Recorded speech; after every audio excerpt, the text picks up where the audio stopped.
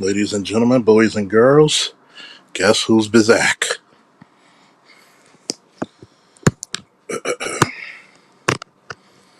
Oh, if you like the new screen picture.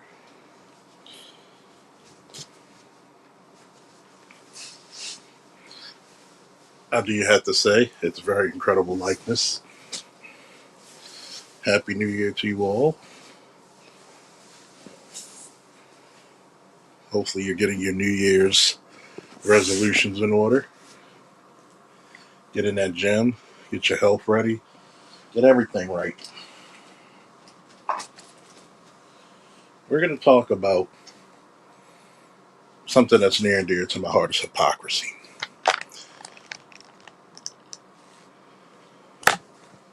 Hypocrisy. And we'll just look up the definition. Hypocrisy.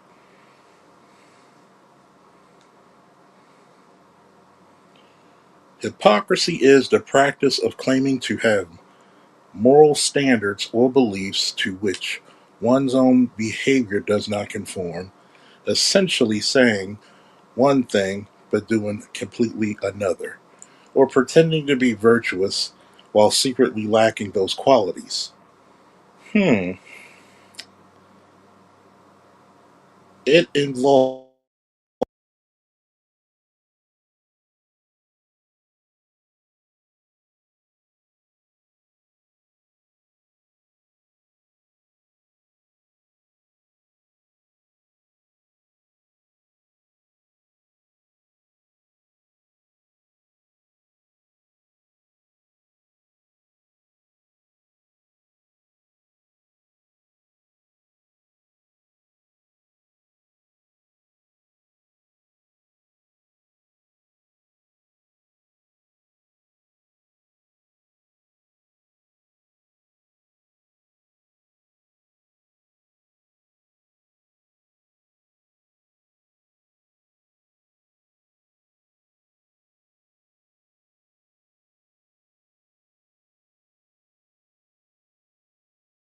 sorry about that, folks.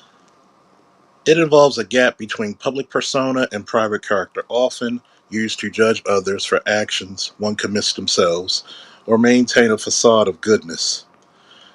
Now, it originates from the Greek word of wearing a mask, hypocrites.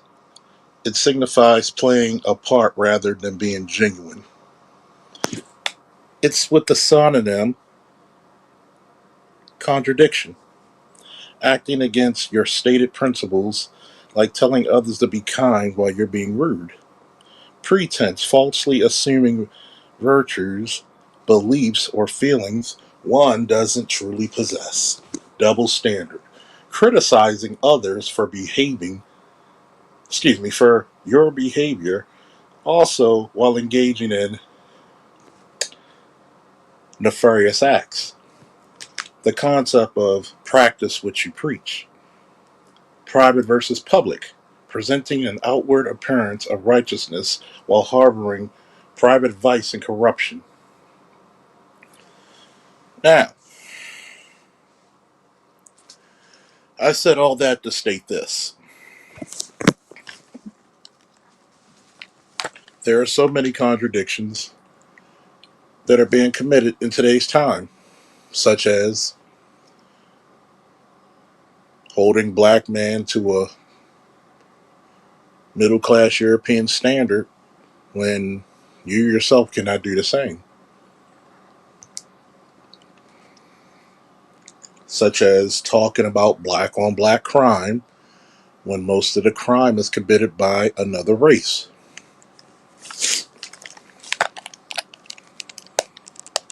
Talking about you want educated men in the public, but we can go around and see what type of men you have babies by or you date openly.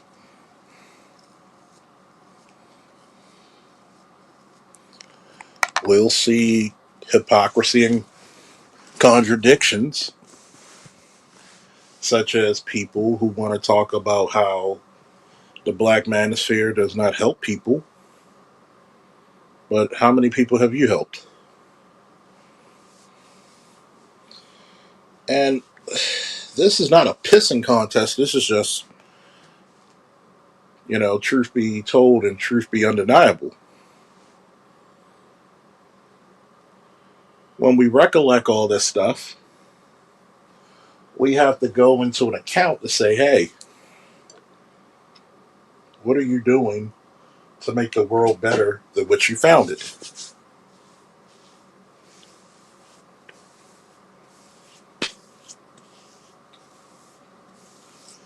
People may not like my views, but I, for one, honestly do not care. I, for one, rather speak the truth and be hated for it than to be a liar and a conformist. Because people forget the most revolutionary thing you could do was go against the grain of society, i.e., the Revolutionary War, i.e., civil rights. You know, everybody forgets, shout out to Ann Coulter. I may not always agree with her, but even broken clocks are right twice a day. When she said everybody's on the back of civil rights, but that's for black people, they fought for that. When a blonde haired white woman tells you the absolute truth, what does that tell you?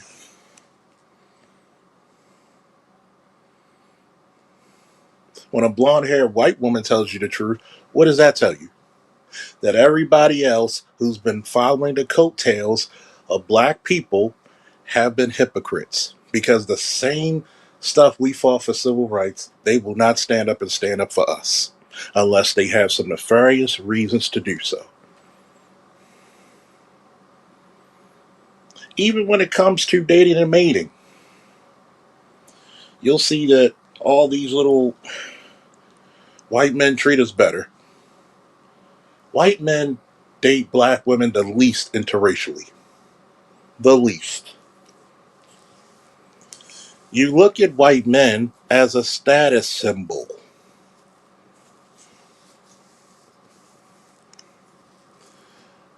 But yet, you will go with a known racist, calling everybody the N word left and right. But yet, you will not check your man for saying such horrific things just for the sake of saying, I got a white man on my arm.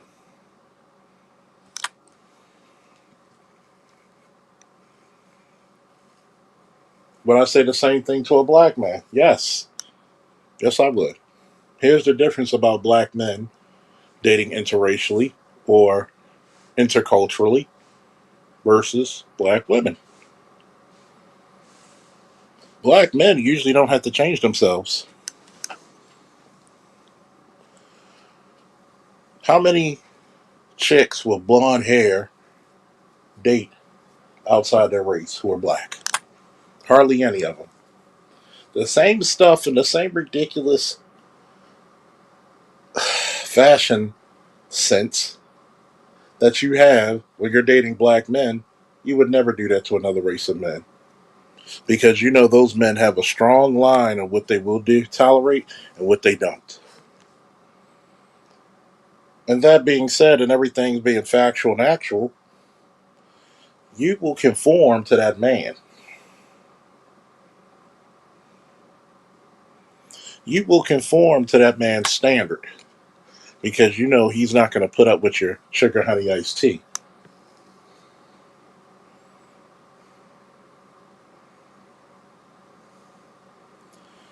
There's no difference between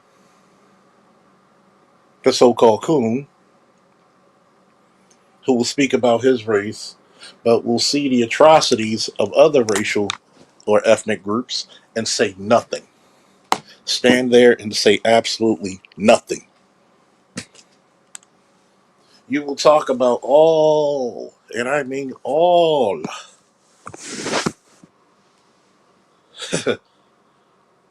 of the transgressions of the black community, but you will literally see the Asian, the white, the Arab community commit costly, dastardly things to other races of people and say nothing about it.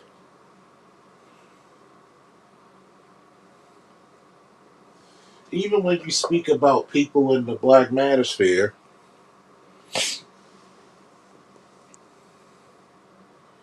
and you accuse them of such things, I've noticed this. You're not going to come on their panels. You're not going to have an open forum debate at a neutral party. You'll just keep saying the same rhetoric because I care less who people date. Because quite frankly, it's about to be survival of the fittest.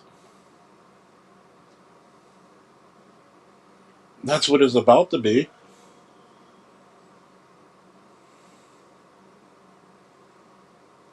You're going to have to obtain the skills to pay the bills.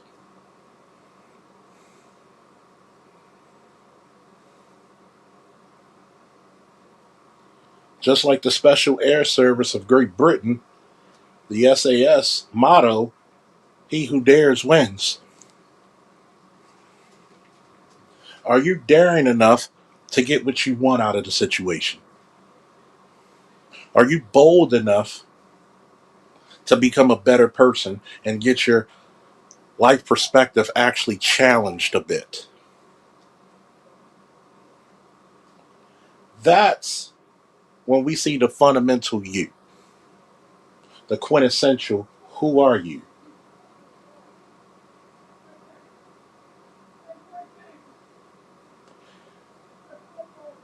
And the most shameful part about this is that we've expected people to be so phony and fake with their disposition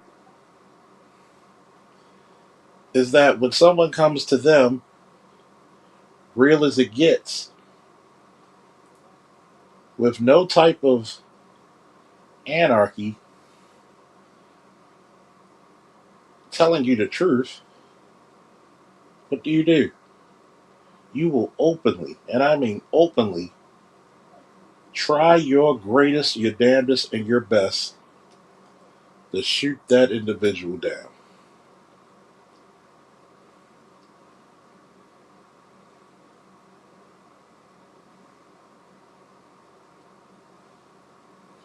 And what makes it really despicable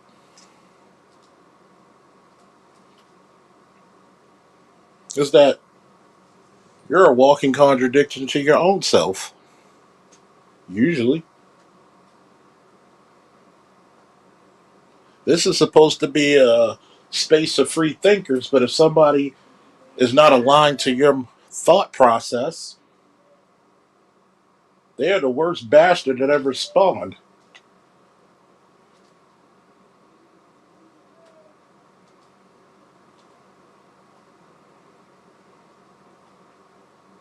I myself pride myself on having one of the most open forum panels in this space, hell, probably in YouTube, and constantly all we get is ridicule. No matter how much research has been obtained,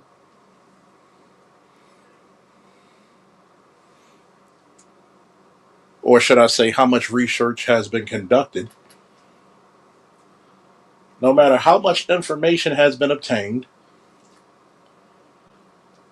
there's this need to be right, regardless of what the answers present. It's one thing if it was just subjective that you're arguing or debating. I get that. But it's definitely another when it's just universal law.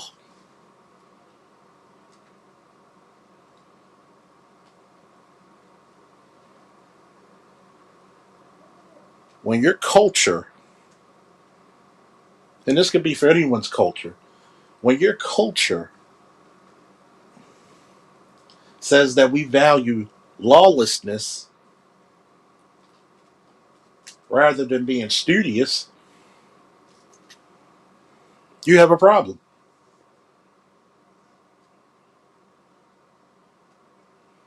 You cannot tell me where all the good men are if you're chasing the complete and utter opposite. That, my friends, is one of the most abysmal truths that has ever been presented before us.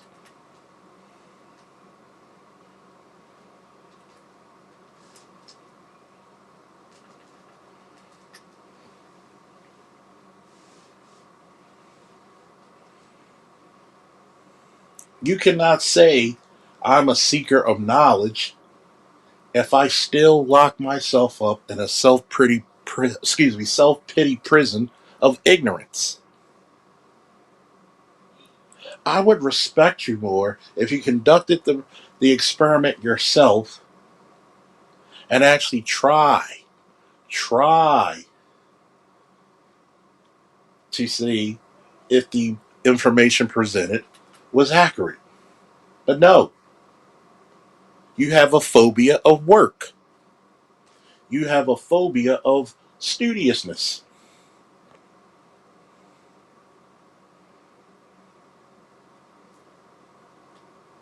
Some things are basically academic at this point. One of the oldest statements I made in this space was facts over feelings. But constantly, we worship personality versus purpose, and then wonder why we come up short in education and the social economic ladder. It's damn near abysmal.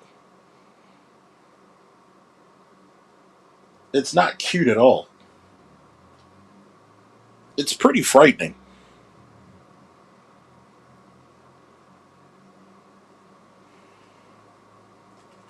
If I'm talking to a woman and she says she likes a certain type, I have to adhere to that. I have to. Otherwise, I'm going to be the only one to blame. If you like a thug, a scammer, a drug dealer, and that I am not, I got to be true to my Sam self.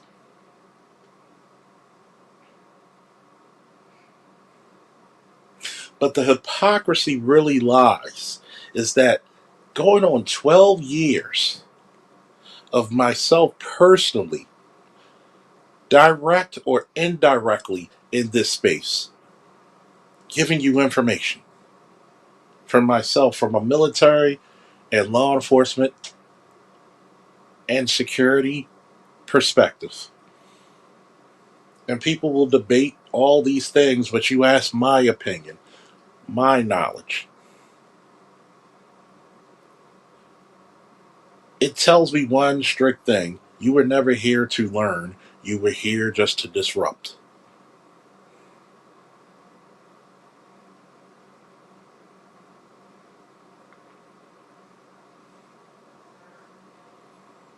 And disruptors are the worst kind of traitors. You don't want to see anybody else flourish. Why? Because you know you may not get to shine. How many content creators hated Kevin Samuels' guts, even though he was carrying the message further than any of us could? Which in turn granted access to millions of other people to view our content. Instead of giving all the well wishes and pushing with this man, what did you do? And oh, yeah, we got receipts on some of the content creators who called him gay, who said he's effeminate. But How many people you heard running up on Kevin Samuels?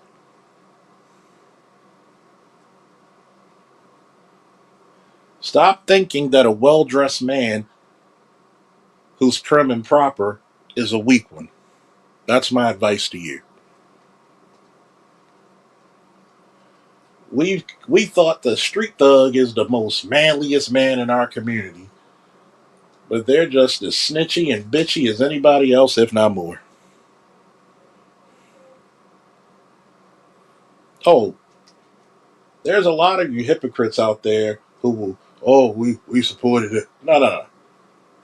Keep that same energy, is what I would say. Keep that same damn energy.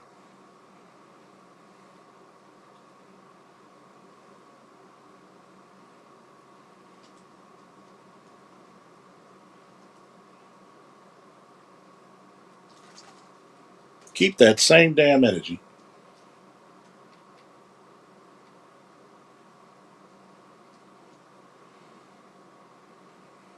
Plenty of you need a belt to ass moment.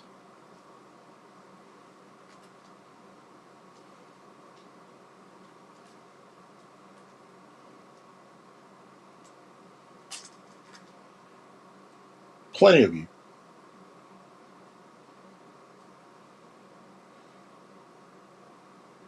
You come up here and chats just to disturb.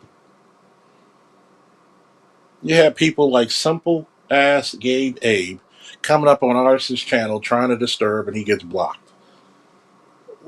What type of people are you? If you got all these 20,000 subs, what's wrong with you, kid? This place has such mental illness that it's downright disturbing on so many levels. Downright disturbing. And I can tell who and who has not been hanging around men.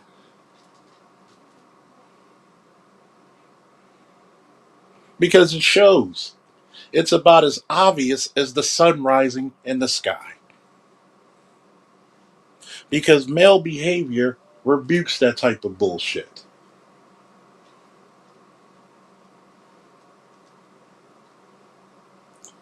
So many of you are so pathetic that you act like babbling children.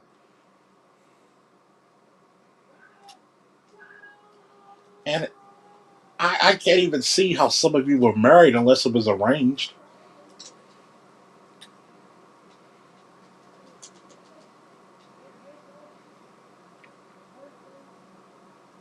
And you wonder why the black man isn't respected globally as he should be.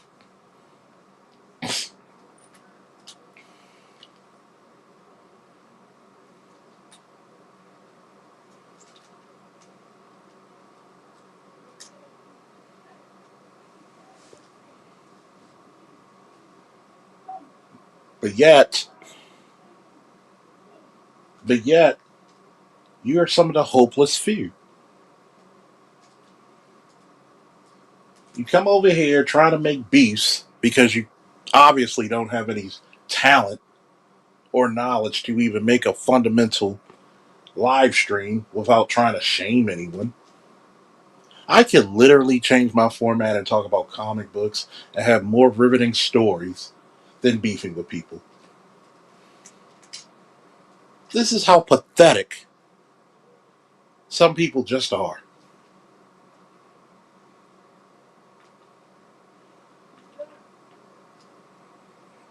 It's downright pathetic.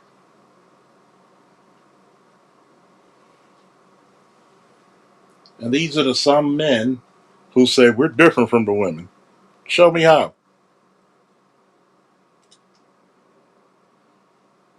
Because you have a black man quote unquote ain't shit mentality. You don't believe half the stuff being told.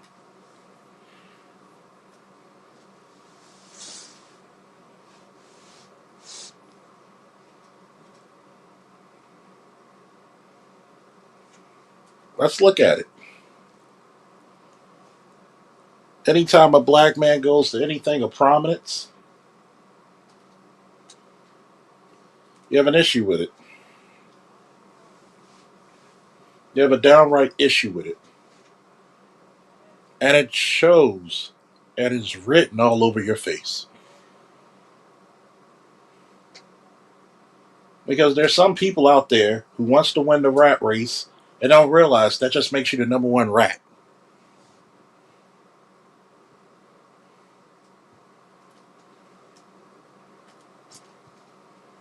I should be popular. It's like the socially awkward guy getting mad because the cheerleaders don't want to date him. Maybe she would date you if you didn't discuss her.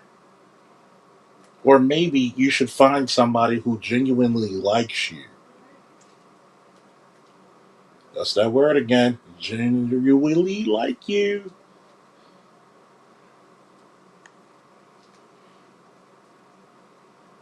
Maybe you should learn how to dress better. Be a little bit more worldly. Be a little bit more interesting.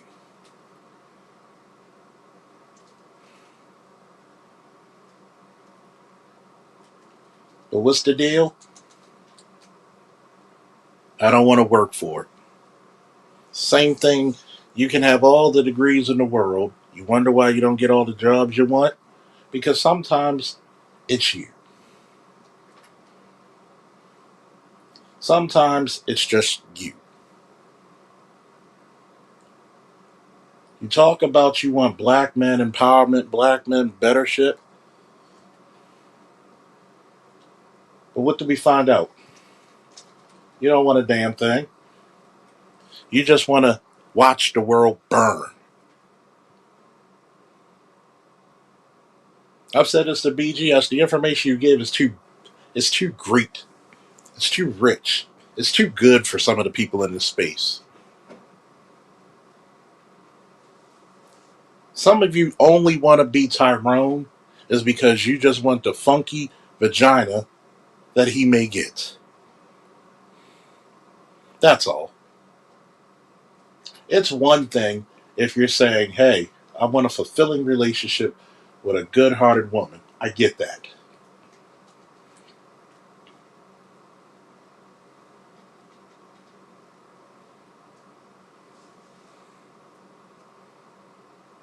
But we know it's not true.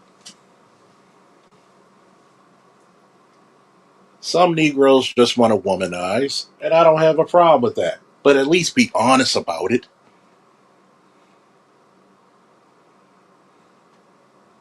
Be honest about it. Stop being a hypocrite.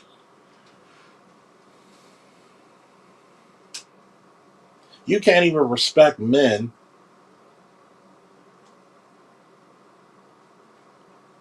who are valid and virtuous in raising their family and their children.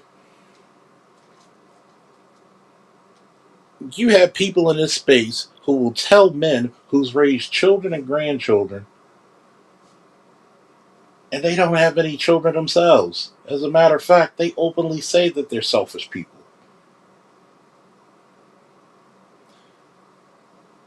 And I just don't get it. I dearly do not get it. At some point, I do not know everything. There's some things I do know, some things I don't. And I'm okay with this knowledge.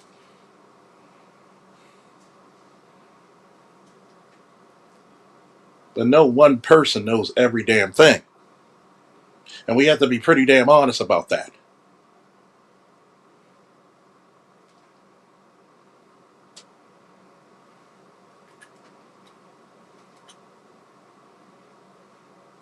But once we become honest about it,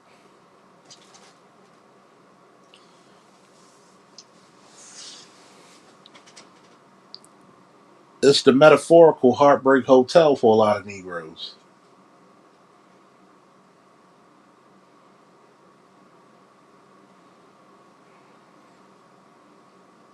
I'm not as smart as I thought I was. No,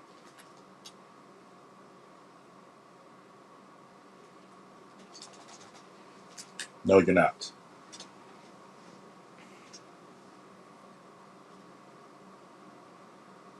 You're not as smart as you think you are. Sorry. The greatest knowledge you can ever obtain is that you truly know absolutely nothing.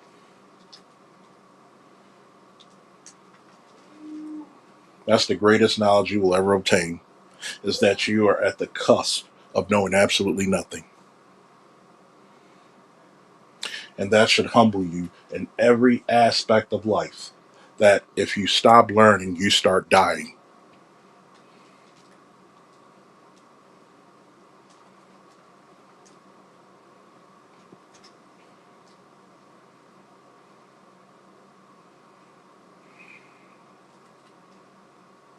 Once you think you know it all, that's when you lose.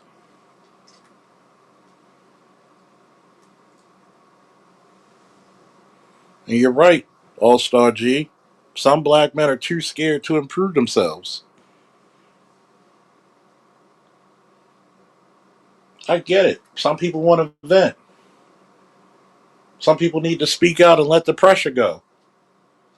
But the most important thing you have to say is what happens afterwards.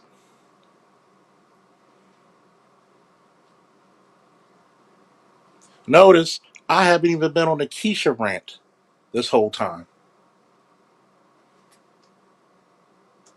And if I choose to be, I choose to be, but I don't.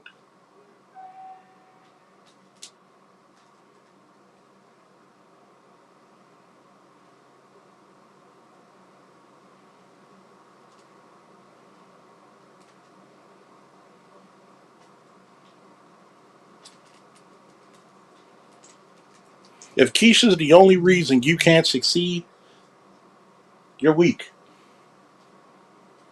That means you need to actually exercise the demons that keep you stagnant.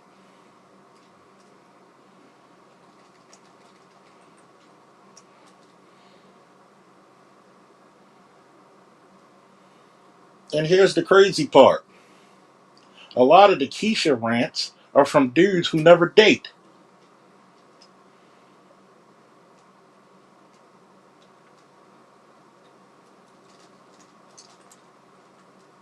You don't have children the first, you don't have kids the first, but you have the most to say about Keisha. And I'm not saying Keisha doesn't need to be laid on, need to not have the proverbial boot the ass verbally. But at some point, I think it's more important for black men to literally say, hey, what's the point of worrying about Keisha if your ass is going to be homeless in 6 months?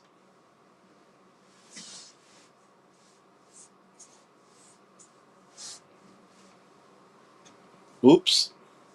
Oops. What's the point about Keisha when Trump is opening up jobs to men again and paying for you to get those skills? Oops. So I don't give a damn what Keisha does. If she wants to have bad baby daddy after bad baby daddy, is that on her or me?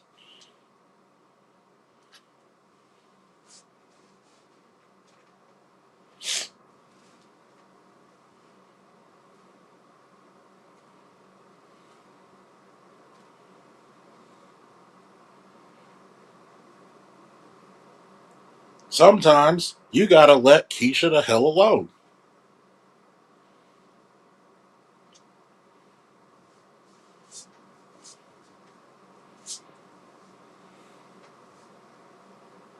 It's just like some of you have friends out there who are hypocrites.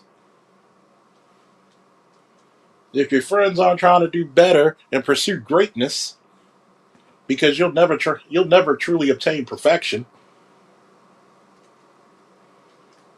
why not do your damnedest to be great? Because it takes work. The other day I'm at the gas station, you see this morbidly obese woman coming off of work with her morbidly obese child who had to be no older than 10, 11. And I'm thinking, all the sodas, all the snacks, just like I see women all the time. They will post the food, but you hardly see them post their gym membership. You'll never see them post their workout regimen.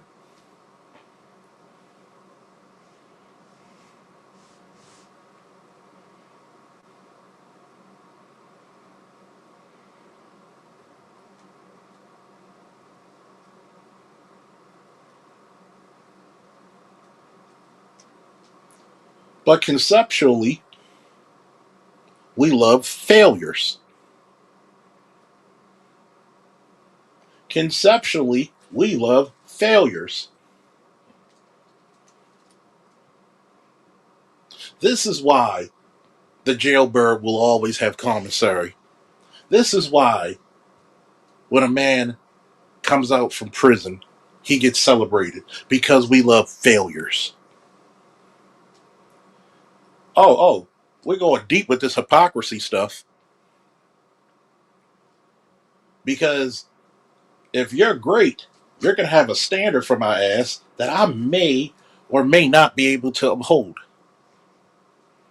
or obtain.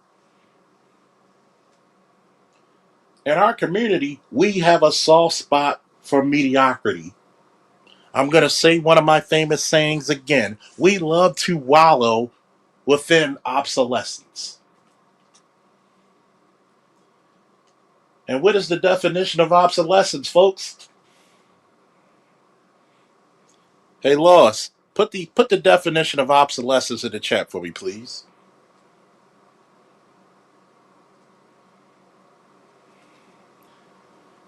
When I have my dating apps and I say, everybody's got somebody who like them, but if you're not on your fitness journey or if you're obese, I can't be with you. I actually had so many morbidly obese women get insulted by what I said, but yet I shouldn't care if they want somebody 6'2" and above and they're 5'3".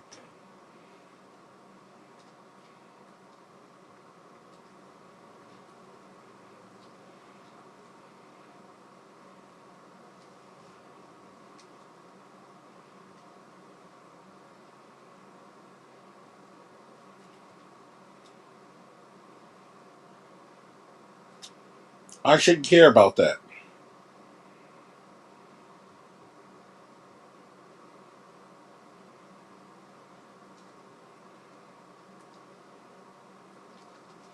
What happens to the man who gets tired of being what? The garbage man.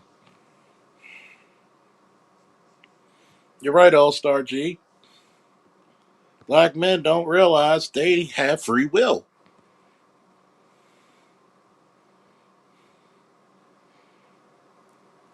Well said, it's easy to dig in the trash than to actually get good stuff, sadly.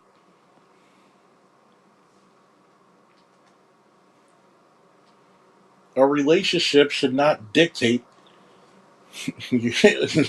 should not dictate your disposition.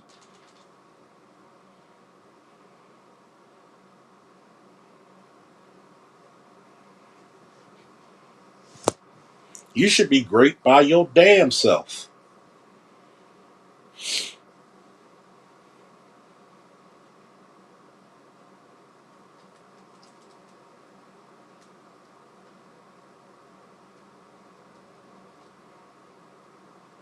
And if you're not, I don't feel sorry for you.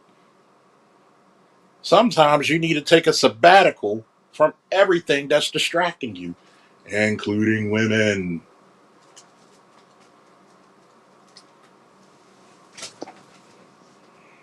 Sometimes, especially women. Women, like children, slows down a man's process because they're supposed to.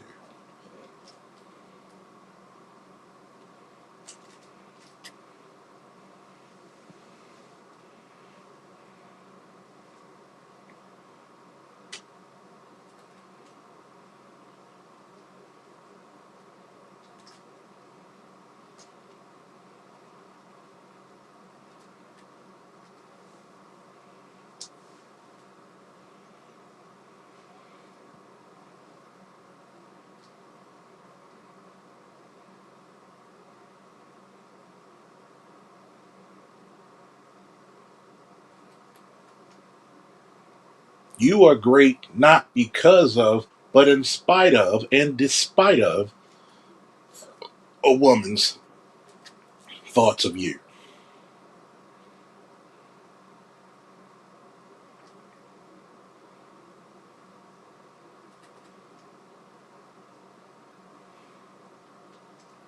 Some dudes out here don't even have a pot to piss in and worried about what a woman thinks of him. Your priorities are fucked, my dude.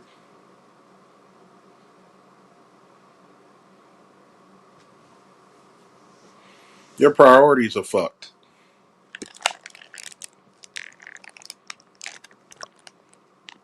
The most hypocritical statement you could talk about Keisha, but you can't talk about black male greatness. And you probably the same motherfuckers. Oh, look what Trump doing. Who cares? Can I benefit of what he's doing?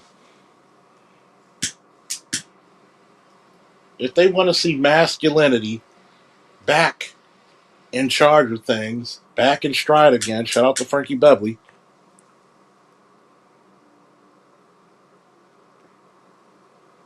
Why should I be upset with that?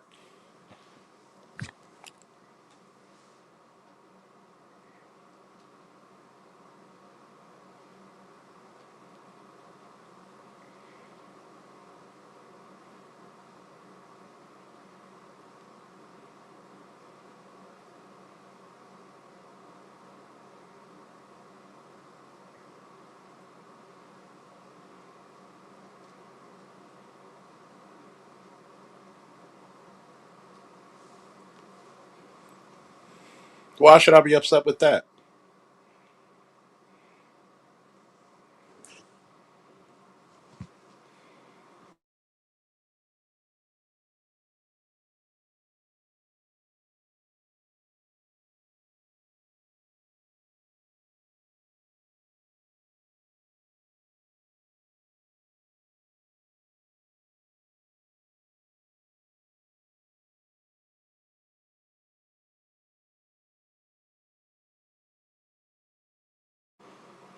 Why should I be upset about trying to be great?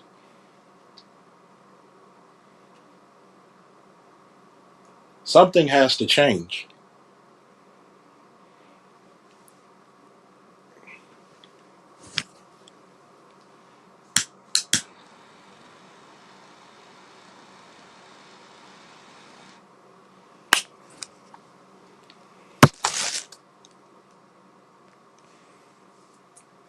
What's the old saying?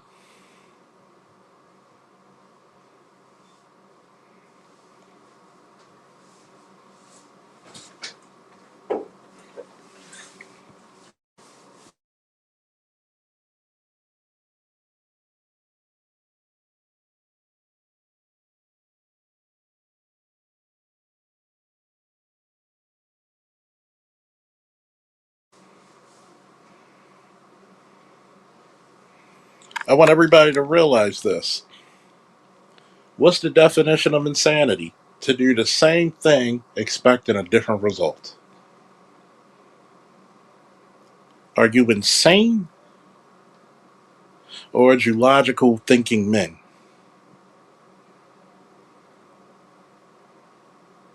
That's what you have to ask yourself every damn day, whatever God you serve bless you with breath in your lungs. What am I doing differently? What am I doing to improve my life? Because if number one ain't right, two, three, four, and five ain't going to be successful. I can't help my tactical team if I'm dying, if I'm undertrained, if I'm not up to standard and guff. Thanks.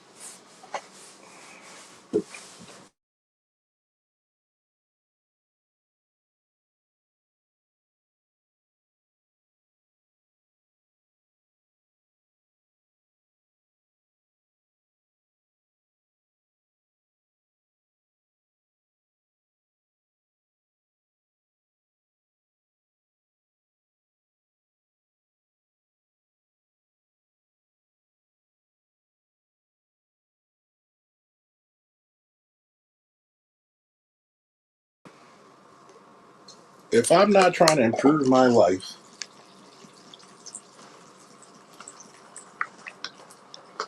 why am I sitting back trying to improve another chick's?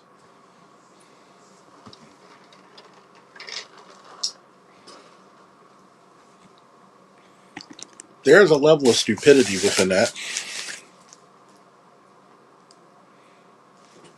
There's a level of stupidity in that.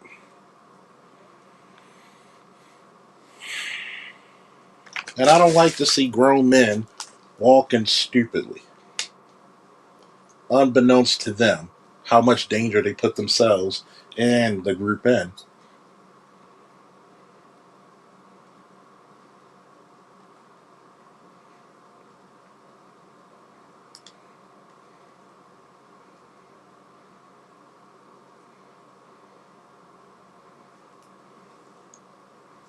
I never liked that.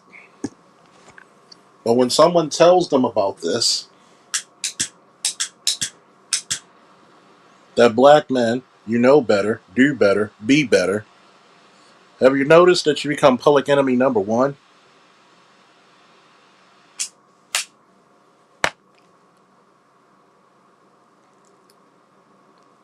That's hypocrisy.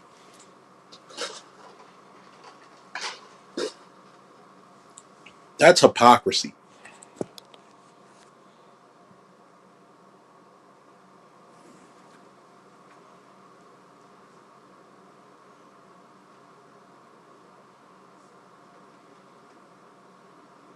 That's true hypocrisy. And let's just be honest about this. The more you let outside entities take without giving, the more you're committing self destruction. Some black men are just accomplices to their own destruction.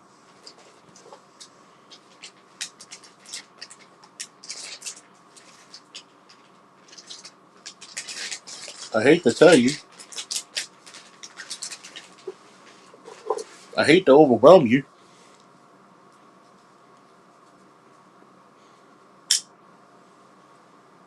but I'd rather lie for you than to you.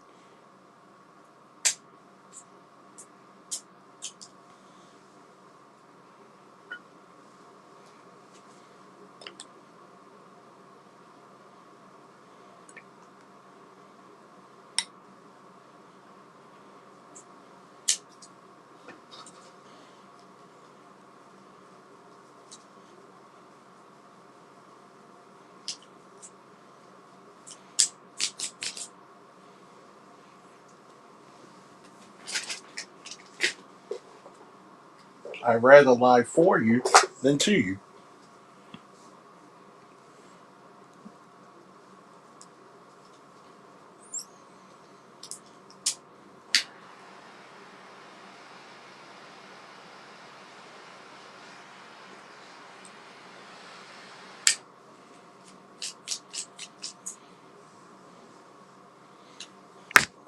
And hopefully, you see me as a valuable brother in this space.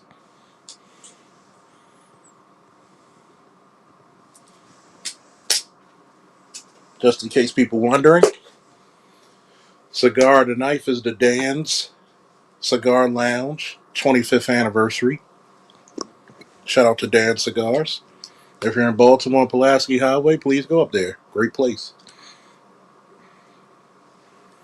Tonight, drink of choice, a very strong island iced tea.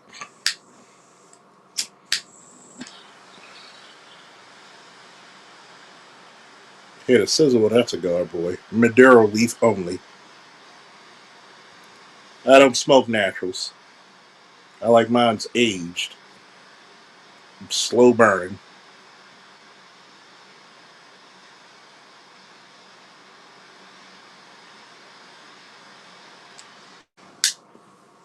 Okay?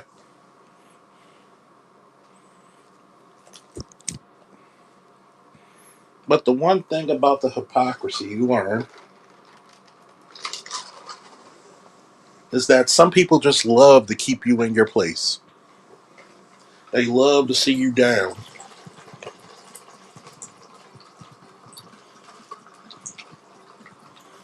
Why? Yeah, that's that Long Island, Strong Island, baby. Because there's plenty of people out there who don't want you to do better. Because their self proclaimed inferiority complex says, I can't let another person be better than me.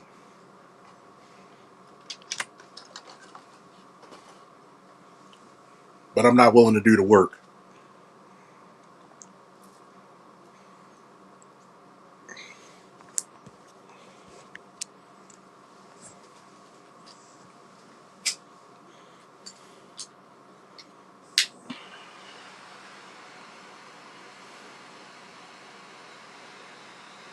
I can't do the work.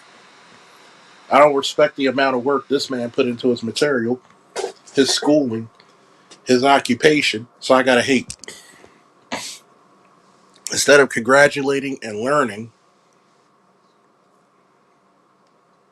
I gotta hate.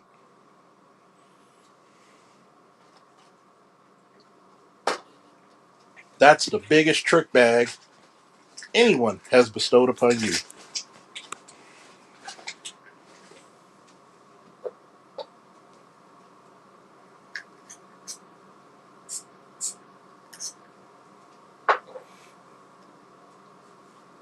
The biggest trick bag. What's up, man? The biggest trick bag is not what Keisha has done to you. It's what you've done to yourself. Let's say you went somewhere where there's no Keishas. What now?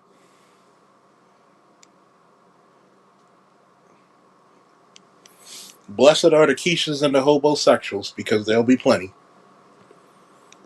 My mother used to say this all the time. Just because you live in the hood doesn't mean you have to be hood.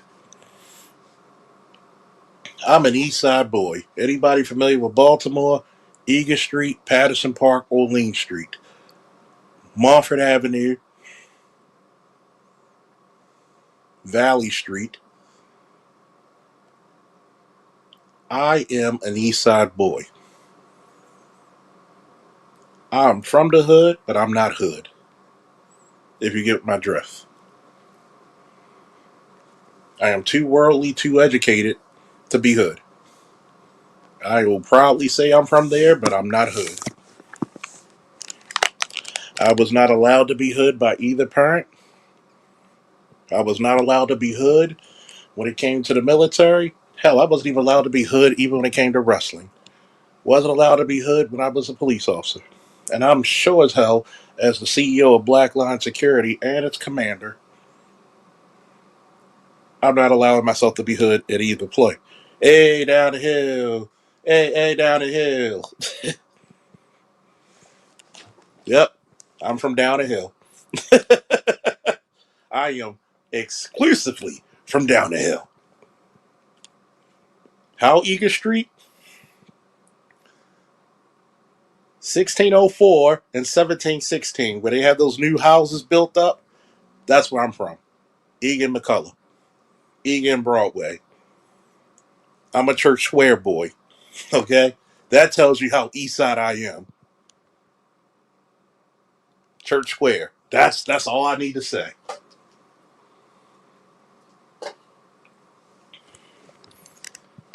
So, that being said, just because you are in the hood and live there does not mean you have to be that way.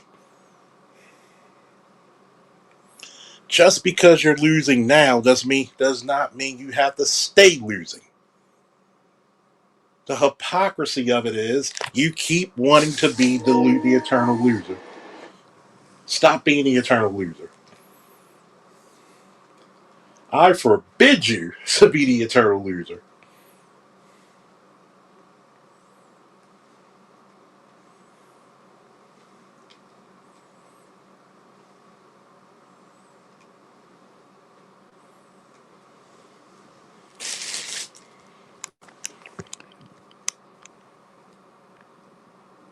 There has to be a fork in the road.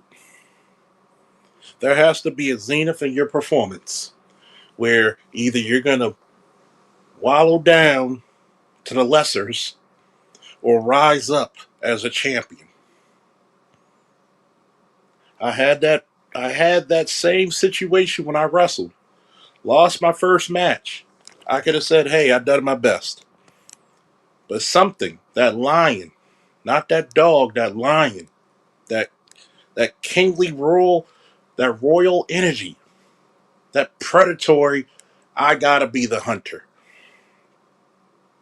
Said I can't go for that. No, no, no can do. Shout out to Hall and Oates.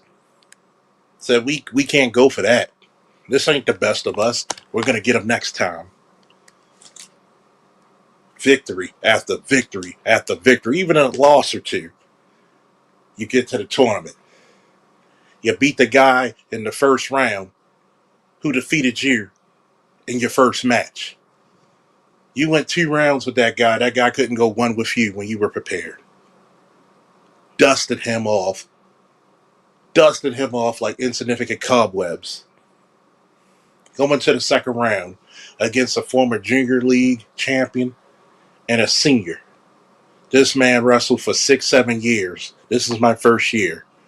Had him injured because I had him with a throw. Boom. Injury time. I remember Mr. Brown coming to me. You see him? He's showing weakness. He can't handle you. He doesn't train as hard as you. He does not put the effort and technique as you. He doesn't run his laps. He doesn't do his wall push ups. He doesn't do his jump outs. You go out there and make sure he's not supposed to be on your mat. You show him who's the master and who's the servant. I don't care if you got to break his neck legally. If you win this, you're in the championship finals, kid. I go and pin this guy, have a conversation with him, and I'm telling him, like, bright-eyed and bushy-tailed. Wow, I can't believe I'm in the championship finals. This is my first year. He was so pissed. He was like, oh my God, this is your first year and you're going to the going to the finals.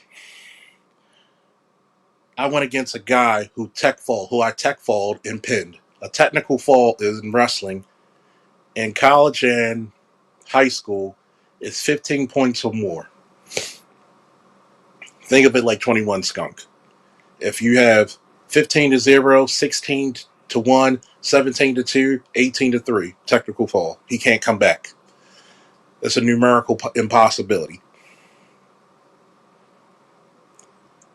This guy must have ate his Wheaties. He must have got his oats. His girl must have promised him the best head in this galaxy. Because that motherfucker showed up. And we went to triple overtime. You wrestle for about 10, almost 12 minutes straight. And see how your cardio's doing. Even if you're in shape. Heart beating out my chest like a goddamn Cherokee war drum. He's moving backwards, which is stalling in wrestling. If you don't circle or move forward, any backward step is called stalling. The referee cautioned him. Caution, stalling. I can hear my teammates with a faint hearing that I have left because I'm so fatigued. Keep moving forward. He's stalling. Move forward. Step by step. Inch by inch. Centimeter by centimeter. I barely could keep my stance and my arms up. I am so dehydrated and fatigued. But I know one thing.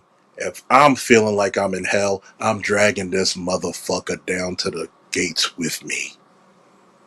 One more step, all I needed. Caution, 1 point, stalling. New champion. I was so tired, I didn't even know what happened. My teammates are grabbing me. I thought I passed out. They're like, yo, you won. I did what? That's called putting your best effort forward. If that doesn't bring an animalistic, predatory, the hunter vibe out of you, I don't know what the fuck will. I live my life by this code and a few others. I don't know losses. I only know setbacks. What about you?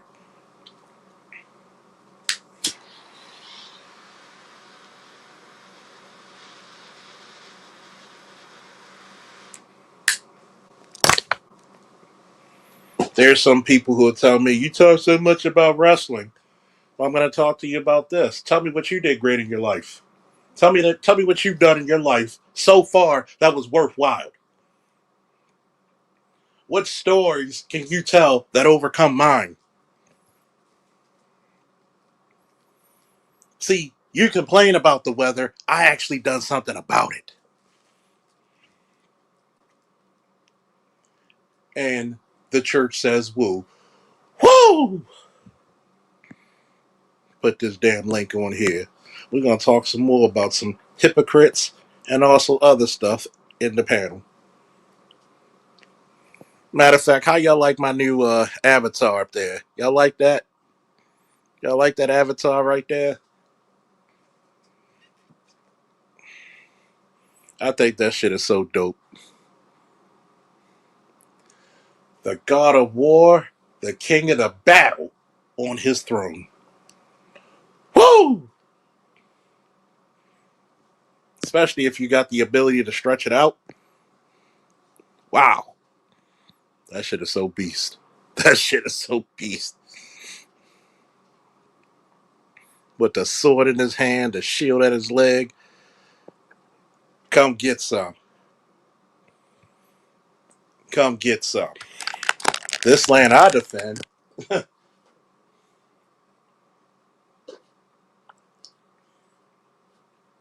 Some damn hypocrites. See, I will never talk badly about a man. Yep, you're right. Be the hero of your own narrative. As a matter of fact, to put y'all on D, since I had so much free time, since I got laid off this one gig, see, I ain't afraid to tell about my life. But guess what? I got many other gigs opening up very soon. Woo! Six-figure gigs, as a matter of fact. I'm writing a story. I can't go in too much detail because people do steal your shit. But if you want a rough draft, hit my email up, tell me who you are, and I'll give you a chapter or two to read and tell me what you think about it.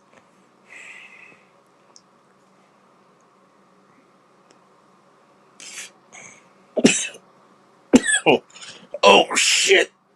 That's that good shit right there. Woo! And trust me, the heroes I create, totally original, totally heartfelt. Link is here. Anybody want to talk their best sugar honey iced tea? Get up here.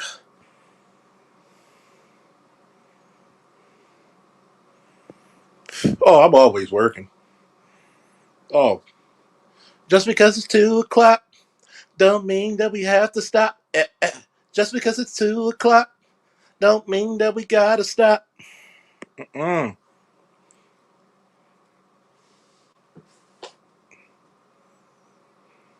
So you gotta realize this.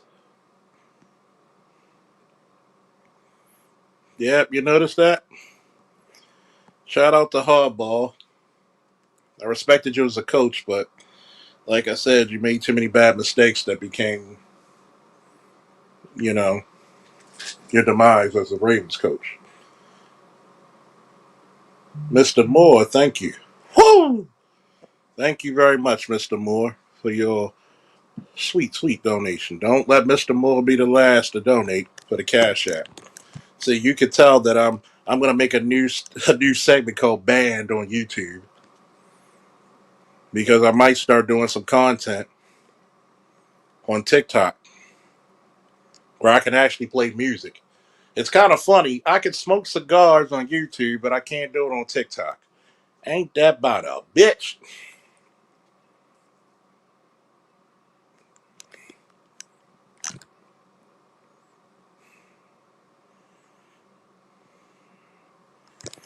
Law said the throne was always there. Now it just has a visual picture. Hell yeah.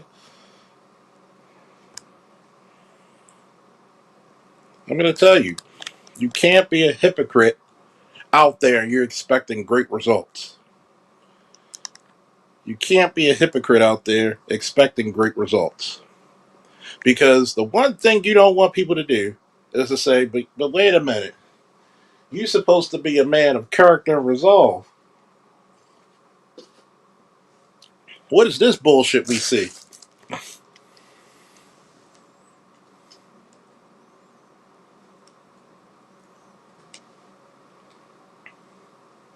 What is this bullshit?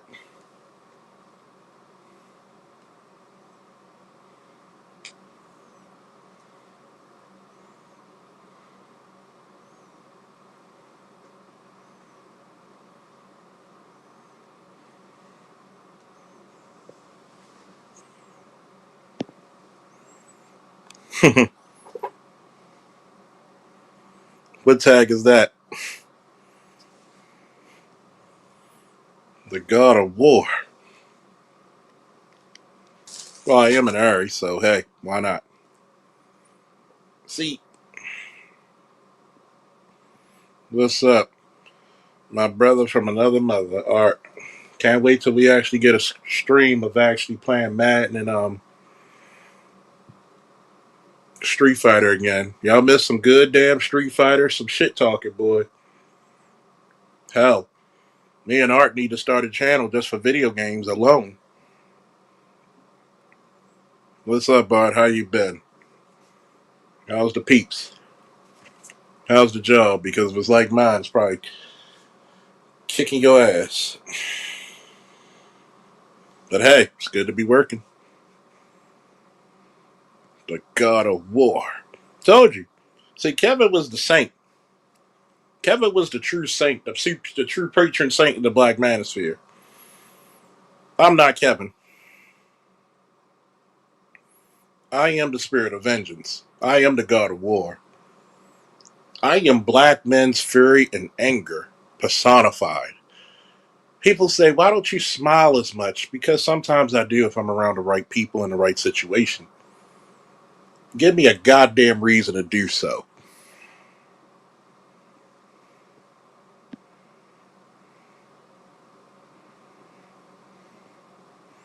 Give me a goddamn reason to do so.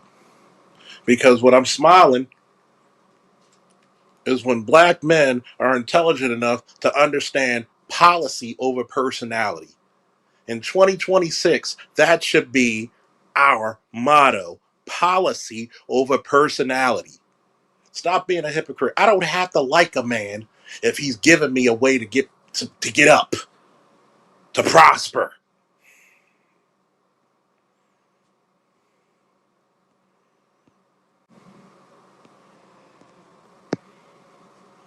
We're joined by everybody's favorite Baltimorean besides myself, ABM, and the youngest in charge, Lost.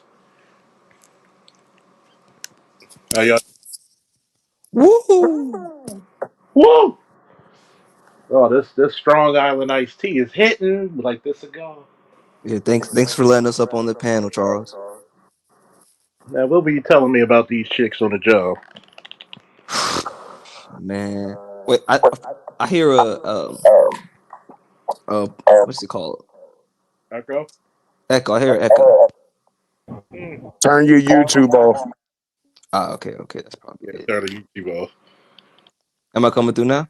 Oh, you're crystal clear. Okay, I Perfect. had it in a whole separate tab, but okay. I'm learning around the StreamYard stuff. Yeah, it's a some bitch. Yeah, but yo, like it's just been 2 days of just bullshit, like back to back. Like, folks been trying me since I've been at the job and everything, whether it's like me being smaller, me being younger, or just, I'm just like I find that like when you're positive, you get a lot of pushback. It's called the devil is going to challenge you. See, this is the thing I'm going to tell you as an older man to a younger man. You know, in the words of Ronnie Laws, have you ever lent your ear to what an old man got to say? Because every generation of us lie. And There are certain things that, because you have a positive disposition, people are going to attack that. God damn, I went 5 for 6 with Lamar Jackson, 83 yards, a touchdown, and my quarterback rating was 156 and 3.3. God damn, I was killing him. But then again, Derrick Henry ran for like how many? We can. Damn, I was running on this dude. Oh man, Derrick Henry had 150 yards, 2 touchdowns. God damn. But the part is that you got to understand something. Positivity attracts two types of energies. Positivity attracts positive people. 90% of the time, it repels negative people. But once in a while, the devil has to tempt you. You Evening, got to. gentlemen. Good evening. What's good, Snowman? What's good, Ray? Ah, enjoying. I had a. You were talking about positivity, Charles. Hey, what's up, y'all? What's up, man? Tonight was the ultimate show of positivity because my daughter invited my wife and I out for dinner so we can meet her new boyfriend, and we laughed the whole time. That's a great feeling. If you got a great man, hell, you did well teaching her. And shout out Hmm. to your 40. Unfortunately with my Ravens, but shout out to your 49ers. Hey, let me tell you something. The game was on in front of me while we were at dinner. I saw the last play of the game, and everybody at my table just peered at me, and they're just like, "They won, didn't they? Somehow they won." I looked at Jody, she looked at me. Everybody was grinning. I'm like, I'm not saying a word till we get home. Got home and danced. Philly been shaky all year. It Yeah. really Yeah. didn't surprise me. Yeah, Well, I was surprised how close to the game it was. you know Yeah. why? Because you would think when Philadelphia picks off Purdy twice, once in the second quarter, once in the fourth quarter. I was gonna say third quarter. You would think that would like propel them and ignite them to like get down the field. But the only time they did that was whenever they went to the 2-minute offense.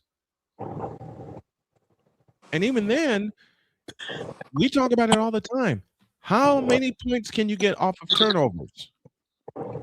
They got 2 turnovers, Philadelphia did, and they got 3 points. That's painful. I will tell you this one. My Ravens are going to come back with a. If they get the right coach, the Ravens coming back with a vengeance. And they need an Oh offensive yeah, coordinator. because the pieces is there. It's not a rebuild. No, Mm. it's a retool. It's a retool. They need 2 things. They need the right coach and they need a right OC They that need can a put right all beat because I'm that can sorry. put all the pieces together. I'm gonna tell you what. Your DC should be a hard nosed motherfucker. Yes, He I better want to be. see a DC He better be. screaming at players. You know what I mean? Spitting. You can see the Let me spit throw, flying out his fucking mouth. let me Fuck throw your 2 names at feelings. I you. don't care how much you get paid. I'll Mhm. bench your ass. I'll That's throw the two type of old DC school. I want to see. I'll throw Mm-hmm. 2 old school names as defensive coordinators that the style and the attitude, as you gentlemen just talked about, that they need. One is George Seifert. The other is Buddy Ryan. Yeah, because I'm gonna tell you what. The Ravens literally. I don't know how the fuck. If Kyle Hamilton plays the same way for the rest of his career, he's a first ballot Hall of Famer. True. He's only been in the True. league for what 2, 3 years. Hmm. In his second year, he's still the number one safety in the league. Yep. There's no position he can't. The motherfucker is on the line. Hmm. And his closing speed is ridiculous. He can play corner. He can Hmm. play obviously strong. He's definitely the best blitzing safety in the league. And they I sent him on the blitz, a lot. think about it. When Roquan's on, he's on. Yes.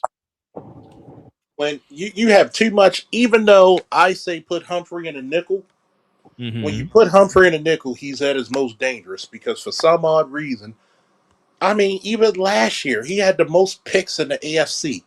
Yep. Not AFC North, the entire AFC. The entire AFC. You have too much. And notice I'm not even talking about the offense. Right. You have two of the best fucking safeties in the league.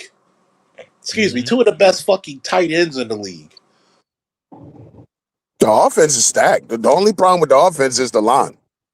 If It's you the get, right side of the offensive line. That's the only Yeah. problem. And yeah, that's been your weak spot. And that's been your weak spot for a couple of years. The right side of that offensive line. and the only reason Lamar got hurt, fuck you for Lele. Mm-hmm. And the thing about it is, Snowman, is that they've been dealing with that shit for years because I remember when Yeah. they drafted Falele. Mm-hmm. You remember in Minnesota, he was a big, oversized tackle. Mm-hmm. That's why they moved him inside because he just didn't have the quickness at tackle. And he's Complete so you attack, talking 3 years later, they still haven't found a replacement for him. which And is they've going to drafted guards.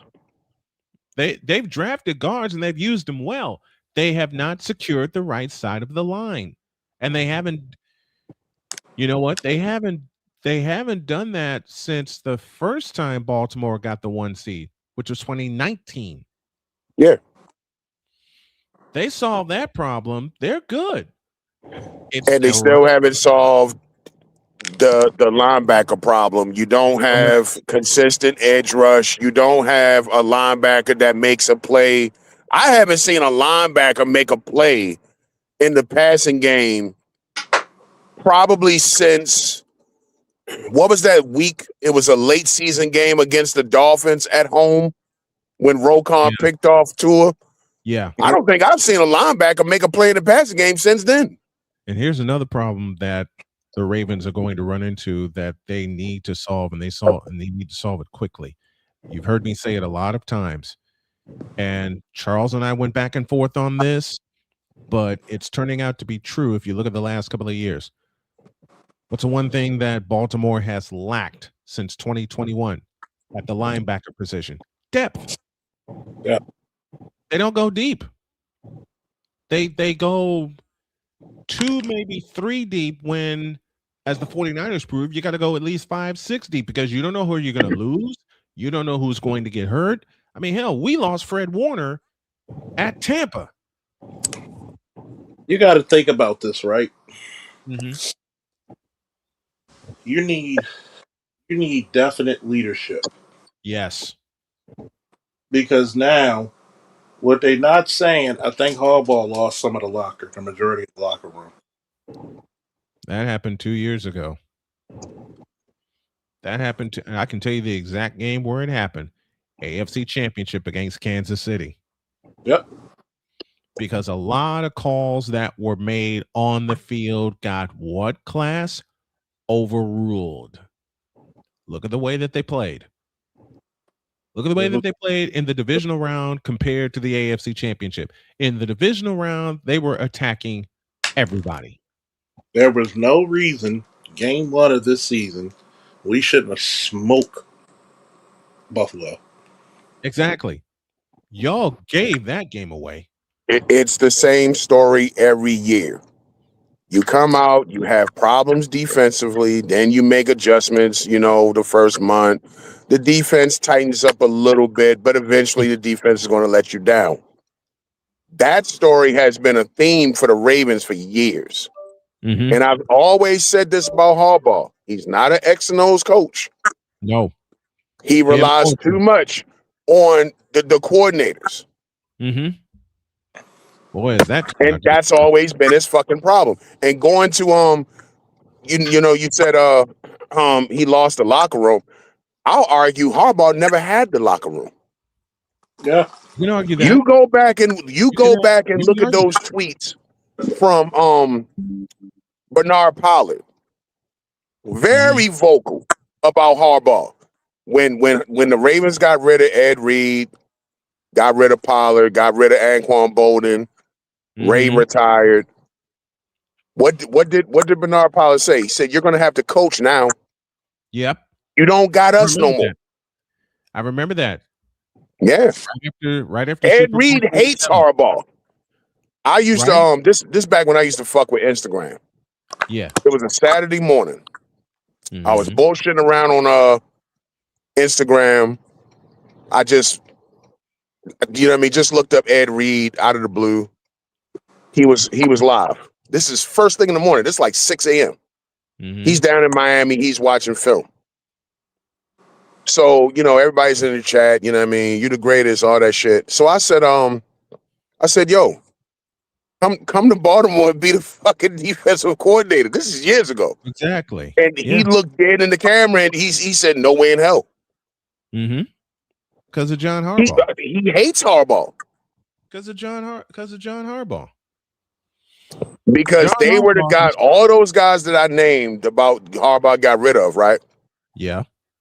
They put it on salary cap, but the real reason is because they're the people who held Joe Flacco feet to the flames.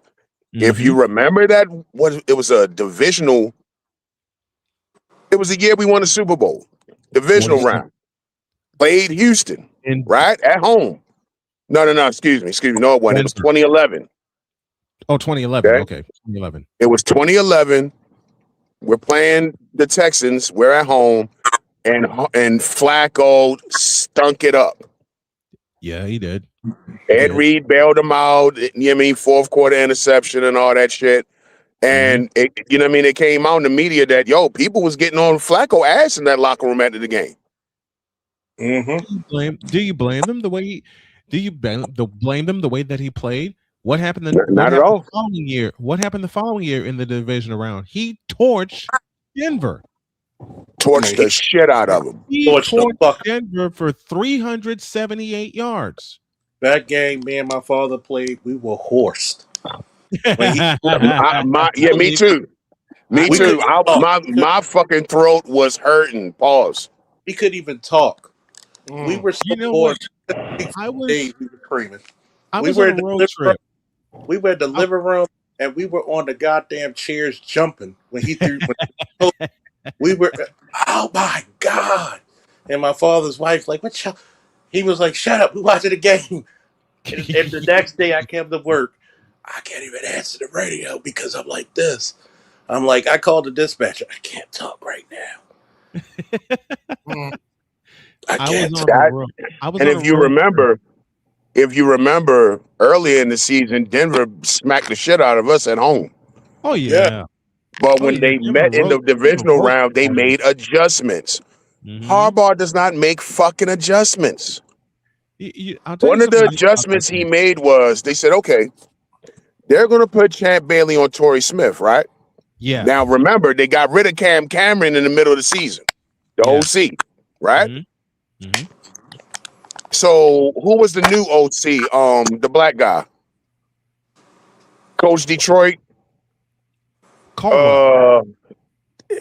Okay. Jim Caldwell. So what did they do? They said, okay, here's what we're going to do with Torrey. We're going to run him deep every fucking play. Because Caldwell realized that old Champ Bailey can't keep up with Torrey Smith. Torrey Smith ran a 4.3. Yeah, Torrey Smith was burning. You know who else they ran deep at? You know who else they ran deep in that divisional game? Jacoby Jones. They were running they were running the entire second half. They kept running two fly patterns. Jacoby Jones on one side, Torrey Smith on the other. And what happened? They ran the ball. Yep. Ray Rice, and I was just having this debate with a coworker because my coworker's like, man, John Harbaugh got all these job offers so far, man. And I'm like, yo, listen, I'm telling you, it's fool's gold. Harbaugh always had talent. Harbaugh didn't build this team. Nah, man, you can't say that. The record, look at this record, and he won a Super. I'm like, yo, I'm telling you, like Harbaugh has had a lot of fucking talent. that Super Bowl is not all on him. You can't. It's not like Bill Parcells or some shit. You know what I'm saying? Or It's not like Bill Parcells Joe or Mike Gibbs, Ditka where or you Bill clearly Walsh, see right? Joe Gibbs had a system. He won a Super Yes. Bowl with fucking Mark Rippon, for crying out loud. He won a Super Bowl with 3 different quarterbacks: Mark Y'all don't Rippon, talk about Heisman, Doug Williams, Schrader, and Bill and Tyson. Mark Rippon. That wasn't Schrader's win. That was Doug Williams' win. Yeah, Schrader got hurt, and then they put in Doug Williams. Yeah, but you know, so you can kind of say 4 quarterbacks. Good point. Don't talk about John Gruden like that. That was Tony Dungy's Super Bowl, not his. Yeah, I'm not arguing with you. You're right. No argument here. Oh, congratulations to your 49ers. Beat the Thank Super you. Bowl share. Thank you. Now we got to go cook some Seahawks next weekend. I hope the grill is. I hope the grill's out. We're gonna go to Seattle and fry their asses. I'm gonna tell you what's funny, and I'm gonna say this: you get a fucking balls deep in your ass defensive coordinator, you're gonna see some hard hitting motherfuckers next year for the Ravens. You know who? You know which coordinator is still alive in the playoffs that had it happen today? Robert Saleh. Mm-hmm. He only has half of his defense, and yet they punished the Philadelphia Eagles. Every time somebody catch a ball, everybody catch a ball, somebody run it. When the last time you saw us hit a motherfucker in the backfield for a run? We have not consistently. And the only game that I can think of in the last 2 years where that happens was the game that y'all played at San Francisco. Because we were in San Francisco's ass that game. Yep. I mean, from the start of the game, after Purdy hit Kittle for a 58-yard gain, I want to say it was Hamilton that picked us off at the goal line, and then Baltimore was all over us. Yeah, it was. Fumbles. I want to see fucking fumbles. Remember that iconic game against the guy? Who was it against? He caught him. Who was it against? When Ray hit that motherfucker when it was like 4th and 2, 4th and 3, and Ray just go through the fucking middle like a fucking torpedo. It was the Chargers. He hit it was San Diego.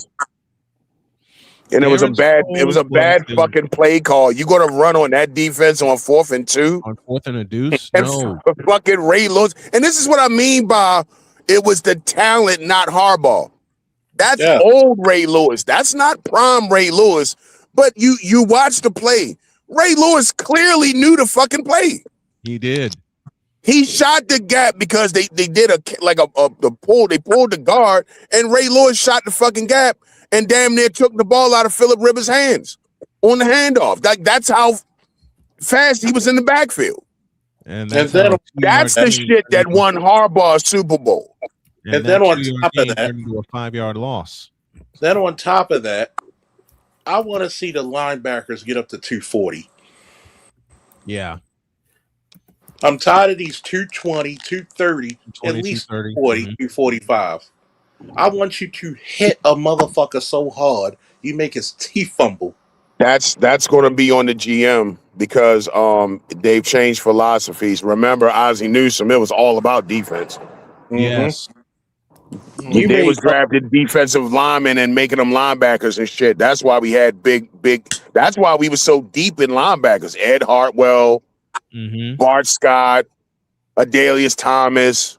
And look how big they were. Jamie Sharper, Peter Boulware. That was Ozzie Newsome drafting that shit. And look how big they were. Look. Yeah. And see, no matter how big what was Boulware? 6'4", 260? Yeah, 265. Well, remember when he was at Florida State, he was a lineman. Well, here's another thing. When Ozzie Newsome drafted that team that won Super Bowl 35 with the linebacking core, what is the one common thing with Ray Lewis, Peter Boulware, and Jamie Sharper? They played in the old ACC. And then you also got to remember the weight room. Yes. What's one of the biggest things? If you took your son when I was coaching up Lake Clifton, Mm-hmm. your son made people notice their children getting bigger. Yes. Mm-hmm. You know what's so stupid? Can I be black pill for a moment since we talk about Go sports? for it, man. That's why we're here. Go with it. Do you know the heaviest amount of weight I've snatched over my head, Olympic lifts? Which was? I've snatched almost 300 pounds overhead in front of the wrestling team, in front of the basketball team, around 285, almost 290. Mm. So what does Man. that tell you? I might know a little thing about strength and conditioning. Just a little. Just a little. If I could damn near put a defensive end, almost a fucking offensive lineman over my head, Over your head. Mm-hmm. why didn't the football coach tell me to be his strength and conditioning guy? He was scared to ask. And this is a guy who been coaching when I went to high school there. Mm. First and foremost, you know why, and ABM knows why. Why does Dunbar keep going to state championships? Because they're Weight. running They're backs, strong and their they do fucking it. linemen are the size of grown fucking men. They stay in the weight room. Mm-hmm. You got a I was weight gonna say weight room. you got to be conditioned and you got to be strong. I'm Yeah. 44 years old and I can still curl 80 and 60 to 80-pound dumbbells. Right now, I'm in the cuffs of old man strength. I'm only going to I got a few more years to get even stronger. Same So, here. so you're telling me you wonder why you're subpar in your football team. Who the fuck do you have that is feared? But, see, it's one thing to be respected in sports. It's another to be feared and respected. I remember my godson when he was working security. He asked a dude who was a heavyweight Mm-hmm. who wrestled the same era as I did. He said, "Who was the legendary guys you heard from Lake Clifton in wrestling?" He said, "I'm gonna be honest with you, only two motherfuckers. It was Lloyd Cox, hallowed be his name, and Charles Hood." He said Faulkner, man, Faulkner was a motherfucker. He said he had he's. I remember a guy. I never noticed it because I was in the zone. Y'all know what the zone means. Yes. Tell them, Snowman, real quick what the zone mean before I finish the story. The zone is that place that you hit where you are just gone, where you are cooking and no one can stop you. No one they can attempt to stop you, but no one can stop you. No one can derail you, and no one can take you off your square. When you're in the zone, like Charles was earlier tonight talking about positivity, and AB was last night, and me whenever I'm behind the headset calling a game, no one can fuck with you. That's what the zone is. You're so focused that it's Uber. Yep. Every you could literally every finite detail you could describe. You Yep. could feel somebody before they move. You could predict shit. Your moves are so. I was so in the zone. I had to have an opponent describe to me how I felt facing me because I never knew because I Yeah. was in. I was out. I You were was out. that you were that focused. You're that Out. focused. You're Out. that ready. The only two things I could hear was my coach and what I was doing. I couldn't hear nothing else. He said, okay, I'm at 170. I got to face Faulkner. And he was telling me this. This is his words. I'm not embellishing shit. This is the way he said it. Mm-hmm. He was like, "Man, I hope Faulkner's not in shape." Oh no, he cut like a bag of dope. Fuck that. That motherfucking shape. I hope he's not warming up. Yep, he broke a sweat, so he's warmed up. I hope he's not focused. That motherfucker not listening to nobody. He focused as shit. He says, and I quote, "I hope the crowd does not chant his name." By the way, this is funny because when I was wrestling, Goldberg came out, so you know the chant Goldberg. So Yes. Yes. boys in the stand got big ass Lake Clifton, and if you go to Lake Clifton, at least back when the old Lake Clifton, the original lake, Mm-hmm. they were so big they had two gyms, two gymnasiums. So imagine we got so popular that the basketball players, female and male, will watch our matches. We got so popular in wrestling. I And believe my it. boy started this chat. Faulkner. It was just a few people starting it. Then the whole gym got into it. Nice. You can't Very. do that to a motherfucker like me. It became predatory. It became the hunt is on. It became like I'm the lion in the savannah and bitch you the gazelle and I'm gonna eat and I'm gonna eat well. And Mm-hmm. he said as soon as I heard that fall and it became thunderous because the bleachers are Shake. down sound They is shaking shake. and they're They doing shake. and it was people are doing the Goldberg theme to stomp with their feet so it's shaking and vibrating through doom, doom, doom, doom, doom. Imagine if you the guy facing me. Mm-hmm. I'm gonna tell you how popular it got. I've gotten so popular that I had the other team cheering for me against that guy. Nice. They were like, "Why y'all cheering for him?" That's Faulkner, man. Nobody told you to face Superman. You should have went down or up and wait. Man, And when you're in I, the zone like that, that's the type of motherfucking coach. Mr. Brown will make you fuck God rest his soul in peace, paradise, and power. yeah. You need a coach who motivates you to go through that brick wall, and I feel sorry for that brick wall. Mm-hmm. Man, That's the type of coaching the Ravens is missing. I don't want to be your buddy. I need you to motivate. I need you to, even though Mr. Brown didn't cuss, he had a way of knowing yeah. who was the boss. He told me, I'm winning like total 4 championships. I'm in my second championship run.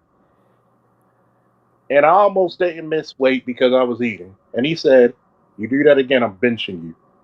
Mm-hmm. I don't care how many." This is the type of coach that ABM talked about. I don't care if you're the best person on my team. I will bench you. I will bench you. Yep. Mm-hmm. I've That, actually made a guy who was that's the one of kind the of best. coach that I was Baltimore's coaching missing the right guy. now. I was coaching one of the second or third best guys on my thing. He fucked up in school. I suited him up and benched him Yep. just to Yep. prove a point. Who's the master and who's the student? Who's You the fuck up, student? you owe me. You owe me at least to the championship round, which he did make. By the way, I'm one of the few coaches who took brand new wrestlers to the championship rounds. Why am I not in my Look, school's Hall of Fame for winning 4 championships? I don't know. I was top 5, top 2 in the state. I was top 2 in the state of Maryland for freestyle. So, it makes it great for me being. It makes it great for me being in the zone, and you guys have heard me do a play-by-play call. It takes me, I want to say, 4 or 5 plays into a football game to get started, but I have my spotting boards in front of me. I got stats in front of me on my tablet. All it Mm-hmm. would take is for me to be like 3 plays in, and I'm off and rolling. oh yeah, here's a little quick trivia for you. Name the Okay, 3 linebackers to get over 2,000 tackles. I'm sorry, you cut out. Name the 3 linebackers in NFL history to get over 2,000 tackles. 3 linebackers in NFL history to get over two. You said 2,000 tackles, did you not? Yep, One of them's got to be Ray Lewis. he has the record for what? The most. Tackles, That's the yep. most. Yeah, That has to be a fucking god damn. That tells you how dominant that motherfucker is. yeah, for his entire career. Let me think. Um, okay, I think I have him. I can tell you two. Ray Lewis is one, and I believe another one would be London Fletcher. Hmm. I'm gonna give you a. I'm gonna give you a clue with one of them. He made his 2,000 tackle this season. Bobby Wagner. Mm-hmm. Bobby Wagner.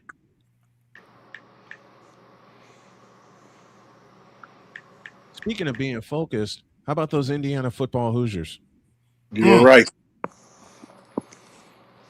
Boy, them They weren't motherfuckers. supposed. They were not supposed. They had a bye into the. And they're the only bad team to make it too. They had a bye going into the quarterfinal round. They were not supposed to beat Alabama. Stomped a mud hole in their ass 38-3, which had my wife dancing. Weren't supposed to beat Oregon. Oregon's coming off of a shutout. Hung 56 on their asses. That's one motherfucker. What did them in Miami play? Say it again. What did they play to you? Next Monday? Next Monday. That's gonna be a hell of a game. And y'all better tune in because I'm calling that bitch. What's up? We got my man to the I'm building. pulling for Miami. Please, for the love of God, bring back the U. That transfer portal You was the best thing that ever you better happened to keep us. an eye. We You got my better man in the building. Mendoza. We got one of my supporters from another order. We got Dapper Dons in the building. What's up, We Dapper got Dons? Marcus. You telling me Marcus? I didn't make I didn't make you a goddamn moderator, Marcus. So you know what? I got a new thing for 2026. 2026. Baltimore.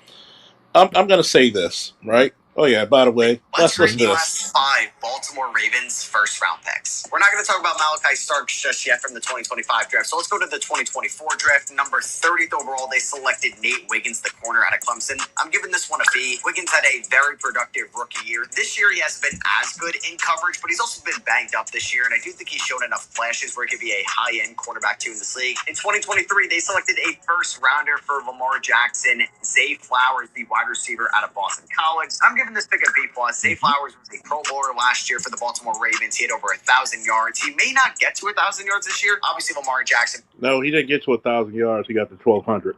So he's even better. Just a little bit of time.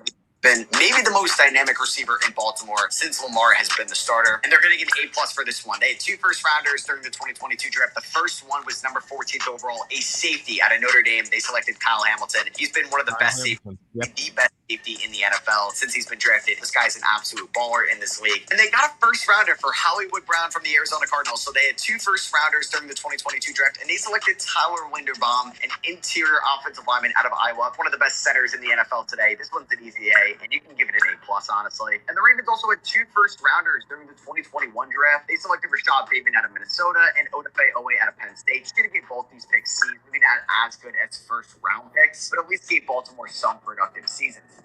I mean, I'm going to say this, right? Mm-hmm. Number one, and shout out to Dapper Dons for the holla, for the Cash App support. You got to understand. You got to understand something, right? Mm-hmm. Got to make my man Marcus a goddamn moderator. You got to look at shit from a very distinct lens. Mm-hmm. One, greatness is achieved by not only work ethic but talent. Yes. You can have one or the other, but you need both at some point. Mm-hmm. You gotta have both. And we're talking about sports, but I'm talking about life. What's the one thing I tell people not to do? Wallow in obsolescence. Mm-hmm. And to back that up, a phrase that I have now taken to heart: the best way to get on your feet is Get to off get your off ass. your ass. Yep. Go ahead. You know I was talking to Lewis behind the scene. He pointed something out that I didn't even think about. I want you to get your thoughts on the Snowman. All the main teams that made the playoffs to these last final rounds, all those coaches were at one time or another were under Nick Saban. Yep. You have to. You got to understand greatness as a black man. We have the privy and the privilege not to be great because of, but despite of. Yes. In spite of. Because In spite of. Say those words again. In spite in of. spite of, because the beautiful thing about it, friends, I ain't need them motherfuckers anyway. Mm-hmm. Some Nah, because your friends who were down for you are not your friends, they're your brothers. Yes. Exactly. Friends are when the parties and the bottles are popping and the Mm-hmm. bitches all around. Your Yep. brothers are around you when you ain't got shit to offer. Mm-hmm. Tell Hey, me these I'm these brothers have been with me, especially for the last 3.5 years. Falk, I've known you a decade. mm-hmm. All right. Falk is my Falk is my brother because he sat on the air with me, and I hate saying this next sentence, but it applies. The late Matt Granahan for 3.5 hours talking about men's rights. Think about it. People hate it when I talk about how men need to be the forefront of their heroism. Yep. Your heroic endeavors need to be on the forefront. Mm-hmm. Even my ex, I don't know why my exes still love me, but god damn it, they sure respect me. If I ask my ex to bring me money for food or a plate, they may ask me why, but they'll do it. But they'll do it. Mm-hmm. That's respect. It is indeed. Fuck love, that's respect. Mm-hmm. If my son was still young and I'm going through hard times, I'm not going to deal with a bitch who can't take my son in. Can't do it. Bars, bars, right? Mm-hmm. Mm-hmm. See, I don't. I chase perfection, but I crave greatness. I chase That's perfection, good. but I piss greatness. Let me tell you how great of a person I am, even on a coaching stat. We're going to go by a decade, right? Which is what? 10 years. 10 years. Why am I not in the Hall of Fame? Who knows? From 2000 to 2010, we're going to take just one weight class, which is 171. Mm-hmm. If I didn't win it as a competitor, 7 out of 10 of those years, if I didn't win it, I coached the champions who did. So out of 8 years total, if I didn't win it, I coached the other 7 who won it. Is that not a Hall of Fame stat, Snowman and fellas? Yeah.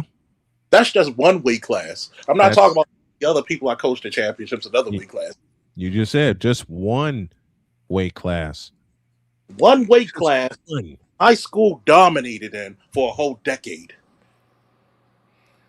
Seems like Hall of Fame material to me. So people say, Charles, you think you're so great. You know, my rebuttal to that is show me something greater. When I was in Iraq, do you know how many missions I had in the first 6 months? Not counting Mm, the whole 18 months, the first 6 months we had 354 successful missions. that's From not a lot. humanitarian, direct action, convoy security, reconnaissance, search and rescue, Mm-hmm. building raids, house raids, patrols. 354. They stopped counting. They stopped counting.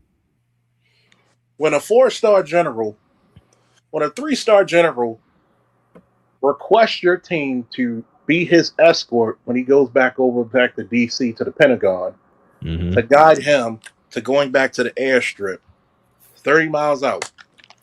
How great must your team be if a 3-star general noticed your PR team? The best of the best of the best. They literally said out of the whole country of Iraq, our tactical team was the most successful. Can't mess with that. Did you know who the Green Berets are? Army Special Forces, right? Yes, Mm-hmm. sir. They invited us to be their backup and to be their rescue team if somebody got shot. Man, you can't fuck with that. When Army Special Forces said, We trust you to have our backs and to get us out of shit. Mm-hmm. Mm. There are no greater honor. And their specialty is infiltration. When they said they even invited us on their private range to train with them. When they said we want you on this mission. When they noticed, why isn't there any traffic? And I'm the last person in the row. So if there's a Mm-hmm. sniper, guess who's most likely going to get hit? Me. Yep. So guess what I said? Or bomb. I'm going to be the first to feel it. I will point that because I was a 50 cal gunner. I will point that fucking 4-inch barrel, that 4-foot barrel, and I would say, "Hey, back the fuck up." Nobody. We made sure we had a rule. I made the rule. Me and my buddy, who was the 60 cal gunner. Matter of fact, we had what? We had 5 white guys on our car, 5 black guys on our car, and 1 white guy.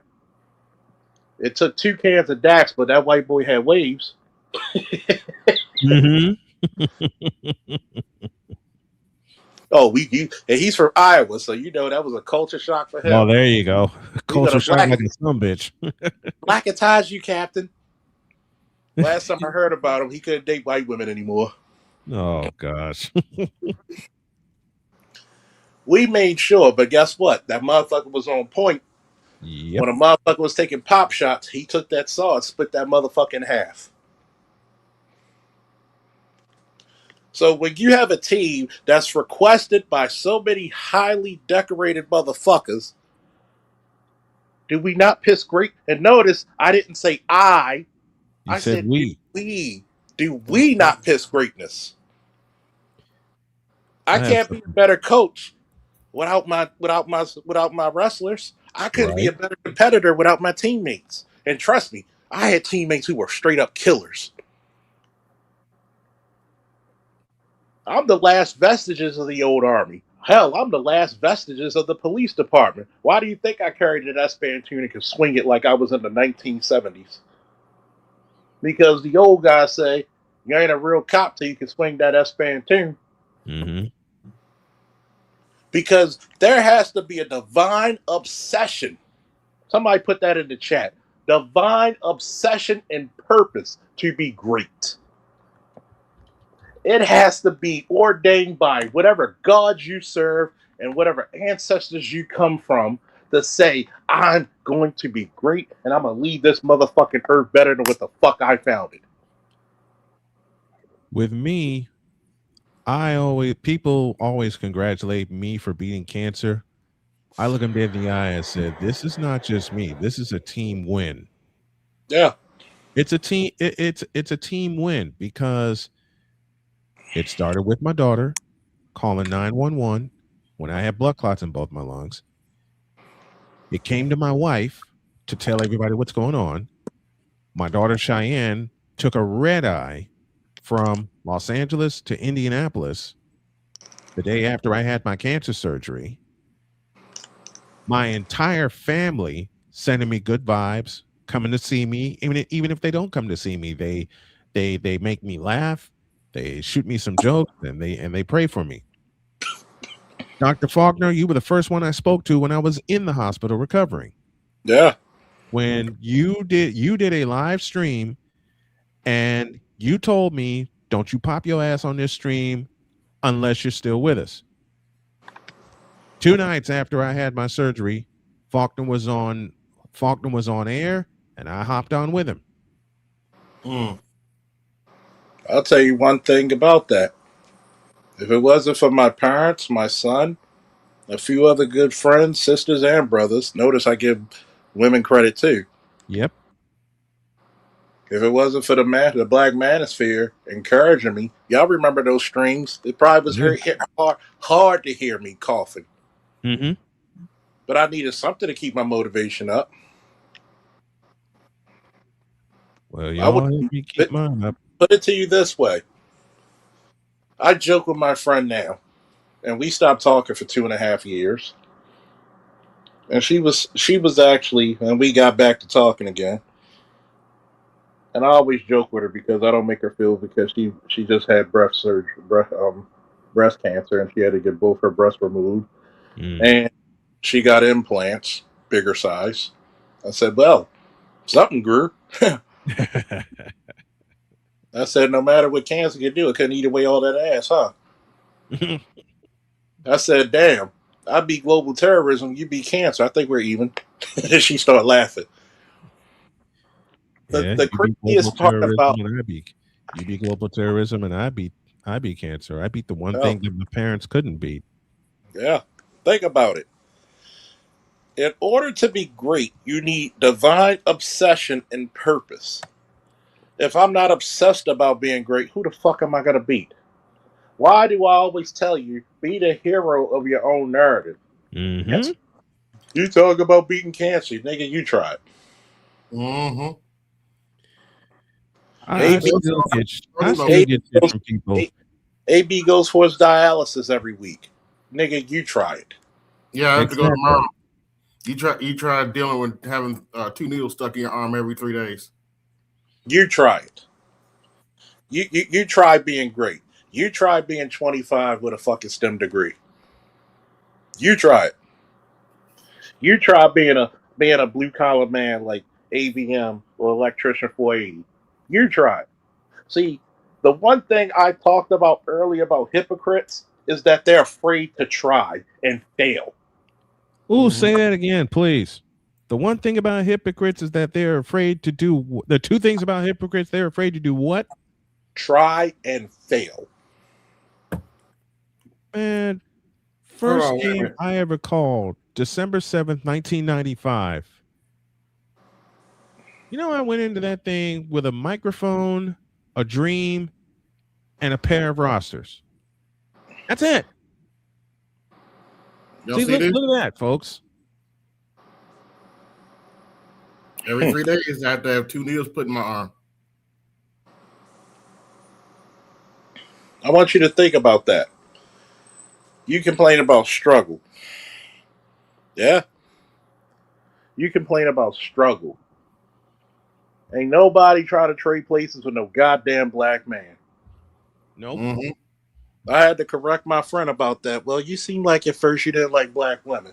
It's not that I don't like black women. I'm disappointed by them. You know why? Because my black ass was spoiled by great ones. Yes. It's like being You, a fucking Ravens fan, and we had three defensive. I think that's the only time in history you had three defensive players of the year on the same fucking defense at the same time. mm-hmm. Let me show y'all what I went through 3 years ago. Turn this on here. I don't know if you can see.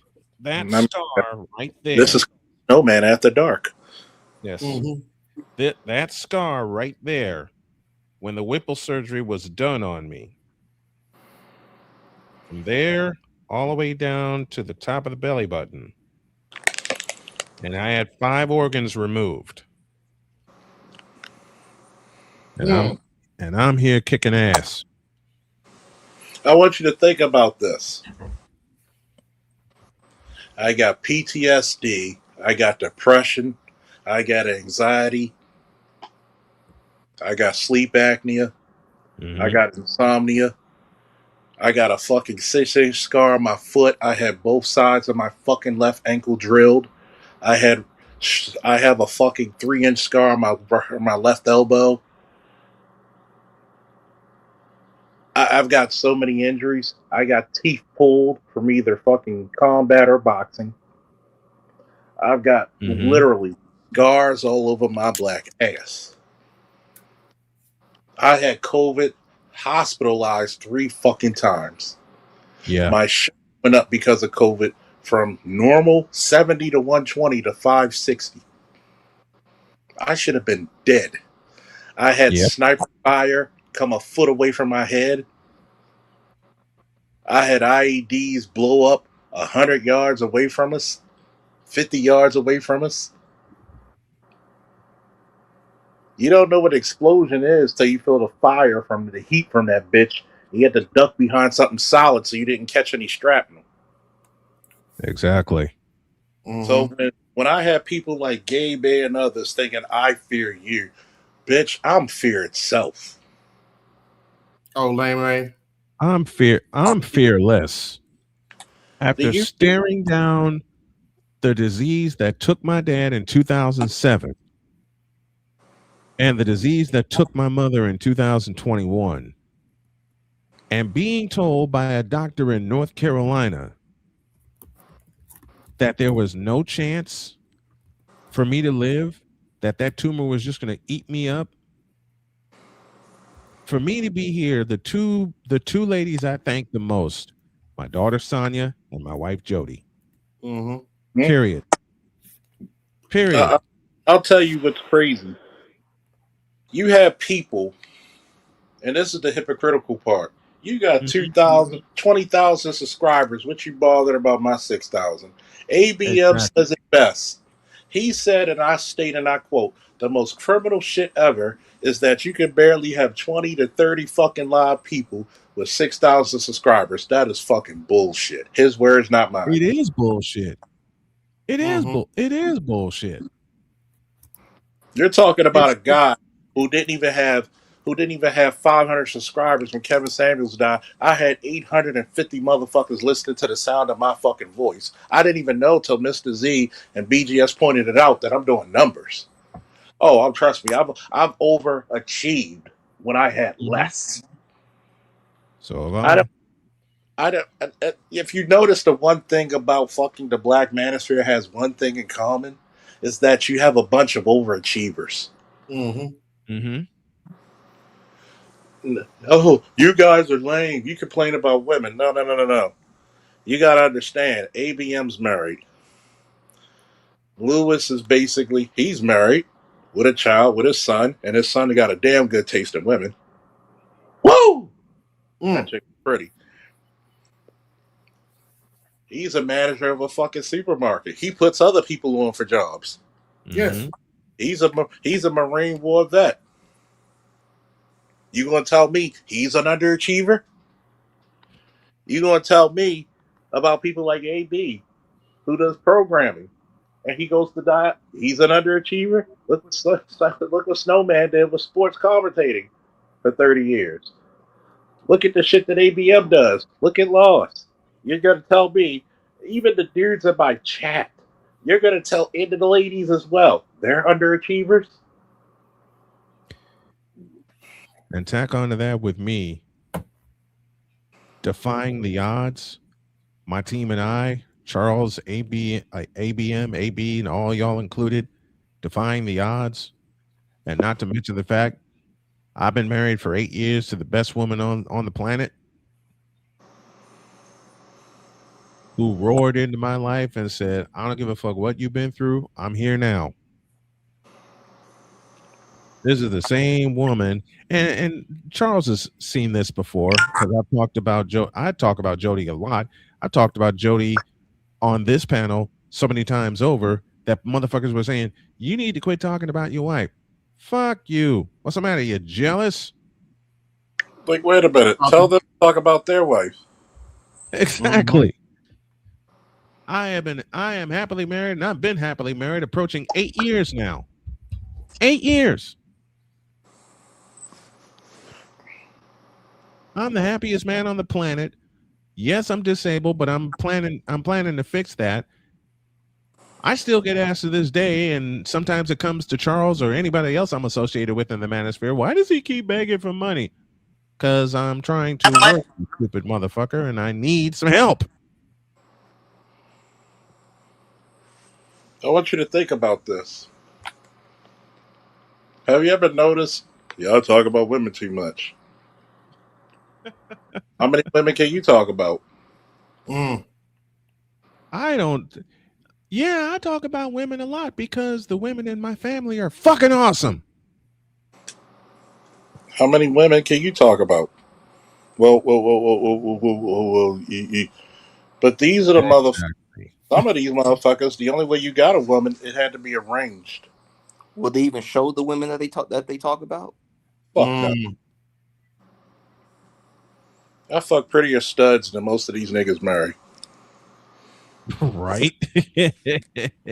Like Charles. I keep telling people, don't let these studs fool you. Let them put a dress on. You won't be able to tell difference. Like I Charles. I found was. I, what the, before you go, Lost, I was gonna joke with AB. I found that shit pleasurably last night out. Oh well. Whoa! What was That, that? We that, said Candy Grand from Mongo. that's Candy why. Graham from That's why. Mongo. That's why sometimes I couldn't answer some phone calls some days. I thought you. I thought you didn't. Shut up. I thought you like girls. I like. I like good dick too. Once in a while. Shit. Can you keep a secret? Well, I've kept classified information secret for almost 30 years, so I can keep this one. Welcome Right. back. But go ahead, Lost. Go ahead, Lost. I mean, shoot, you seen the girls that I talked to. Shoot, I sent you you still hey, still check your IG DMs. Like I sent you someone that I was talking to Monday, another girl, but yeah, like Like buses. I was like, shoot, like I would bet my life savings that they ain't really nothing to talk about. No. Mm-mm. Mm-mm. One of these years, Charles, Jody and I are going to make it to BlurredCon, and what we had talked about a couple of years ago we were going to do before my health went sideways. I'm still going to do it. I think that y'all do the prices right shit like you would it.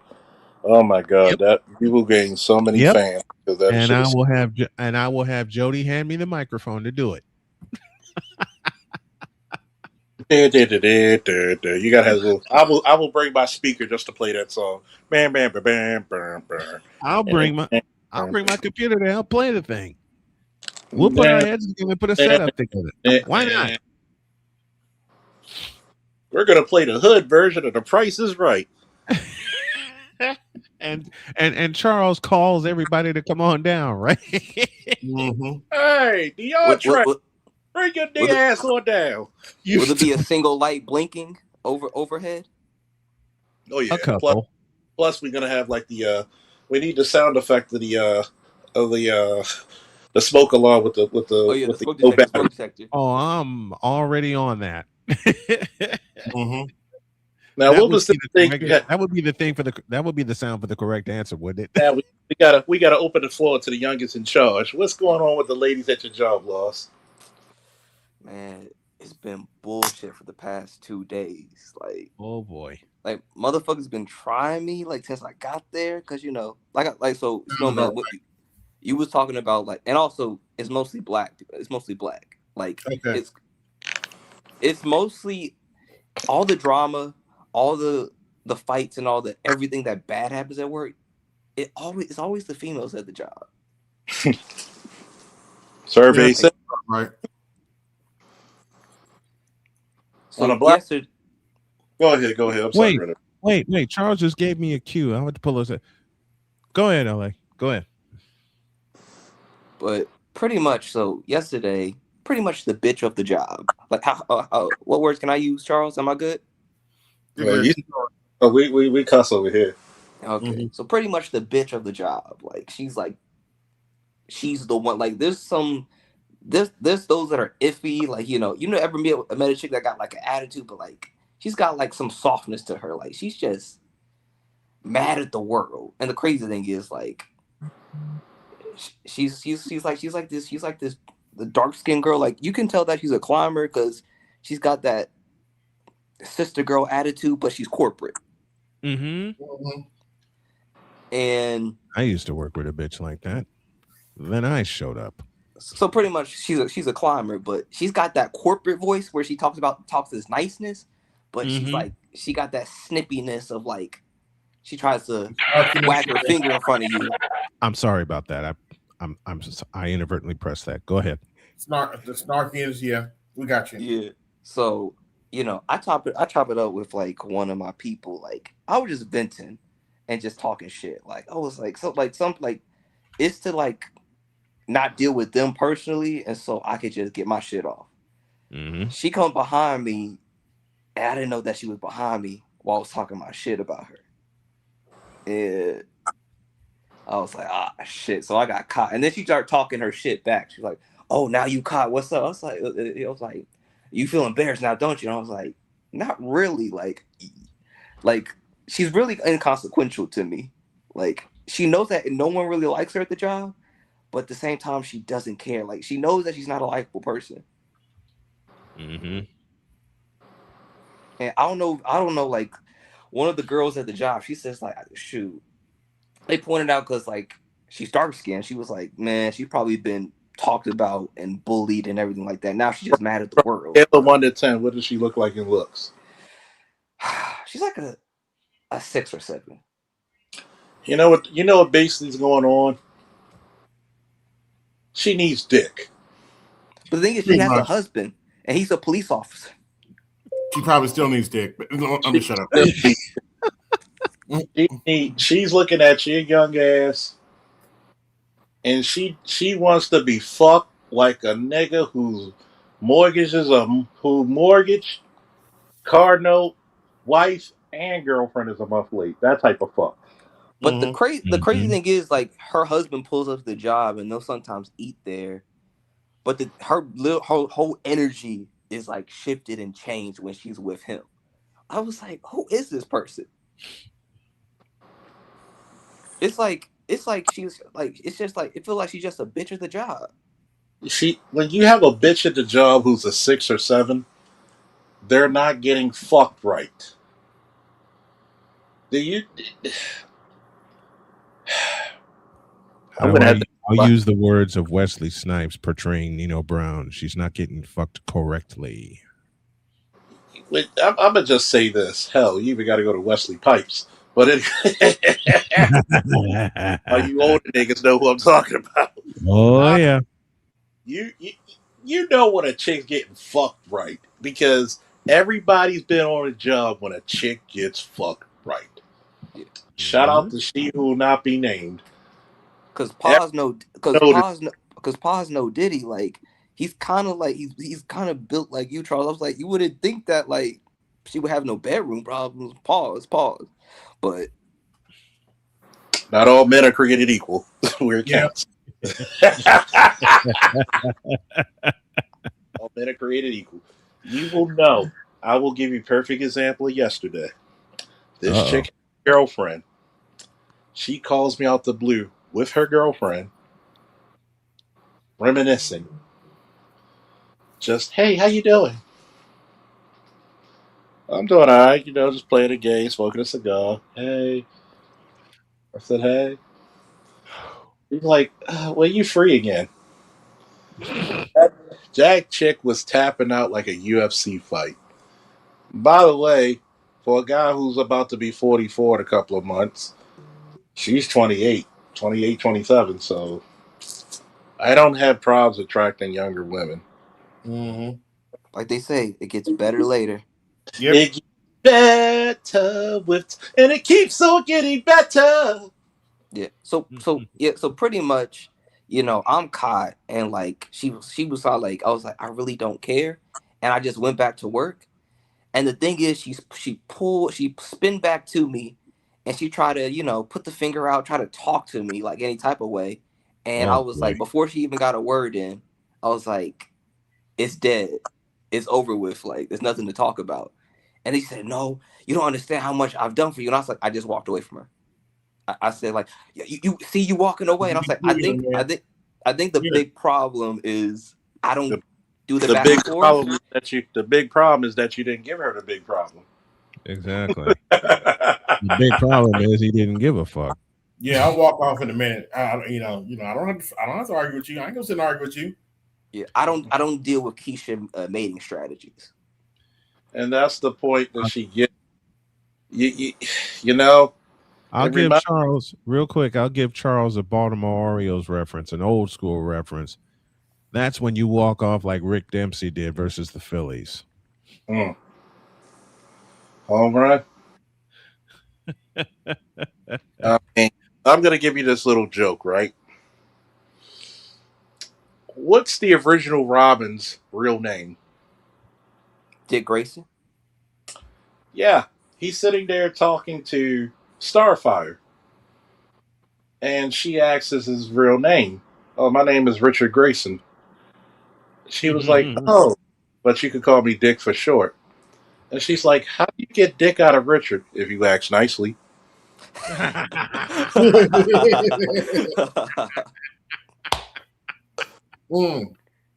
That's good That writing. was a good one. That was a good one. That's good writing. That is good writing. Shit. That Damn. is good writing. I want to go back to the comic books when you got that shit in it. Yes. That's good writing.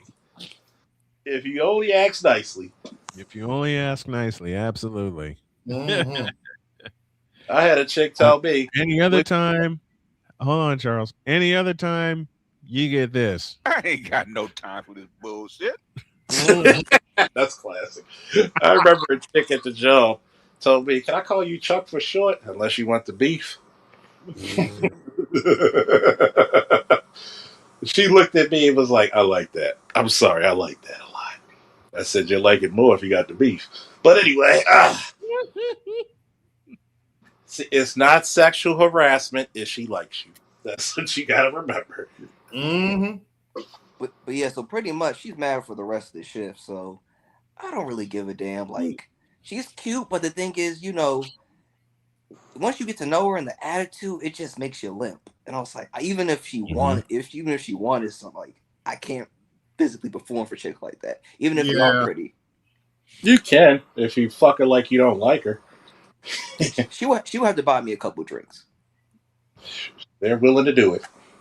Yeah, they are. Yeah. If you're gonna do it, make her pay. You got to make her pay. You got to get your. And she You know, married, definitely make her pay. you Oh, know I got one for Charles before I And, get out. and AB, we gonna spin back on that because that has to do with the situation that happened today. Oh boy, Ooh. I got one for y'all. Say it with me. Say it with me, fellas over 40. Say it with me, fellas over 40. To be young, to be good, awesome, and great in love. What happened today? So that comes and goes. So do And Harlem. then, yeah. But also Charles, yeah. Scroll back up to Monday. The pictures of the girl I sent you, and Oh. in the IG DMs because you're gonna want to see that one. But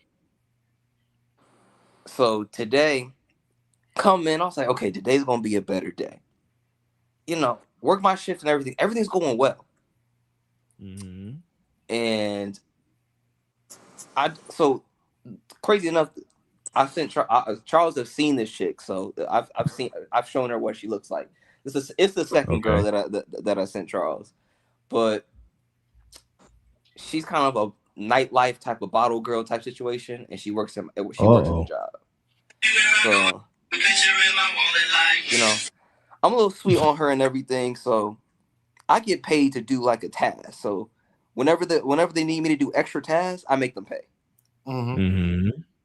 So This is what you're supposed to do. Yeah, and so the thing is, the price is locked and set unless it's like under certain circumstances. So they complaining about the price. Like one of the girls was complaining about the price, and I was like, "Hey, the price is the price. Take it or leave it." She unwillingly pays the price. Like, damn, take it. And I was like, "Okay, I got nice doing business with you." And me and one of my one of my guys, one of the fellas at the job, we chopping it up, and he said like, "Hey man, we just talking about like, hey, you got to make them pay." And he said like, and I was like, hey man, and I told him, hey, whether it's a cute girl or an ugly girl, you got to make her pay. And that's the ironic part of the thing. The other chick, she pops out of nowhere. Young man, just starts. young man, you got a type. Mm-hmm. I see you with a dark skinned woman. You holding that bitch for the police. I like chocolate too. I like chocolate too. But back to the story, like this chick, like I looking back, the dude I was chopping it up with, he pointed out afterwards. He said, "Hey man, I think that comment set her off. That whether it's a cute girl or ugly chick, she got to pay because she is attractive." Mm-hmm. Yeah, you actually put that in the. You do have a type. Oh my god, I'm so funny. But go ahead, keep talking. Oh, he dropped off. Oh man. Oh boy. You are so stupid, Charles. I love you for that. Oh my god. But we don't like dark skinned chicks around here, right? Oh, trust me. I'm pretty sure nobody in this fucking place would kick Iman out the fucking bedroom. No. Speaking of which, looking at Bria Miles turn around never gets old. Mm-mm. Mm-mm. Mm-mm. Mm. That's a fine When I hear motherfucker. that beat, I'm like, wait a minute, where's it at? Where's that? Just to watch her turn around. That's a fine motherfucker right there, boy. That's a fine motherfucker right there. Probably a heck to deal with, but still, just to You know turn that what? around. Mm. You know, there's a lot of men in history who dealt with bitches who were hell to deal with, but at Mm-hmm. least to look at them. See, now you got ugly bitches and extra smuggler bitches who think they fine bitches. Like, why you take up her shit? Look at you. Look at her. Look at you. Look That at her. one big back on TikTok is making doing big backs a disservice. I mean, you just I'm like, you don't need to be talking at all. I feel bad for some of the big backs. I'm like, damn. Sorry, y'all, I dropped off. What I miss? What I miss? Nah, nothing. Just us being silly. Yes. I'm just gonna tell you this, young man. Chicks like her are deprived of good dick because the good dick will change your disposition. It will turn a frown upside down. I mean, there are chicks who have girlfriends, and we in the middle of it. They like fuck that bitch. Like she's constantly has a frown on her face, and I was like, "Damn, what's your problem?" No dick. Mm. They're She not has the getting rest of the good face, over huh? correct. Because the thing is, I've heard her in conversation, both her man and like, Atlanta's expensive, so they both have to pay bills. They be traveling around and everything, going to like tropical places and everything. And I honestly, now that y'all kind of like talking about the information and breaking it down, it's probably for convenience because he got that pension. Mm-hmm. And also he ain't in the field. He's a desk jockey. He used to be in the field, but now he's in the office. So that means he's in the office, so most likely he do some overtime, so he's making some money. Mm-hmm. So here's the thing: is she a 6 or 7? How did her body look? She's not petite, but like she's skinny, but she got a little behind, but nothing Put that in your crazy. back. Put that hump in your back. Bad back. I'm sorry. I had great fucking. Yeah. If you were in Baltimore in the 2000s, it was the place to party. Oh man, good God! Like Just the three chicks I've shown you, they got way more titties than her. Mm-hmm. but it's not about that ass for class. Yeah. Like she's got like a little gym booty. Like it's nothing crazy. Oh, that's great. Mm. Like and not no track star gym booty. Like there's levels. There's levels to the gym booty. Track star Jim Booty is undefeated. Oh yeah. Yes. Volleyball too. Volleyball too. Yes, that's true. Volleyball too. Yeah, that's true. Yeah. But yeah, so yeah, back to the second story. So old Hey, chick, look, old chick. my wife played volleyball once upon a time, and she showed me the pictures. Uh-oh. Continue with the second story. But the second, so she hears me and bro's conversation about, hey, whatever the chick looked like, she still got to pay. So she's looking back, breaking it down with chopping up after the fact.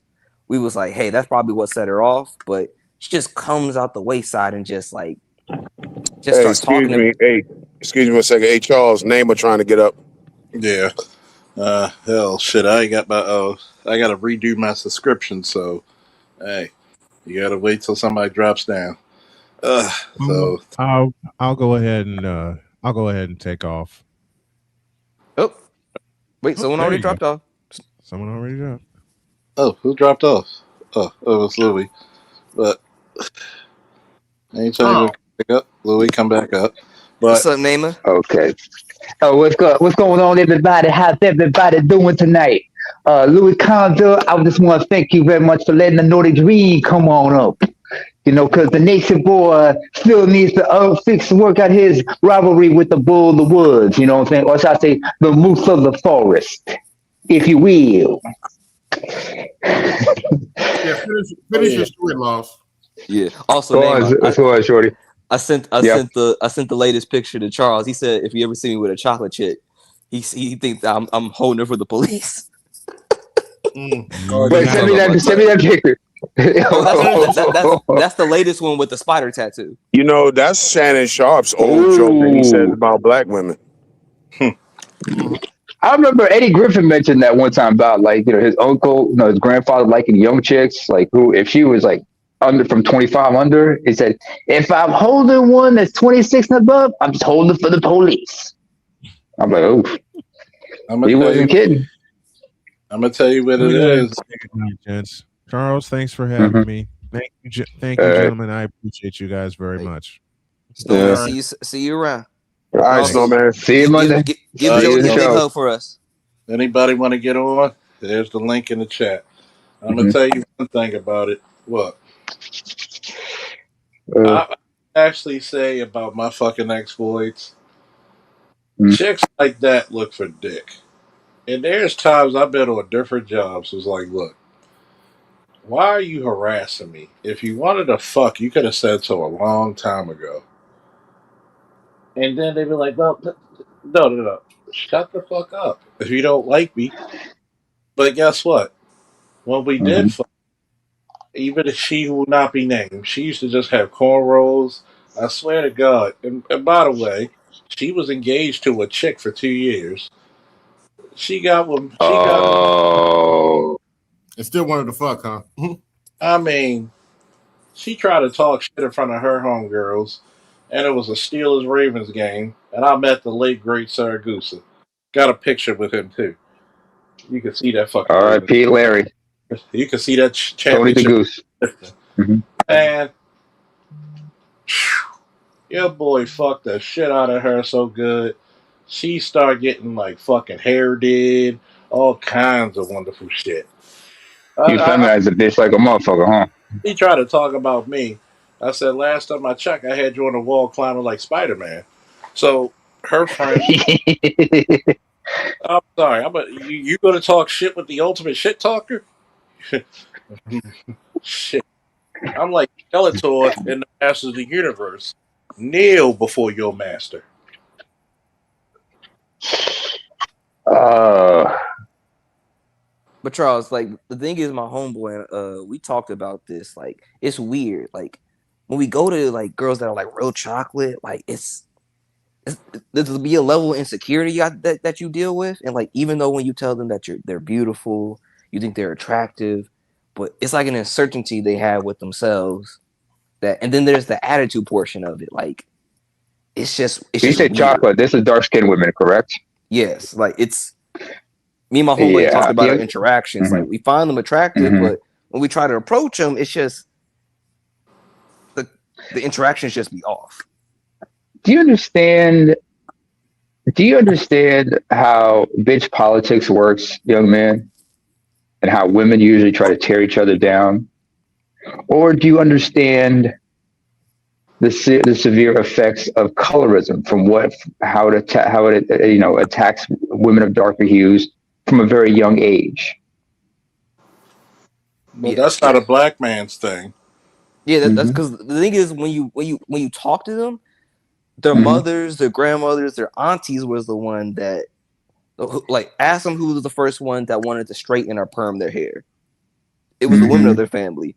Whoever made a snide Mm-hmm. comment about their skin color, it was the women of their family. Like you don't hear a lot Yes. of stories about the men in the family having like they just pretty much the thing is I've seen like the one that have been most secure about themselves is that they had their father in Mm-hmm. their life and they told them that Mm-hmm. they were beautiful as they were. Those Yeah. are the ones that tend to have natural hair, no weave, no Mm-hmm. wigs, and these tend to have some little higher confidence than most. Well, young man, I will say this: Have you ever watched Chris Rock's Good Hair documentary? Oh yeah, we talked about it. Yeah, you watch it. You watch it enough times, you pick up some of the things that were being said, and you realize who was programming these young women from a young age. And you listen to some of the things that some of the women said, like Nia Long, how she kept rationalizing, wearing the weave even to the very end. But Ice T broke it down why some women do what they do. I even But as far as the colorism thing goes, I mean, I can go all the way back to Africa with the colorism issues because among my people we have among East Africans there is colorism, but people don't understand the roots of it and where it comes about. This is why the show Dear Black People, the series as well as the movie, are important because even though they're both parodies, it gives you a greater understanding of what is colorism, where the roots of it comes from. Especially when you see the interactions of the two characters, Sam and Coco. You understand what I'm saying, young man? Oh yeah, Coco ditzy, very No. She was faking the funk. No, she knew what Oh she no, was Coco, doing. Coco, she was from the hood, and then she got scholarship, trying to get out, trying to Hmm. climb up the social ladder, pretty much, and just trying to. And try to escape, you know, because she was, because Coco, when she looks at Sam, what's she reminded of? That she's not What is she reminded of? where she comes from, and that she's not him. I haven't seen it in a minute. No, Sam. No, Sam is the other woman. Oh, Sam short for Sam. Samantha. Sam White. Ironically, the last name is White. Because remember the other. Because remember Coco's full name is Coriandria Collins. Hence the nickname Coco. And she explains that she was raised by strong black people, but that didn't protect her from the colorism from her own relatives. And when she looks at somebody like Sam, she's reminded of how much the girls in the lighter complexion within her family were held different. That's why she brings up the whole thing about light skin privilege. And here's the fucked up part. A lot of Mm-hmm. light privilege is in the minds of females, not men. Mm-hmm. Like Neymar, we've literally seen chicks try to fight light skinned chicks just because of their mere presence. I They have a haven't said question. anything to them, Mm-hmm. nothing. But they say, I have "Oh, a, you think you better," and I have a question. they'll be brawling. Well, that's what I'm getting ready to ask. Mm-hmm.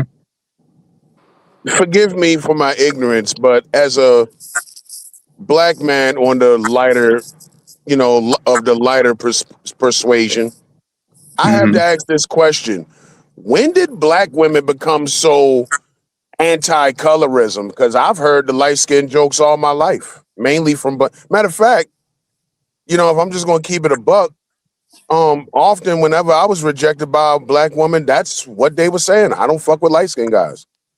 Yeah. And this is coming from brown skin and dark skinned black women. What was So the misconception they have about light skinned men? what year was this that colorism became such a thing for black women? I don't get it. And here's the fucked up part about it.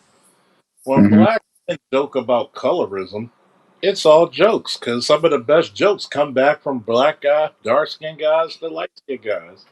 And Tall, they, dark, Mm-hmm. and handsome. Let me tell you but something. Black women are full of shit on the colorism thing, okay? You never hear black men complaining about that. I've seen some of the jet blackest dudes. They be getting some badass fucking women. Black women yeah, love that Mm-hmm. dark skin shit. Okay, yeah. this whole light skin nigga shit is a myth. Maybe if light skin with green eyes and shit and wavy hair, yeah, And the maybe good that. hair. Yeah, the Mm-hmm. trifecta, the trifecta.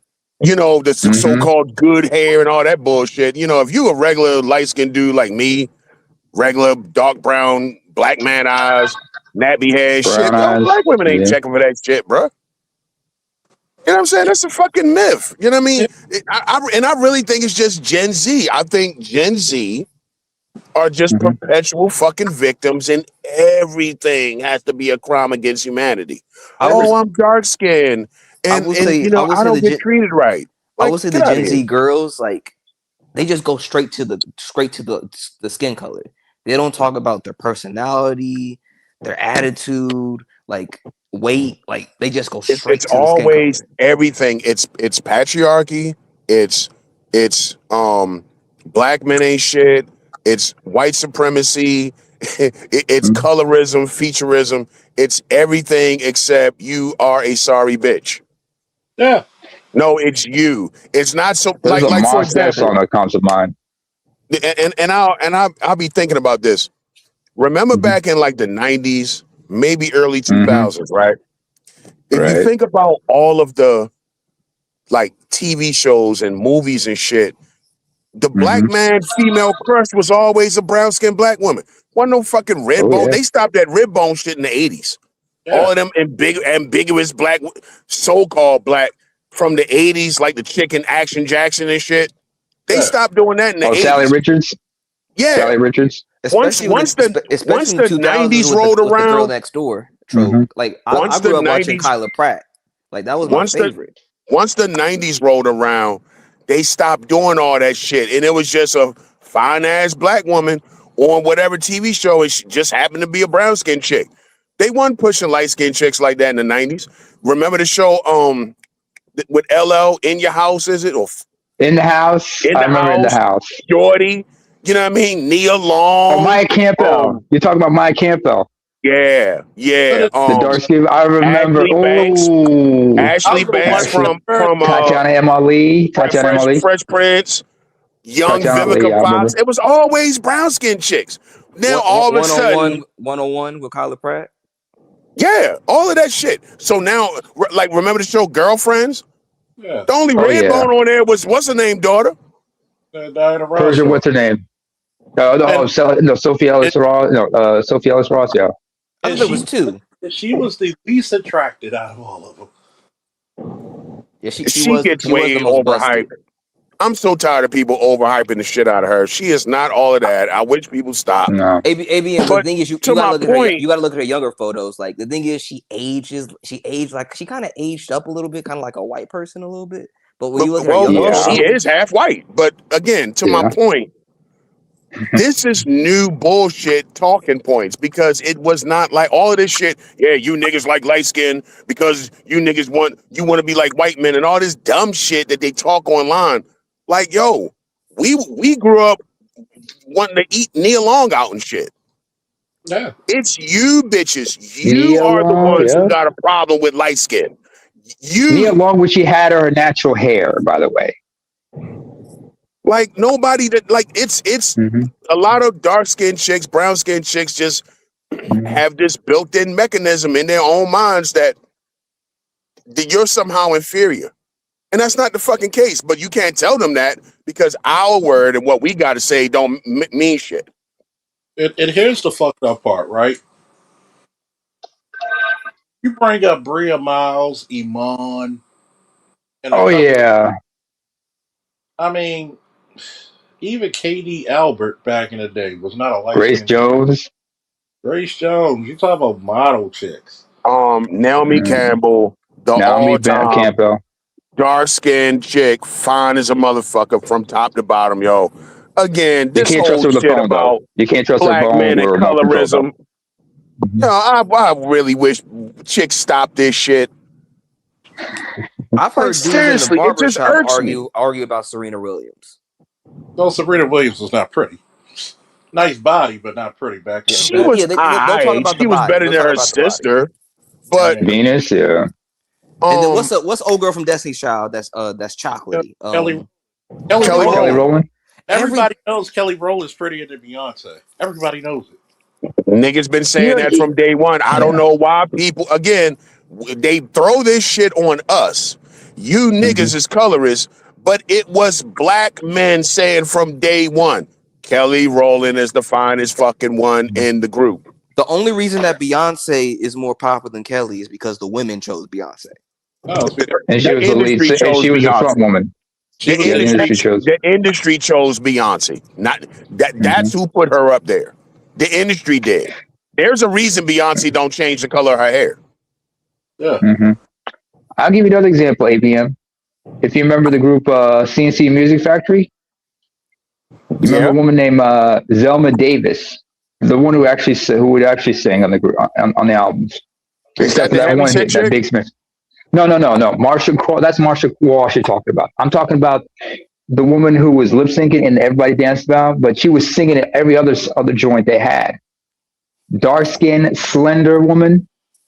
And she was of Liberian descent, but she was fine as hell. She still is fine, even now. Let's go back to that point. Black women get on slender black women.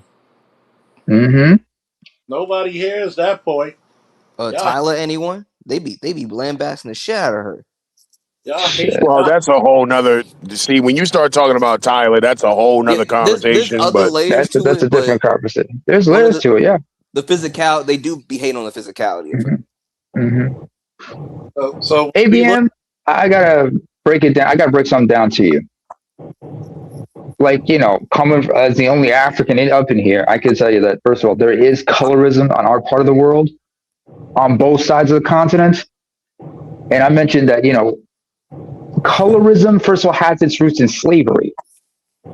Because the darker you were, the more preferable you were to be taken as a slave or whatnot. There were derogatory terms that were used for darker skinned people in certain cases.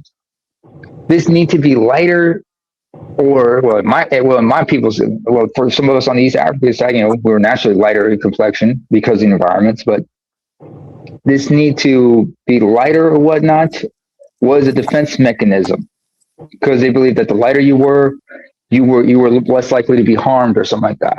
You'd be exotified, but you would not be, subject to the same kind of abuse if you were taken. And that was a misconception a lot of people had, but that was, built into some of these institutions. And that's where the actual roots of slavery comes from. That's where the derogatory terms for lighter skin and dark skinned people come from. When we roast, we roast. And I also mentioned that because I have vitiligo on my face, it's well pronounced. I said, yeah, you want to be light skinned, but you don't want to but you also don't want to become either having vitiligo or being albino, because there's a stigma towards those people. Oh yeah, them albinos get hunted. In Tanzania and everything, yeah, because they're seen as a bad omen in certain cultures. And then certain cultures, like their bones, that's Tanzania. It's a herbal property or something like that. No, magical powers or whatnot. That's why I met a woman from Tanzania who has albinoism. And she fled for her own safety because she knew I could get harmed. I don't know whatever happened to her though. Yeah. Also, just to give context, this is talking about this kind of bitchy employee female employee member that I'm dealing with. Okay, you got what exactly is the issue? That's what the fellas have come to the conclusion. I was like, she's just always on my ass. She's always on my case, and she just wants to The thing is, I don't give into the Keisha tactics, and so I just pretty much. You don't give her the time of day, yeah. I don't give. I literally when she tries to get on her rant or soapbox and want to mommy me, I just walk away from her. I don't give her any air. Smart move. It's not like she's gonna report your ass to HR for walking away from her every time she tries to scold you. We don't need no boyfriend. Boy, you would love. Yeah, but the crazy thing is, Naima, she's married, so that's the crazy part for me. I was like, when they told me, I was like, yeah, put it to you because he probably hates her. You can put it to you this way: we had an old Negro spiritual back in the 2000s. I don't need no boyfriend. Boy, you in luck. I don't need no boyfriend because I just want to fuck. You'd be surprised. See, this is one thing. A lot of men are not used to women lusting after them. It is the most powerful fucking force in the world when you can walk in a room and you can see women look at you and saying, I will fuck you in front of these people with no shame. This older woman, first of all, lost? Yes. How old is she? Or is she like millennial old or Gen X old? She's a millennial. Yeah. I would say like mid 30s. She's trying to get there. And she's a college educated like me. She's a climber. She's like a type of chick. A 92 octane. Okay. Yeah, chick, but she's not a natural. She's a Keisha with a degree that got a corporate job. Oh yeah, that attitude. Yeah. A manager. What's her position? I think she works in like HR or marketing or something. I was just getting ready to fucking say HR. I swear to God. I was getting ready to say that. She works in HR. Yeah. Oh, she's putting the two and two together. Okay. She works at my job as like that's all it is. As extra money. Hubby doesn't fuck her because hubby hates her. Yeah. And hubby is a police officer. Hubby hates her. I'm telling you exactly what it is, dude. Hubby hates her. Red flag. She knows it. Because she knows she knows the shit she does. She just either can't change who she is or just don't want to. Oh yeah, she can't. So home life is you might as well be living alone. Also, ABM, She's from Jersey. She puts a good front on, because I heard you earlier say he comes up to the job and shit. She puts a good front on when other people watching. But when they go home and Mhm. shit, it's nigga, they might as well be roommates. It's a Yeah, they do. mask and They do go everything. half on bills. Yeah, that's all the fuck it is. Okay. And then Wait, how she's from big? What? Jersey. Jesus Christ. Uh-huh. Like one red flag after another. Yeah, I mean, like when I One red met flag her, after and then I another. was like, when I found out, I was like, "Yep, that makes sense. That makes sense." I'm telling you, Wait, is like the he husband from hates her. Jersey? She knows he You from? hates her. Mm-hmm. Hold on a second. I gotta ask a question. Lost. What do you know about the husband other than he's a cop? Is he from Georgia or is he from I don't know where Jersey like her? it's possible that he's from the same place because she's like, Mm. well, the thing is, like I told them, like her whole vibe and disposition is different, and he's kind of like Mm-hmm. built like Charles, like big burly dude, big biceps, like he's he muscled fucking, up. that means he fucking somebody else. and man, oh, okay. If he's fucking somebody else, she's trying to do the tit for tat, like, try to get back him by saying, "Well, I'm gonna go get myself a young man." I'm sure he'll probably look at her like Bernie Mac and go like, "Go get the motherfucker, go get the motherfucker. I don't care, and But that's the I'll watch. I thing. swear, I'll watch." And Naima, But that's the thing. She she's don't know attractive. how. She's attractive, but like I Exactly. said, I'm not with. She I'm ain't got not no with. game. Yeah, I'm not with the being. I'm not the black dude where you be mean to, and Mm-hmm. I've been down to the gynocracy. I was like, I'm Yeah. gonna tell you why she Wait, how does tall that. is she? Wait, how tall is she, and how tall you remember? so I'm 5'6". She's like 5'7". She's like 5'8". I'm gonna tell you Oh yeah, exactly why she does it. little motherfucker. Yeah, I get it. I'm, Go I'm gonna tell ahead. you exactly. I'm gonna tell you exactly why she does it, because that's what she's watched her entire life. She's Mm-hmm. watched women. How can I say it? Be Browbeat. assertive. She's watched women almost like, yeah, browbeat men, because Mm-hmm. a lot of black women, they only want to fuck with men that they feel like is beneath them, and that justifies their Can attitude. can I ask a question? Basic. Yeah, go Go ahead, ahead. go ahead, Louis. So when she looks at you, oh, I'm sorry, what part of Jersey is this girl from? Trenton. I don't know, but all I know is that she said she was from Jersey, and I was like, that makes sense. Trenton. I'm Final, telling you. oh, Trenton. You said Trenton. And You the don't think reason she's why I from say Newark? Trenton is because you never meet black people that say they from anywhere other than Trenton. Oh, Or Atlantic City. Oh yeah, I had or a Well, Englewood, homeboy yeah. from Atlantic City. Patterson. If they say Newark, Patterson, Patterson, Mm-hmm. yeah. or Hmm. East Orange, stay Mm-hmm. away. Yes, East Orange. East Orange. That's yes. where Queen Latifah's from. Yeah. Like Louis, it's bad. Like just like It's come with like junior New York City, yo. I hate that shit. like Louis. She come with a frown to work. She just side comments, constantly attitude. The thing is Well, She that's all also burly, black me. women. So, I don't. I think she don't. I think she also doesn't like that I talk back. Like I don't just put Of up with her course she bullshit. doesn't. Why would she? She don't. Nigga, that's what she gets at home.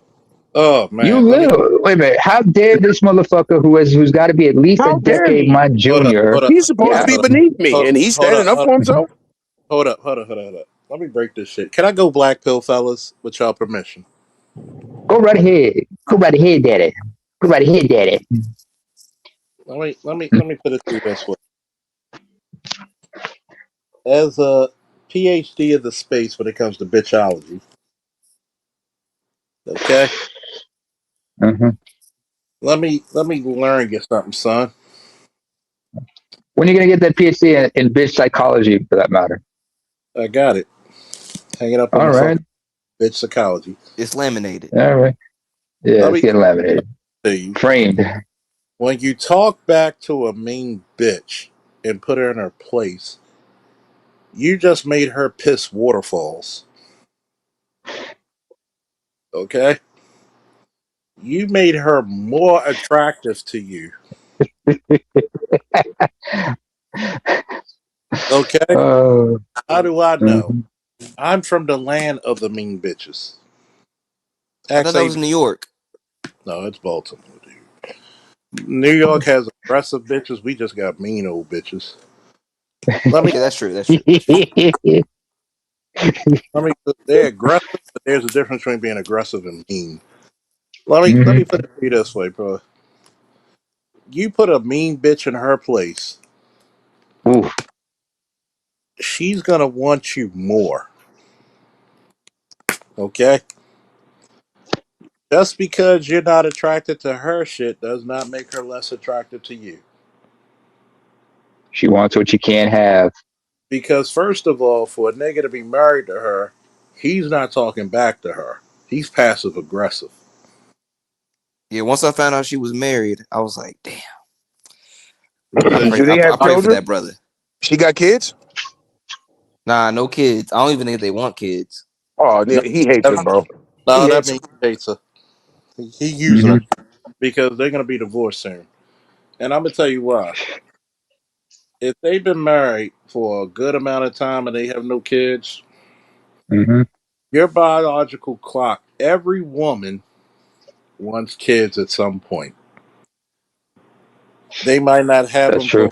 what? Some are stupid enough to wait because they have this perfect idealism of the perfect man to have them by, which they never chase or attract. But for a chick to be married with no kids, this is the secret that most people don't even say. And you heard it here first. There is no reason to bond with you as a wife if we don't have children. I can Mm. easily leave you. There's no real reason to stay but to get all my debts paid and to leave you. You can't go for child support. There's no reason to stay.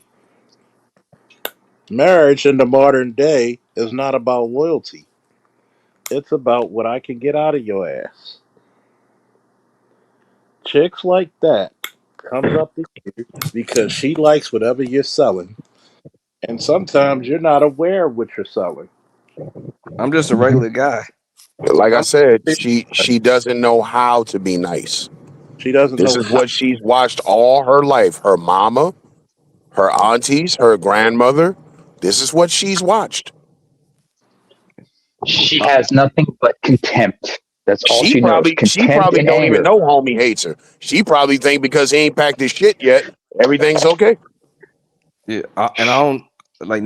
I'm I don't just a think she regular even guy. cares Like what he's Sorry, doing. sorry to nothing. cut you off, Charles. You I'm could. just a regular guy. It's nothing too crazy about me. I was like, You'd be surprised with females. The most attractive shit to a female is different than what you think she likes. Hmm. One female says she likes my beard. One female says she likes my arms.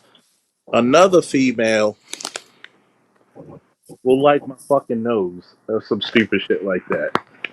I've had chicks who are in relationships with women. You know, the one thing I noticed, they get real girly around dick in their ass. Uh-huh. You put a dick in them, they get real girly. They will get real Lost. clingy. And the sad part about it is, Mm-hmm. you fuck them and you hit them with that thunderbolt, they're in front of Ooh. their girl texting you. You gotta play it all Mm. smooth so you don't fuck up your pussy. And the sad part about it is, I'm not saying I mess with a lot of bad bitches, but I mess with some. I mess with some bitches. Like I mess with some good ones. I mess with women who said I can't be in the same room with you alone because I'm gonna want to. Uh-huh. They gonna Now, pounce on your ass and tear your clothes off. or I might do the same to them. There's every man and woman has that one or two people that they can't be in the room with because guess what? It's people forget that human beings are animals. Their instincts take over. Their impulses just Yeah, like take overrides their conscious minds. if a chick drives 4 hours to see me, and as soon as we Uh-oh. get, she's tripping, she's taking off her clothes like she about to take a dip in the pool. Hmm. You think I don't know female nature? When I taught this cousin T at the cigar lounge I hang around with, did you think Hmm. you think I spoke to him like I needed to get this information, or we spoke as Y'all spoke like equals. I because remember that one time. he Go ahead. recognized my fucking whole bag. Yo. There ain't I no, remember. there ain't no chick I could talk to Uh huh. that at some point, it may take a little while for some are with it as soon as they see me. If it gets down to the nitty gritty, I can bring her down to her most animalistic state. And that's the problem with a lot of niggas out there. Get the bitch down to her animalistic state and comfortable. She's gonna show who she really is and what she really likes. And that scares most men because you think, oh, it's always the dude who wants sex. They want it just as much as you, if not more. You think their little fucking clits don't be standing at attention? Hot and You ready like a Caesar's pizza. you gotta understand when she comes around you. Don't even listen to what she says. Look at the key things that she do. Is she half smiling when she looking at you? 50-50. She's You know, lying. What like does I the said, look in her eyes tell you? Is like it when she cause looks at you? Is it like she has contempt like or? she has this consistent RBF, but then like when she wants Uh huh. something, she'll kind of like smirk or like put on that corporate kind of like nice, kind of fake nice type of That's display.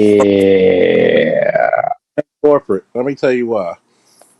Mm-hmm. That's her because there's certain tells a woman can't. Just like there's certain tells a woman can't hide from. If she talks to you in a different way she talks to other men, does she make it a fact to always try to talk to you one on one? She'll nitpick and kind of talk to me always first. Like it'd be like she'll try to say something snarky, and then I'll push back and like say something back, and then like I'll be like, she'll try to say something back, and I'll just shut it down. Like, whoa, that's Black, enough. That's enough. I don't need to hear that all that. Bring it down to volume. Like that's I black. just dismiss her. That's black women's number one. That's black women's flirting. Think about it. All these black chicks, Klingon mating ritual. they are fucking. This is how they flirt. Do you know how many black women try to insult me? Think about it. If the Martin show was a real show, Martin would have been fucking Pam. Ooh. And how do we know this? This is how they flirt. Crazy Uh-huh. enough, one of the male servers, he'll kind of go back and forth and kind of show go over her, and then while she's doing it, she's smiling, but Cause she always Yeah, starts because the she's first, getting off at at the attention. and That's then what she wants. First of all, attention, and you got to and starve her of that. she always gets angry and like her brow furrows when I just don't give it any oxygen. Like I cut off I cut it off at the heels. You nip it in the bud, huh? All right. you gotta But understand she's off because I like women like men who can put them in their place. the thing is, I'm still that's like when y'all brought it up to me, I was like, wait, what? Like, because I'm nothing special. Like I'm just a regular guy. Like Not the We are Klingons. you don't know what another woman thinks. You know, my man said it's toxic flirting, Sir Charles. Flirting Mm-hmm. is flirting if you know how to pick up on the signals. Think about it. Mm-hmm. I've dealt with hood bitches, I dealt with 92 climbers, and I dealt with natural 90. Natural 92s are leader, but at some point, women love a man who can stand on the square and go back and no, we ain't doing that. yeah, because my mom's a 92 climber, and then I've been checking her since I was like in middle school. Like I don't get her. I Oh don't yeah, let her get with her like literally. I didn't speak of her to her for like a whole year because of some bullshit that happened. smart move. And there's times you got to look at it from a lot of females when they. How can I say this? There's a lot of females out there who will say some shit just to dare you. That's why you got a little dick. That's why you can't unsuck my dick. And she's so Hmm. shocked and lambasted about it that she's turned on about it. She They're knows I basically told shit testing. exactly Yeah. because they like a man who puts them in their place to shut them the fuck up. Why do you think so many exes still contact me? Why do you You been think? get a lot of hey big heads lately? In the last 2 weeks, I got several. God damn. Have you seen that? Have Candy, you seen Candygram, BGS's video Candygram. about I Candygram? haven't. Candygram. Has anybody seen BGS's new video, the latest video about the Oh hey yeah, big I've head? By seen the it. way, I've seen it. The, I've the lived it. script. Guess who yeah, told? Guess who told Kevin about the hey big heads? you. Yes, a lot of y'all forget a lot of good shit. I told Kevin. We made it bigger. See, I'm the originator of the hey big heads. All these chicks coming out. The one chick from my past. I went to her Hmm. story just to say, hey, what's up? She hit me back with a video chat. I said, wait a minute. First of all, we're gonna get back to adulthood. You can say hi, hello, or we can end this shit now. Because last time I Hmm. checked, I reached out to say hi to you. And guess what? She got checked and she got her attitude right. Hmm. What you doing tonight? Probably smoking a cigar, drinking. Okay. Just let me Why know do when. you? What do you want? Just let What do me you know when. want? Let me know when you're ready. You can pick me up. I already know what you want. Me. Why am I gonna ask a stupid ass question like that? Charles, I was at the conclave and I was just in my suited and booted, and like going with the older fellas that introduced me to the cigar lounges and the cigars, and I had my Hmm. first cigar, and a chick back from high school. She was like an upperclassman who I Uh. knew. Like, they were both like, she was cute, and then her sister was cute. They were twins, and she just hit me up like randomly, responding to one of my stories that I posted, and she hit me with the hey with the extra e's and y's, and I was like, I haven't spoken to you Hey. in years. But hit me up on Facebook, and I say, "What's up?" Like, like, hope everything good with the fam and everything. Let them know my well wishes. But it just was off putting. Like, it would just happen randomly. Yeah. What did your gut tell you about the whole situation? First of all, It was like it was like what was your spidey senses telling you? my gut was saying Thumbs up. like, yeah, like she wants something. Like, Mm-hmm. not You're nothing like, negative, but like it was just thumbs up. So does some don't smell right. So it stinks to high heaven. This whole Sometimes, thing stinks to high heaven. sometimes this is the problem with the black manosphere that I will say. Hmm. Sometimes dudes are not used to being lusted after. Did I not say that Hmm. before? You said that many times over. Many times over. Many times over. When you're lusted after, it's a powerful thing. And what's the two things black men are not used to? Anybody remembers what Being I said? lost. power. Power and being the hero in their own story. Nope, nope. Power and freedom. Oh, Power and okay. freedom. All right. Because when you have power and freedom, Mm-hmm. you're free to take the charge. You're free to take the decision. When you have power, which being lusted after is very powerful because I could take it down or I could take it up. Now, Mm-hmm. if you ain't have a chick wash your dishes, clean your room, cook for you, which a lot of black men apparently haven't, I've never had that. not yet. There's a lot of chicks who would. You probably just didn't notice them. Mm-hmm. I'm just used to kind of being a ghost, so it just whenever Once my dad will point something out, he said like, "She ain't worry about me, pops." Like, bullshit, your father told you the same thing my son. Like this chick weird. I looked at my son. That chick's a fucking 8, and she did that silly little nose thing in front of you, that little dance. She bypassed all the other students in her fucking school just to do that in front of you. Why do you think you're laughing? Well, she's weird. Yeah, she a bad bitch too. So she wanted you. The fuck out of here, kid. And it's funny because when people be like, well, you don't know what I'm talking about. Yes, I do. I remember my godson and my son were in the market with me, and I'm minding my business, and they see three women just pointing at me and staring at a way where they're like, "Oh, I'll fuck you on the produce section."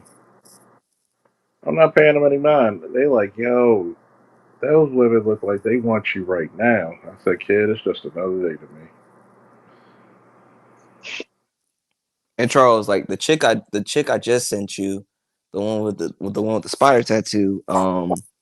We met at my first job when I was stocking shelves at the store Mm-hmm. after I got out of college, and Mm-hmm. she was a barista at Starbucks in the store. And crazy thing is, you know how I knew she really liked me at certain point. When she wanted to give Mm-hmm. me something that was frothy, Yeah, like nothing really. Sadly, nothing happened with that situation, but we met like What do literally. you I mean, was headed. sadly? Hey, I wanted something to happen with that. I mean, shoot, yeah, Charles, you seen her, yeah. but and Naima, you've definitely seen her too. But I saw her in the clothing section when I was headed to the break room, and she had Mm-hmm. something new on, and then I was like, okay, give me a spin, and she just gave me a spin around and show it off to me, and I was like, Damn. oh, that worked. I never had a woman spin for me. Yeah. See, what you're not used to because you're still relatively young, you're not used to being the one who commands the Starship Enterprise. You're used to being in the engineer room, but you're not used to sitting in the captain's chair. Because the thing is, I was a three-sport athlete, and when it came to basketball, I didn't get to a high level, but I was the manager also for the varsity, so I kind of saw what treatment the like the star players and then what they were getting. Mm-hmm. Like I'm talking about the parents to give them like they're just credit cards and just let them go, let them do whatever they want. They got Oh, the nice golden child cars. treatment. Yeah, Yeah. pretty much. Like they were kind of like very pampered, seeing all types of women. When they were lower classmen, they got the upperclassmen messing with different Mm-hmm. chicks from different schools, seeing them with different chicks all around. Just So one boss. Have you ever had a chick cook for Mm-hmm. you yet? no, I cook for myself. I've only cooked for myself. I ain't put it to you this way. The day you have a chick cook for you, you'll get everything I'm talking about. Because when that chick cooks for you, she trying to prove a point. When that chick cleans, Lost. she trying to Oh, hold God. on. Trying to cook Mm-hmm. for you, she trying to clean for you. She trying to prove a point. I got a cat. Market territory. I got a cat. Mm-hmm. Even last night, the cat was with Shorty, and the cat doesn't like people with bad spirits. The cat was coming in and out my room while she rolling up Mm-hmm. her, and the cat just enamored with her.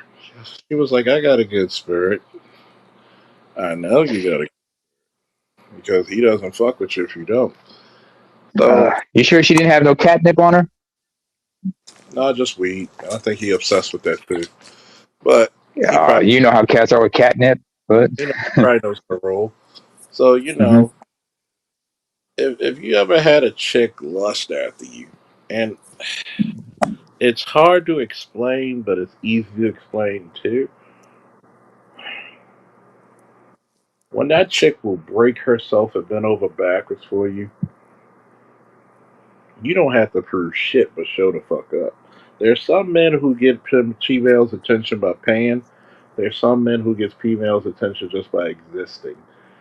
See, you're going into your villain story arc, your villain origin story, and it's like this. I would just tell Shorty, like, why are you always on me? I would just, why are you always on me? You're a married woman. You're not. I'm not doing anything out the job. What's up? Why are you always on me? I'm minding my business. I'm not doing anything to harm you or anybody else. Why are you on me? And it will what? Shut the conversation. It would do two things: either shut the conversation down or prove right. You either want me or you just a bitch. Which one is it? And that's why I said if you when you start getting chicks who will cook and clean for you, Mhm. I purposely had my room junkie for this one chick, and she came over. I was like, well, I'm not finished cleaning it up, but she wanted to come over so badly. She started cleaning up my whole room, swept and everything, and mopped, just to get my dick. So I have to understand what role do I play in this fucking play in this pasture. When you have a beautiful woman cook for you or clean for you, that's power. Mhm. I didn't have to do anything but exist to get that type of treatment. That's what a lot of black men are not used to. When you look like something, when you talk like something, when you move like something, you act like something, that's power. Yes, a Mhm. female's gonna have to come with more, but that's when a female lusts after you that's 3/4 of the way you're winning. And a lot of chicks you're gonna find out in the near future, probably this year alone. Mhm. When they find out you got your own spot, even if you got a roommate, if you got your own spot, that's a major victory. We ain't gotta hear your mother. Mhm.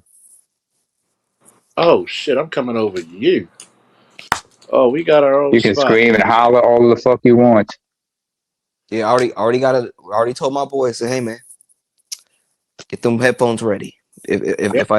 If I would have brought Shorty over, if that plan would have gone And let together. me let me add on to that if I may. It's about Okay. making a Go woman ahead. comfortable. Thank you. Yeah. Cause I'm gonna tell you something, and this ain't no knock. Women are not really comfortable with the roommate situation Mhm. because they always worried about like some sort of gang rape type shit. You know, I'm not Uh, Yeah, saying you true. can't get a chick to come over and shit, but I'm just saying that's always going to be in the back of a chick's mind. You know, what if Hmm. these dudes gang up on me? But when you get your own spot and that shit is clean, you feel me? And Hmm. that's the big thing. Keep that shit clean, especially your bathroom. And your kitchen. Yeah. Woman wants to sit her ass down on your toilet.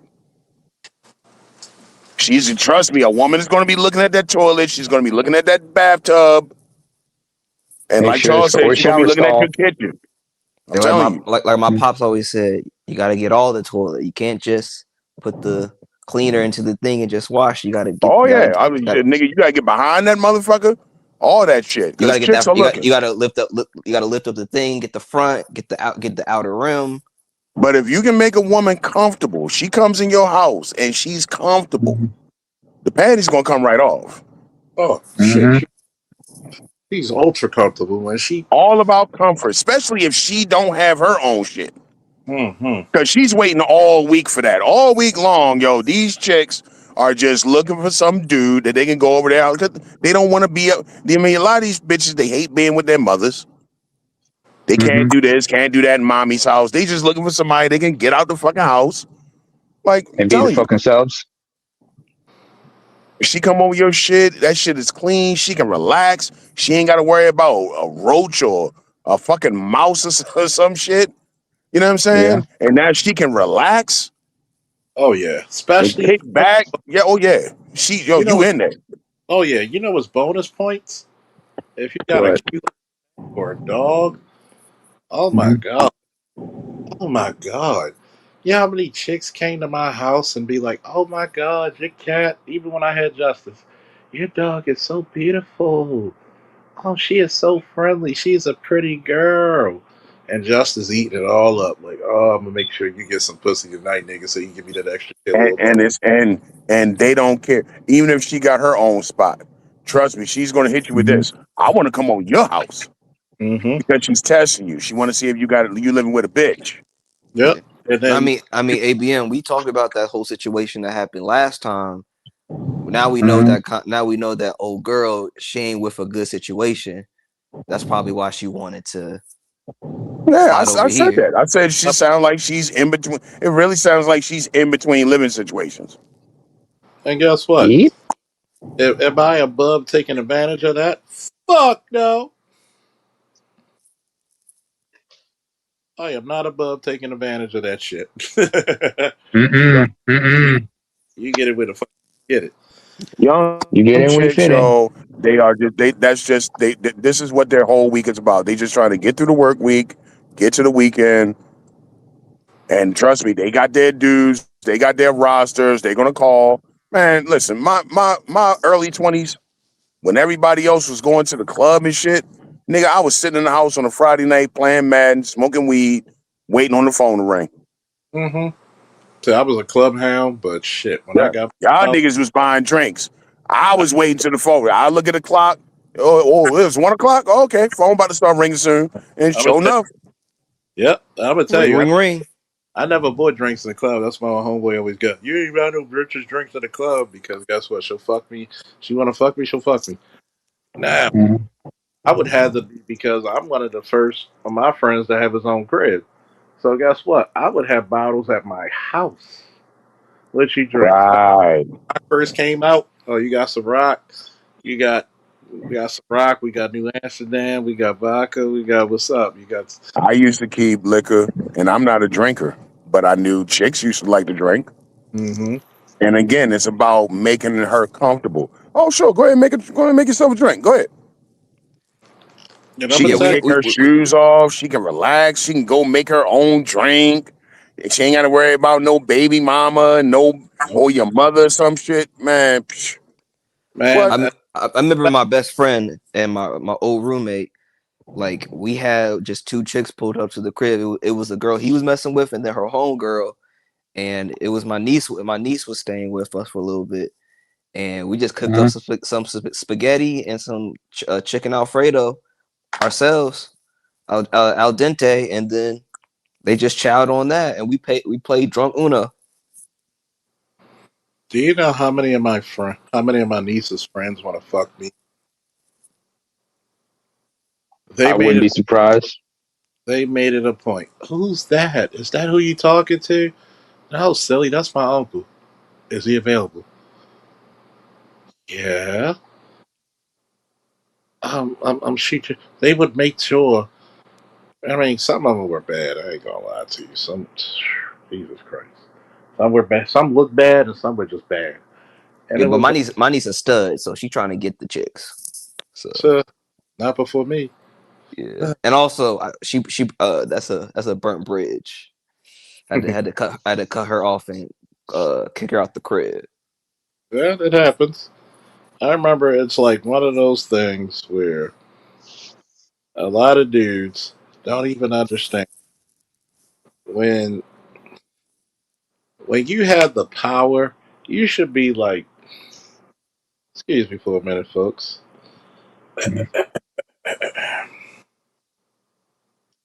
Let me see this. Let me see. Like Oh. motherfucker,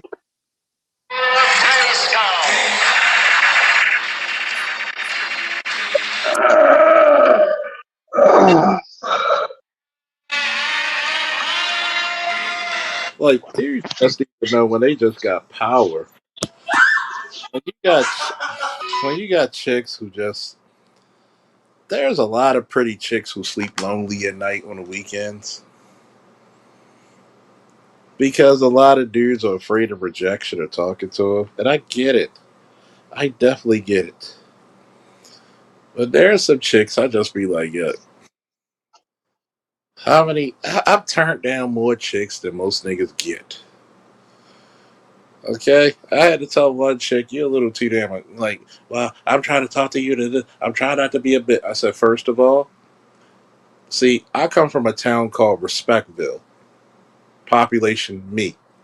If you don't like it, stop talking to me right now. Because first and foremost, I'm busy sometimes. I can't be on the phone whenever you want it. Just like I expect you not to be always available. So if you can't do that, we can end this shit right now. Oh, I love the Right. chick said. I'm not gonna lie. I love the way you put it out there, the communication. Yeah, if I say, "Hey, how you doing?" that means I'm thinking about you. Hey, how you feeling? I may not be able to have a conversation with you at that moment, but guess what she said? Oh, I love that. She was turned on by it by putting her back in check. You're Yeah, I dealing. don't. Yeah, I don't get why these chicks think they can just openly disrespect you and then it's just gonna be all great. Like that goes It's into a shit test. It's a like shit test. That's like the nature of it. that goes into the second situation that happened today. Like so Naima, you wasn't here for the earlier part. So Mm. at my work, folks be trying to get over people, trying to have people do extra work. I make them pay. So pretty much they pay me to do Okay. any extra work they need to do. I get paid. I was chopping it up with one of my homeboys who was a male server. We chopped it up and Mhm. he said, like, hey man, you gotta get your money, you gotta get paid. And I said, hey man, like, whether the chick is ugly or pretty, she gotta pay. And the price is the price. Like, a lot of people like struggle, like they don't like the price, There's but the no price is pretty the price. privilege. Exactly. And the thing is, we talked about it after the fact that we think that's the what set old girl off to cause what she said. So she comes out the Mm. wings out of nowhere, just like talking about like kind of like we're pretty much questioning my work ethic. Like, hey, well, you doing this? Don't make sure you're doing your main job. And also, she's doing this right in front of the manager. She's trying to undermine you. Yeah, so that's why I said like I think we think the conversation we were having about whether pretty or ugly, she got the chick got to pay.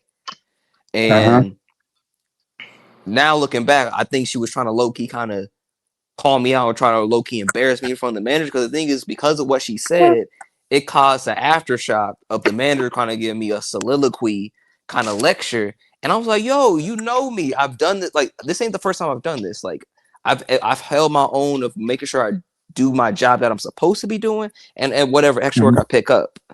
And everything works out. And then always, like, I'm consistent with that.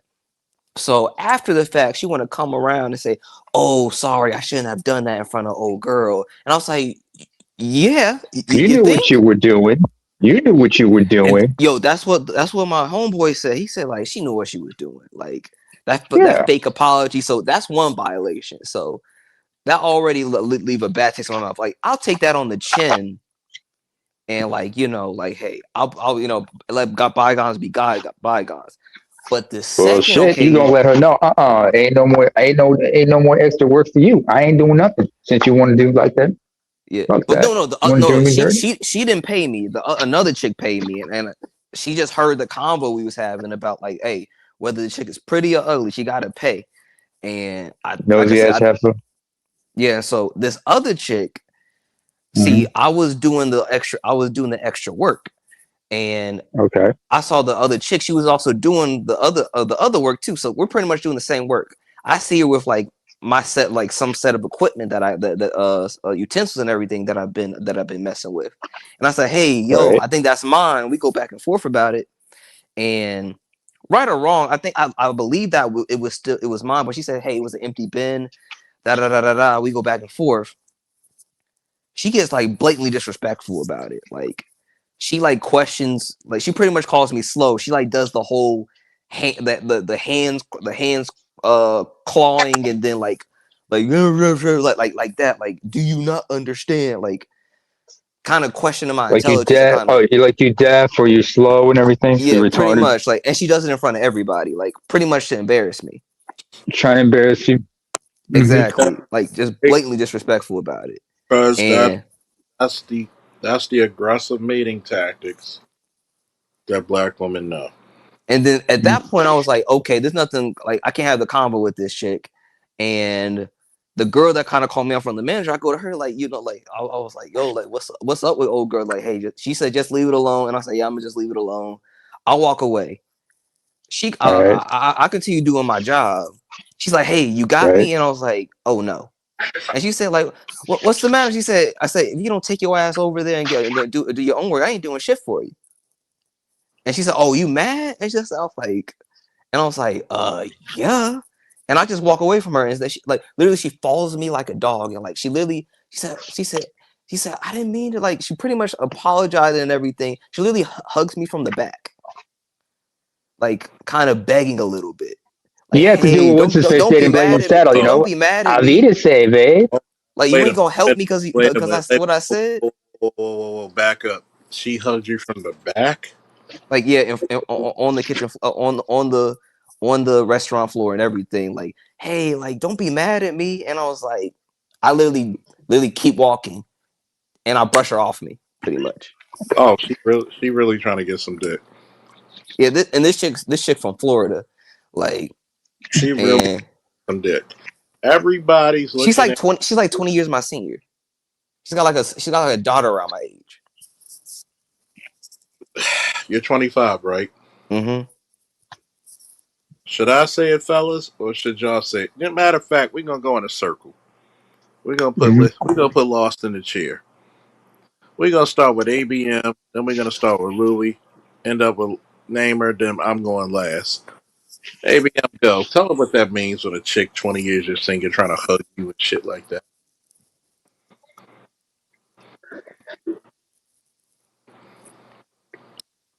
You might be busy. ABM? You up? All right, Namer, go. Yeah, we'll go back to him. We'll go back to him. All right. Trying to hug you from the back. One, she trying to mommy you.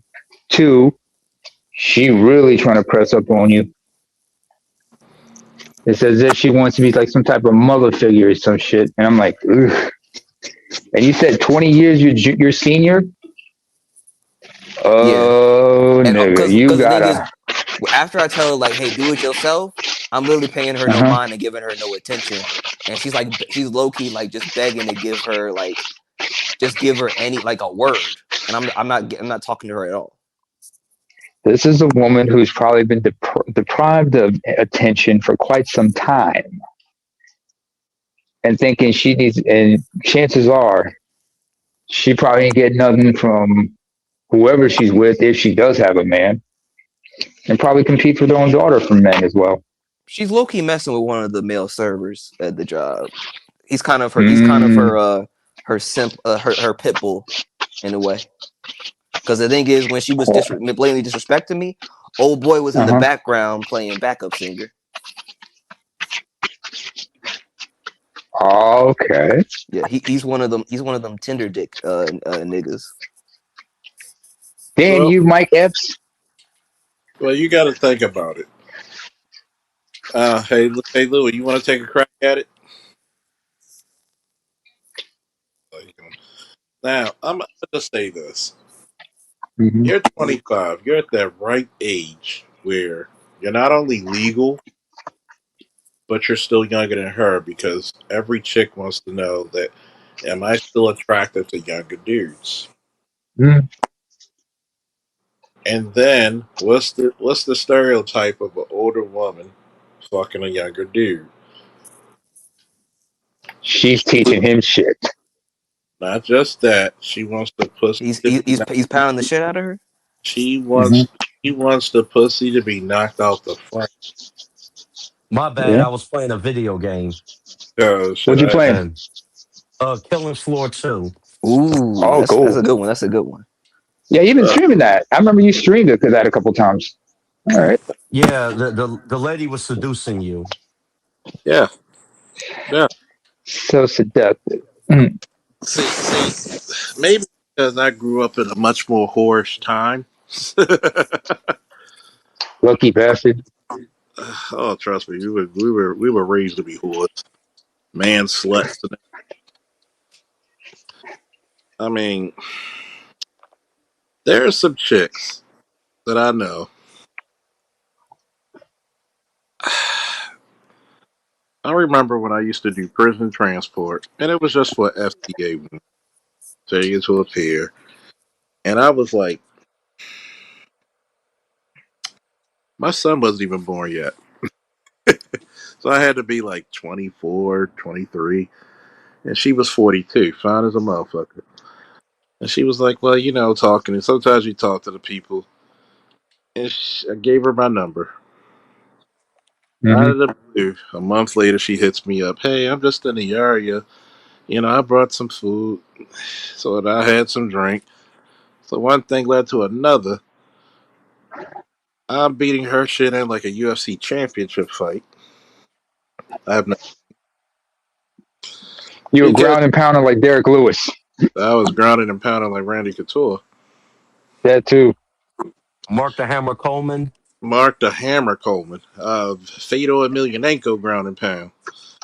I mean, there are some things Nah, because he's more with the submissions, but yeah. Oh no, Rogerio Sakuraba. Nogueira, oh no big, no little dog, little no nog. no Fedor had some vicious ground and pound. I'm gonna tell you. Here's the part where people don't get. Sometimes you get with that chick and you Hmm. have nothing to offer but physicality. Stop thinking that women just look for the. You'd be surprised who finds you attractive and just wants to jump your drawers. I, I've been approached by women who kiss women, who love women, in relationships with women, Low and key get, switch hitters. Okay. and you think I'm not going to take advantage of that? Bishop Bullwinkle. Hell no to the no no no. And it's the fact that how can I say it? Lost, you hang around me, I'm gonna make you an evil motherfucker. You're gonna corrupt this young man. Damn you, Charles.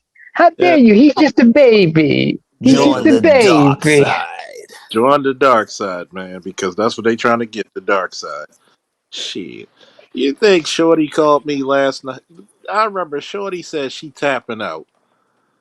I mean, she came so hard. I thought the bed sprung a leak, and I forgot I don't have a water bed. I'm like, and she's sitting in front of her girlfriend, smiling. She hits me up in the morning, and I'm like, Mhm. "Hey, how you feeling?" I'm feeling great. How you? She's like, "I'm feeling great." She's trying to like, I'm. She was like, "I had no expectations, but I'm pleasantly surprised." I was like, "Not bad for 43." She's like, "You're 43. I thought you were 12 years younger." Bless your heart, sweetie. Bless your heart. Mhm. You'd be surprised who finds you attractive.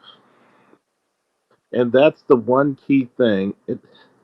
Y'all better never ever have me at the conclave and it's Rome Wills, cousin Tito, and myself. Hmm. I will Oh, the cigars, the drinking, and everything. Goddamn.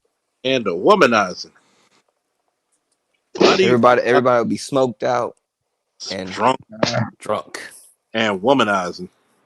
You think Mhm. that's the reason why I can't go to Atlanta? I almost got kidnapped by 8 bad bitches with my girl with me at the time. And I'm thinking to myself, like, I remember one chick had me so fucking. I don't know. I must have been horny as shit that day. I was like, bitch, leave me alone if I suck the titty sweats off you. She just looked at me, paused. Like, she looked at me confused. Like, I'm not gonna lie, I never had that shit done to me.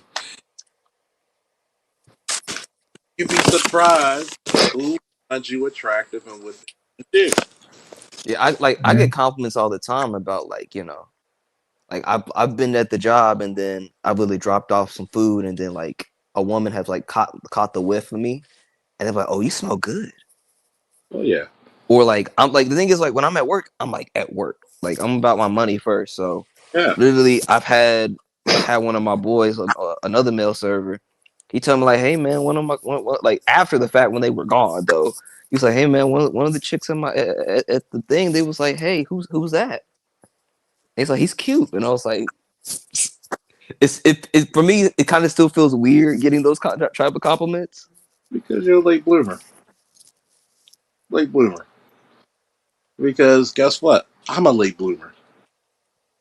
But I just been corrupted by the dark side for so long that I don't know if I'm a Jedi Master or a Sith Lord anymore.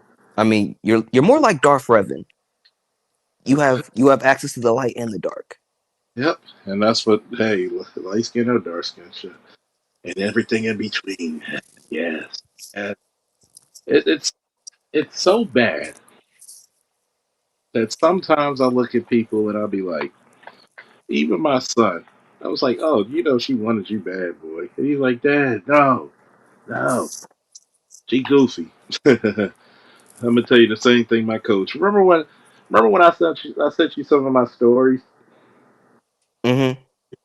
and how the main character is, and you know how the female is so doting on him. Yeah, I can literally, when I read it, I can visualize her like kind of just like her head on his arm, or like kind of like just like gently tapping his shoulder, like don't be mad. Yeah, I write that because of experience. When chicks be like, oh, "Don't be mad," and don't do that. But if you notice one thing about the character, when he's on his flirty shit, he's on his flirty shit. Like, oh, she's intrigued. And oh yeah, I gotta send you the one where she makes her AI confessions. Yeah. That's like, yo, you give me Dana giving me a good portion of the novel to read. All the transcripts I'm getting. Oh yeah, it's pretty much. You gotta put your testers out there like a good drug dealer.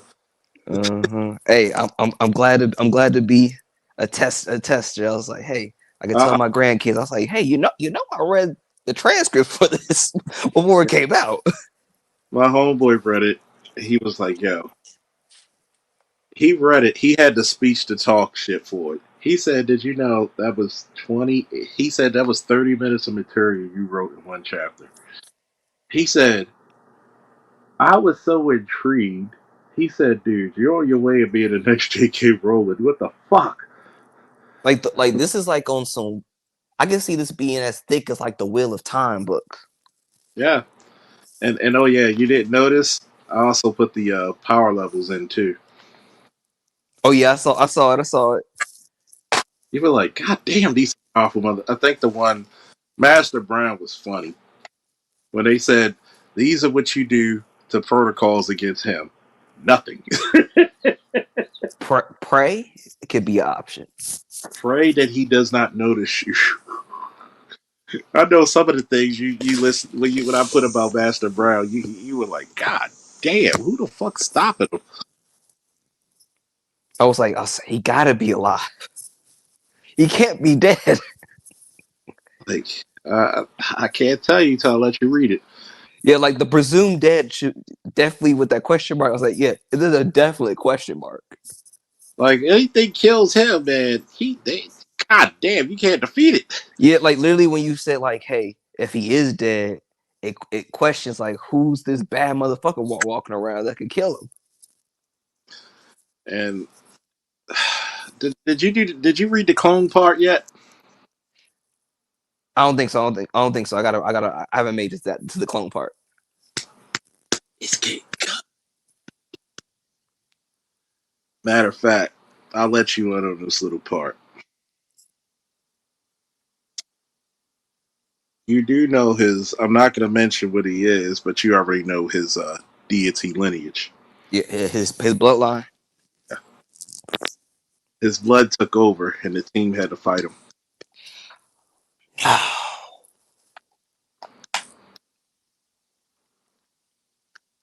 Not going to tell you what happened part, but whew.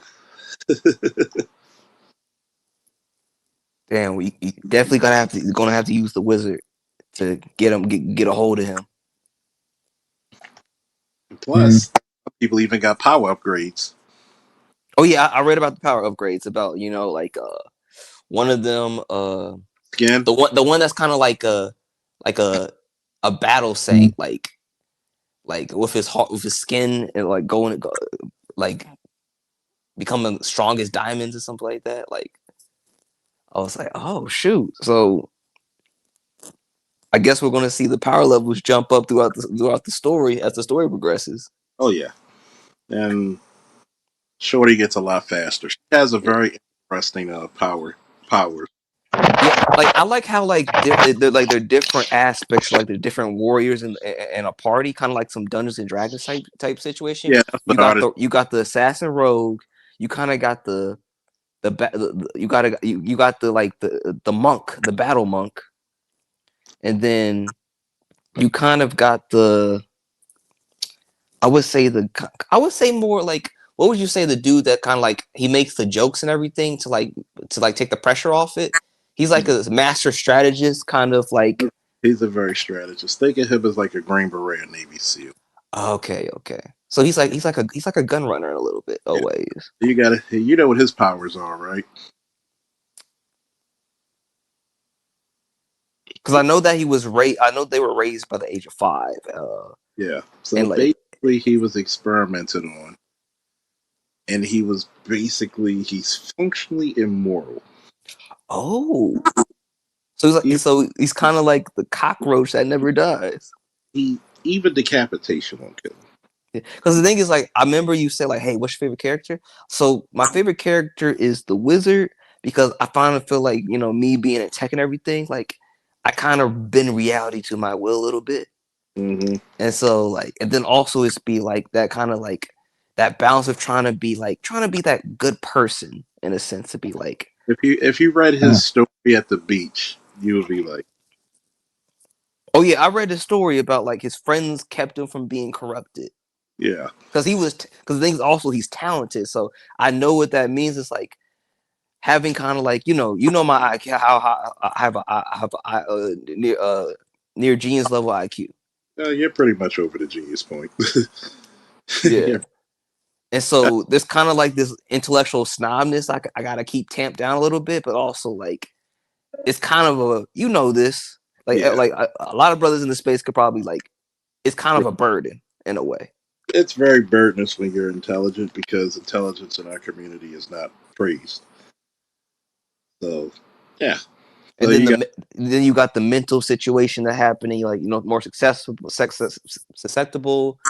I studied in health class about drugs and alcohol. We're more susceptible to over use those because stimulated. we just think too much. Like we just need something to quiet the noise. Yeah, and it's funny because when all of them are giving their stories at the artist that likes the sniper so far, he says he's intrigued by him. Oh yeah, Uh, with the about him being what do you call it, guilty about his brother. yeah, that was some deep story shit. I'm like people who read this was like, dude, you're a good damn writer.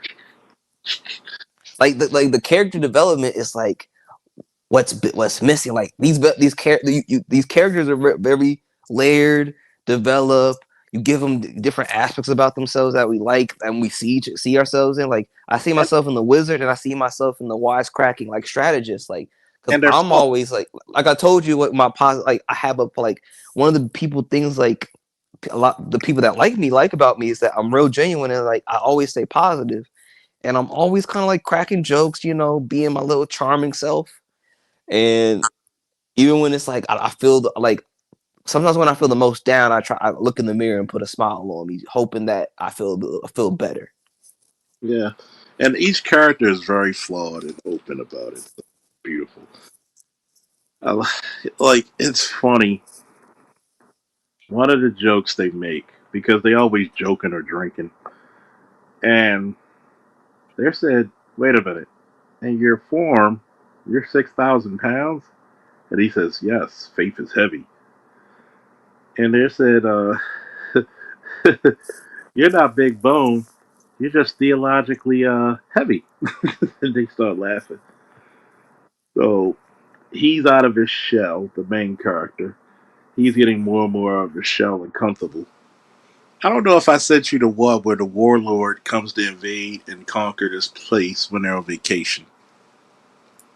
Yeah, I gotta go to the ones I haven't read. Like I might have that one Because down. that is funny Because notice there are things I might say in one chapter you don't see it again until several chapters down the road, and it builds up because now their legend is starting to grow a little bit, but they're very humble and low key. So the main character, he likes, if you heard his background story, and especially the Cub shit, they were riding his ass about the Cub nickname. Oh my Yo, that could be that line just Cub. That could be like the underlying thing for like the whole series. Like even like I can see on the final battle. Hey, like I can see like final battle like a mention of Cub, and then like something big is happening. yeah, it was so fun. You didn't read the one where they were on a mission. No, I read that one. I read that one. Like come again, Cub. Even the fucking wizard got in on it, and the fucking straight man who's the sniper. That was And then when they meet the person at the door, they said like, "Who's this?" He said, "Cub." I was like, yo, not using the code name as the greeting. like Cub, and they're like, especially when the hologram version of his master is telling the story about him, and they're just ragging on him the whole like, come in, Cub. When you left, Cub.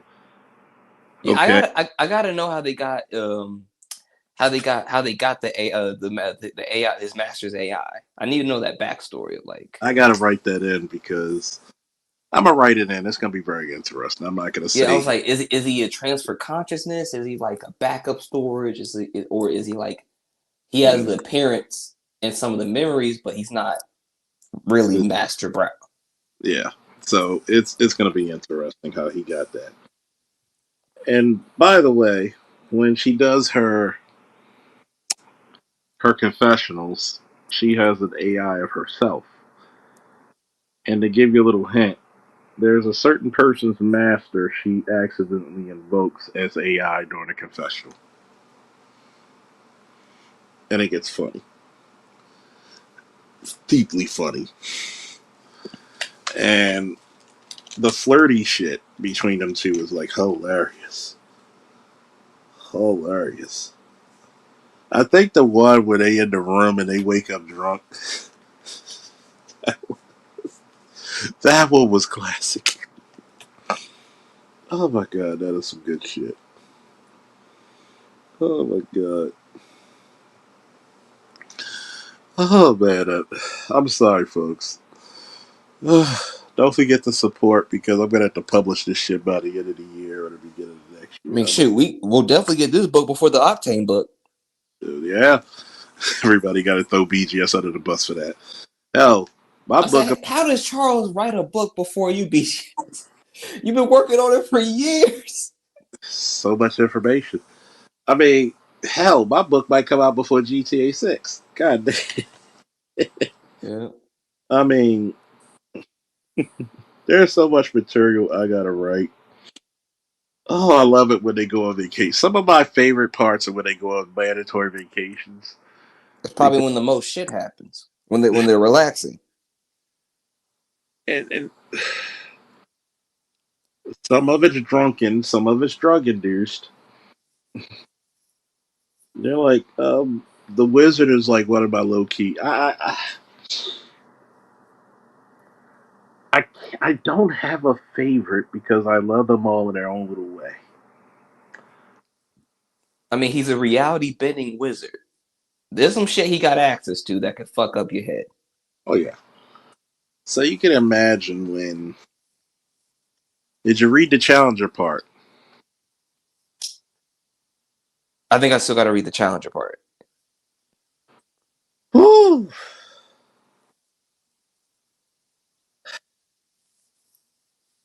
Oh boy. Because I've read the one where he's in the arena and everything like that. But yeah, I think I need to read that other part. He fucked them people up, did. Yeah, like when Master Brown said, "Oh, I could see the gravity warp around you. That's how I knew you were royal blood. I was like, oh shit. He was like, yeah. He called him Cub. He's a lost cub. He doesn't have a pride. Yeah, and I also need to know the backstory. Like, if he's of royal blood, why isn't he with the royal family? Like, if he's so important, why is he just moving around? One, to give the backstory, he was trapped on that war planet for years, and they thought he was dead. Well, that would do it.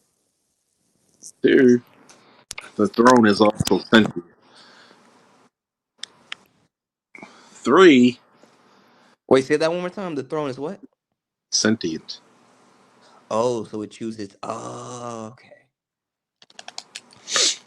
So, do we have an emperor currently, or do we not have an emperor currently? Hmm. That's the question.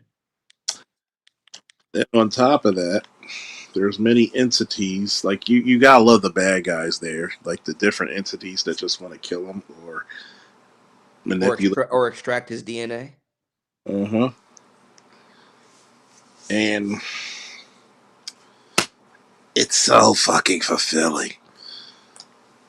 Oh, it's you'll be surprised how many people are interconnected. Charles, you got you a Black Manosphere Classic coming your way. Oh yeah, you'd be like, how the fuck? And it's funny because I'm surprised I don't have the characters cursing much. They don't really curse too much, but you could feel every bit of anguish from each person. Like Yeah, I, when the wizard was talking about, like, you could hear the shame in him about what he was doing. yeah, He was you could tell that he was just pissing out his life away, his talent. Like, meanwhile his boys, they didn't have his gifts, but they worked as hard. They were work hard. They were studious. It's just like there were different aspects of him. Like they did, but the one more important thing is that they never gave up on him.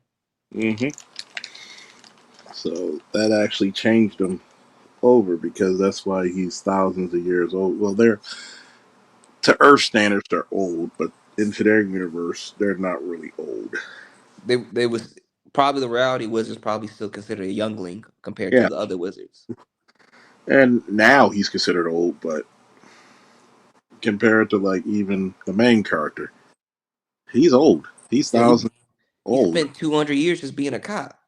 Yeah, but he's still considered like late teens, early 20s in his people. So he's lived a lifetime, but to them, it's just regular time to them. So, Man, I and can't plus, wait till they get the signs perfected because they said based on my generation, they're expecting the first person to be over 200 years old in my generation. oh yeah. And what he does with that also tells you what the generation is worth. And it's funny because I'm writing a book about that because when they sit around the campfire and you hear the big guy, I'm being very vague so nobody can steal my shit. So it's funny because he's opposite of the archetype of the big guy because you know the big guys in most teams are not smart. Yeah, And they're mostly like the tanks. They're not really the leaders. yeah, and he's literally a religious holy man back on this planet. Yeah. So And he literally has to he literally studied theology, philosophy, yeah, a little bit of because seminary school they teach you a little bit of sociology also because you he's got know theology, manipulate. psychology. He's a Yeah, PhD. He's considered a PhD in his world. yeah, because you know So manipulating of the masses and everything. You know, yeah, it's so social he experiment. and you seen the dichotomy of him be choosing between faith and action. So you seen and did you read on the female's background? Oh yeah, about her how she became a cold assassin and everything, and then even she had to cut ties with so many people after after a certain event happened. Yeah, and that was like, whoo, Lord. It's a cold motherfucker.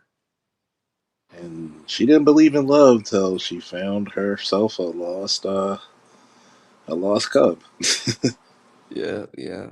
I was like, at first I wasn't gonna make them romantically linked, but the story kind of sold itself. It just happens. You know, you, you get to. I could tell as the writer, like, hey, this wasn't meant to happen, but it just happened. Yeah, Sometimes the story writes itself. yeah, that's what it's basically doing, and I'm intrigued because people say, "Oh, you're using ChatGPT," but guess what? I'm writing like fucking 4 paragraphs for ChatGPT just to help me formalize it. Like you're actually using it correctly because the thing is, like, people usually generally say, "Hey, just just give me a story," but you're actually breaking it down. You're using GPT as a tool to where you're kind of creating pieces of the book to where like you kind of have a skeleton to work with. So now, like, hey, all you got to do is put the pieces together, It's just and helping me then formatting, and I'll go back and change it and add more stuff, and it will change it completely. And that's why I always take. You can tell when there's a much more serious tone because there are some chapters devoid of comedy where you know it's getting dark. And when it gets dark, you see a different side. Like, yeah, you see, like I remember the first episode of Samurai Troopers came out, and it's this old anime cartoon that man, warriors. That's what we called it back in the 90s. I said Charles probably knows about this one, but Mm, I just saw the first episode of the revamp one. It got dark on the first episode, like you gotta, blood, bodies. I was like, damn. you gotta put the, you gotta put the, you gotta put the set the tone. And when you write stories, you gotta set the tone and make sure people feel where you want to go with it. And the funniest part that I found out about writing, because mostly I've done artwork, is that how do I make people feel these characters the way I feel about them? And I'm little by little, I'm just saying, make them people, And I make think them. that's what's missing in character structure nowadays. It's like you got all these agendas and all this extra fluff. I was like, all you got to do is give them hearts and make them people. Like, Yeah. And if you notice in the story, you don't have too many agendas, if any. You have psychological, you have ideological. There's because no. Go ahead. there was this animated movie, um, um, that came out on Netflix. I forgot what it was called, but the thing is, like, you learned about the character, you saw the conflict, and everything. It's not until the end of the movie that you learn that she's a lesbian. Mm, Oh, like, oh yeah, and then like you find out like, oh yeah, and also she happens to be gay, and I was like, oh okay, so I was like, that's how you do a story because the thing is, I actually got to know her as a person, and then like, oh yeah, she happens to be this. yeah, They made the central character's identity into that rather than just make it like, oh, this is just something about her. yeah. And that's why when you read even the main character, he tamps down what he really is. Why do you think what is his greatest power? Restraint. And he had to learn, especially when the AI came out and they told him, and the team found out what he did. They were like, "What's this video about?" Wait a minute, that's you when you were younger. Wow. So there's a lot of stuff that goes on that they find out about each other, and they're like, somebody had a history.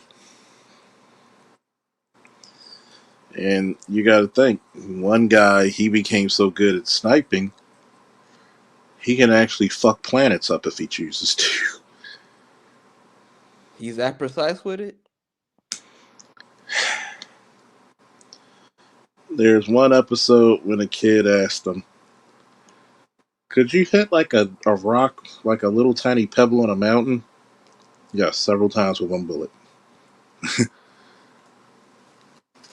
And plus, he could change the actual he could change the projection to wherever he wants it to be. Is this a manga you're talking about, Charles? You writing a manga? Little manga, little American comic book, little novelish, little Yeah, all of the I can see this going through different mediums. a little all of the above. Sounds interesting, don't it, ABO? Yeah. I'd be like, gotta put my foot in it. Be like, I'm gonna go shop around when I'm done, at least with the main first chapter, to be like, hey, y'all try to have the next blockbuster shit. But I need to go to Japan for some motherfucker to be like, hey, this is some good shit. Ah, There is a black owned anime studio. oh yeah. Like, I be like, what up, niggas? I got some shit for y'all. Y'all ready? Whew. Well, you know what to do. Get that shit printed up and take it to BlurCon. Yeah. They take that shit to BlurCon, get a T- couple of like testers out. Be like, oh shit. And shoot, take it to the conclave. You never know who you gonna bump into. Like, we print this shit out now. And notice you see a lot of masculinity in that book. You even see a lot of femininity in that book. And yes, is she a strong, persevering female? And guess She's an what? assassin. Yeah. But she has what about her? She's never forsaken her femininity, did she? No.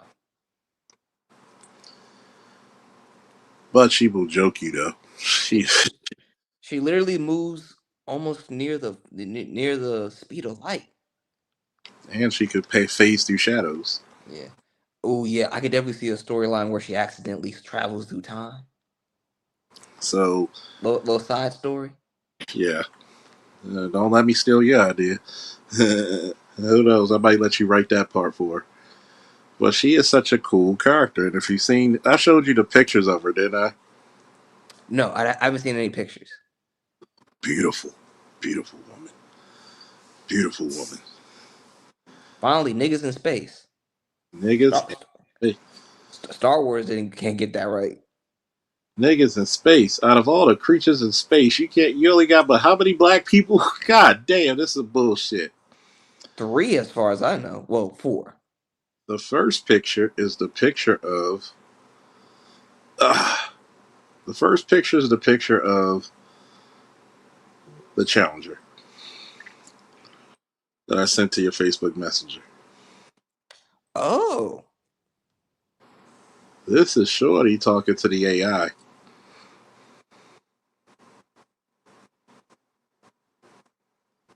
Here's a picture of the Master. Master Brown. Here's a picture of the big guy and Jax. Here's Salvation and Damnation. So does the salvation morph into the damnation, or there's 2 separate swords? Two separate. Okay. Here's some of the bad guys.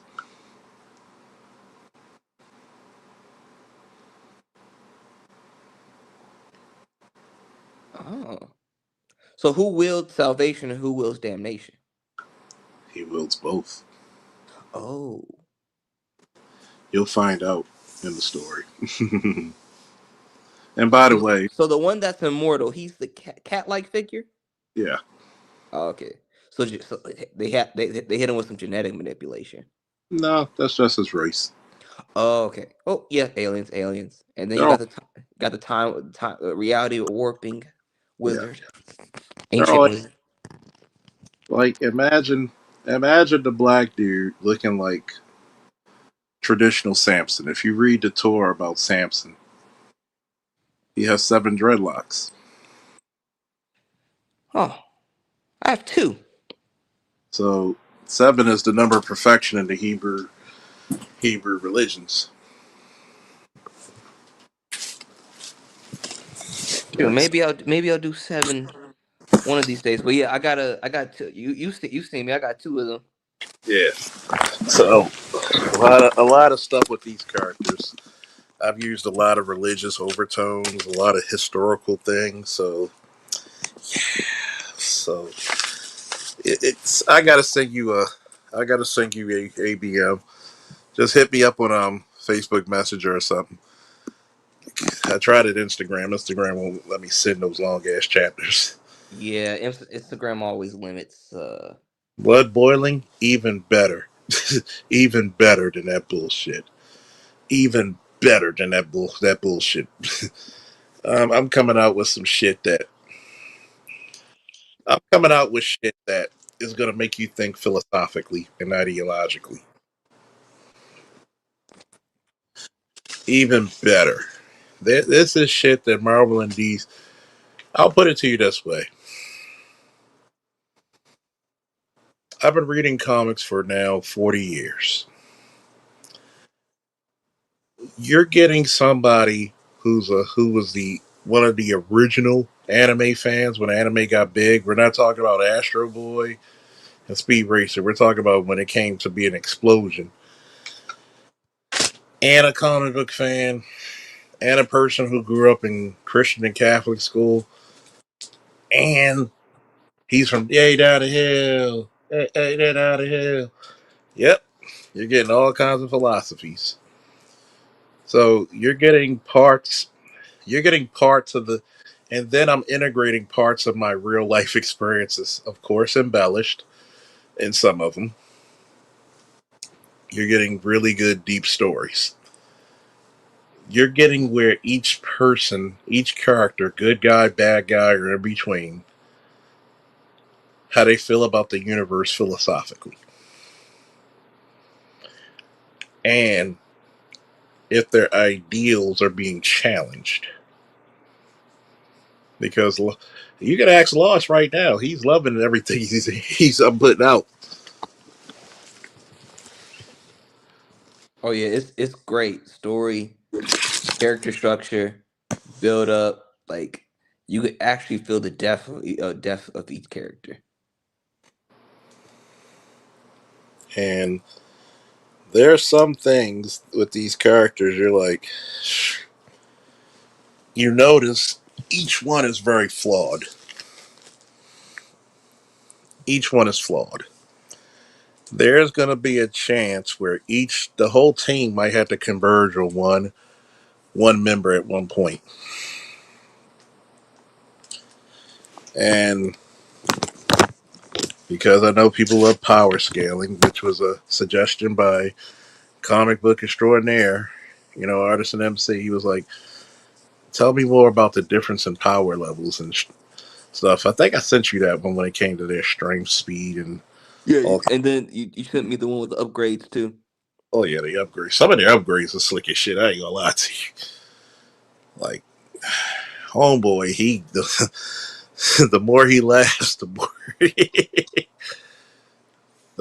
but he doesn't realize that because of his PTSD, that's how they He force. copes. Huh? That's how he copes. Yeah, in a lot of ways, yeah. Because a lot of them, and I could talk about PTSD because that's what I suffer from. And PTSD is just people who've been in the war. I mean, let's say you were, even if you weren't sexually assaulted, but almost sexually assaulted, attempted, that's still PTSD. You going in a car crash, you may be afraid to get in a car again. That's PTSD. So when you read Shorty's background, not to give too much away, you would feel why she was, seclusive about getting close to people. I mean, death was kind of her was part of her profession, but also followed her. Like Yeah. So when you read her, this is talking about a story that you could tell, oh, this guy really knows black women. Like this is like many of us. To be honest, if I could say this openly, which I probably will, that's pretty much she's a combination of many of the ex girlfriends I had, which is almost cheating for me because there are some great things about them and there are some not so great things about them. Yeah, you combined all the great things, I'm guessing. Well, I combined all of it. Even some of their flaws were great. But if you know women, women are going to have a certain level of how do we say women are naturally going to be, you know, what's the word I'm looking for? Subconscious. They're naturally going to be subconscious. So And that be, I also noticed when you talk about the religious symbolization, the lion with the Lion of Judah and everything like that. oh yeah. So when you have a lot of those overtones, people would get it or they won't get it. There's certain I'm not going to mention the name of the empire he's a part, but if you look up the name, you'll find out. You'll probably be you probably did knowing you. You probably be like, you son of a bitch. That is so clever. And you know what I'm talking about, right? I haven't like I was going to search. Like, crazy enough, you took it out of my head. I was going to search it up and do like a deep dive, but I was like, As a matter of fact, go look it up right now. Just take the empire name. I'm not going to say it overline. Take it and then put it in a Google search and tell me what you find. Don't say what it is, but tell me if I'm a clever son of a bitch or not.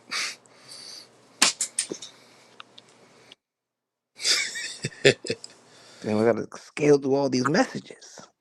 Oh, yeah. Well, if you, yeah, you probably do have to scale through all the messages. God damn. And it's the royal bloodline he's from, right? Yeah, the Empire. I'm Okay. not even gonna say what that starts with.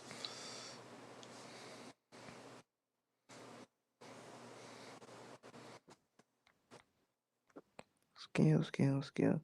But also, while I'm looking for my stuff, so Shorty, she's trying to be all like let me finish up the story. So Shorty's trying to be all apologetic and everything like that. Like I said, she hugged me from the back. She said, "You still mad at me?" and everything like that. Follows me around, and then she kind of gives up a little bit. And so I'm giving her like the silent treatment for a period of time, and then it all comes to a head to where like, hey, like we kind of like we're kind of like in the kitchen, and she's like, "Hey, you still mad at me?" I'm like, "I'm sorry," and then like I apologize, and I was like, and I said I'm sorry, and I was like, not good enough. Like I take it with a grain of salt, and I was like, so I said, okay, what are you sorry for? Because if I'm gonna need a real apology. What are you sorry for? And then she gets all flabbergasted, like her eyes get big, her mouth drops. She said like, and I literally said, I literally gave it to her. I'm sorry for, and she goes off like she starts going off again. I was like, like, and my boys they was the other male servers and everything. They say, "Hey man, you just gotta take you gotta take this. You gotta just take the sorry and just move it down." And I was like, "What?" Like even with my homeboy who I was chopping up with earlier, he was like, "Hey man, you're right, but at the same time, she's not the type of chick that's gonna be able to want to give you that full apology that you deserve." So they was like, "Hey man, now you know what type of chick you messing with and you dealing with." So they said, "Hey man, just take the apology."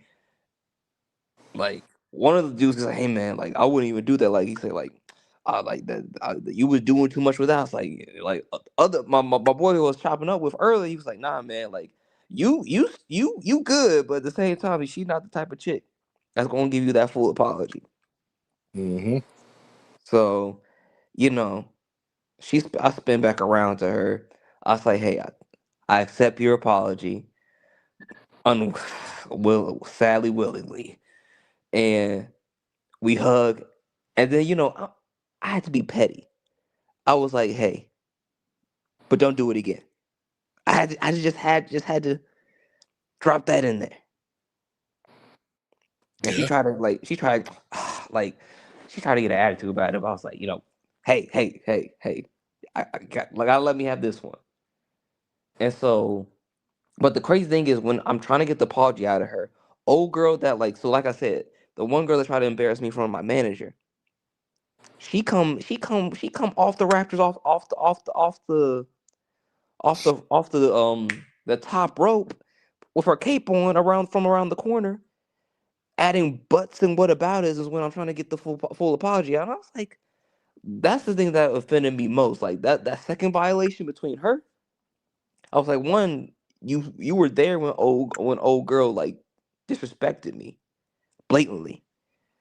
So you playing defense force against her like that offended me even more with her. Like that offended me to a level. It's like what what the hell are you? Where the hell are you coming from? Like you're not involved in any of this. Like who are you? Well, because they always got to come to each other's aid. Yeah, and that's the second girl I sent. Of this, I sent the photo to the one that works in the nightlife and everything like that, Oh yeah. and that was like charging dudes for like the number and everything. Like I was like, like the thing is like, I thought we was cool, and it's on top of that, we've known each other longer than old girl. Like old girl's like new booty, like she's new, and so I'm not understanding like why you going along with the cape with old girl, and so currently right now, like I'm kind of icing her out. Like if she want to talk about it, like I'm gonna break it down to her. Like, hey, if she try to hug me or anything like that, like the one that tried to embarrass me in front of the manager, and then try to come to defense of old girl that tried to disrespect me, I was like, yo, like you thought we was cool after all that? Damn. Like the first one left a taste in my mouth. Pause.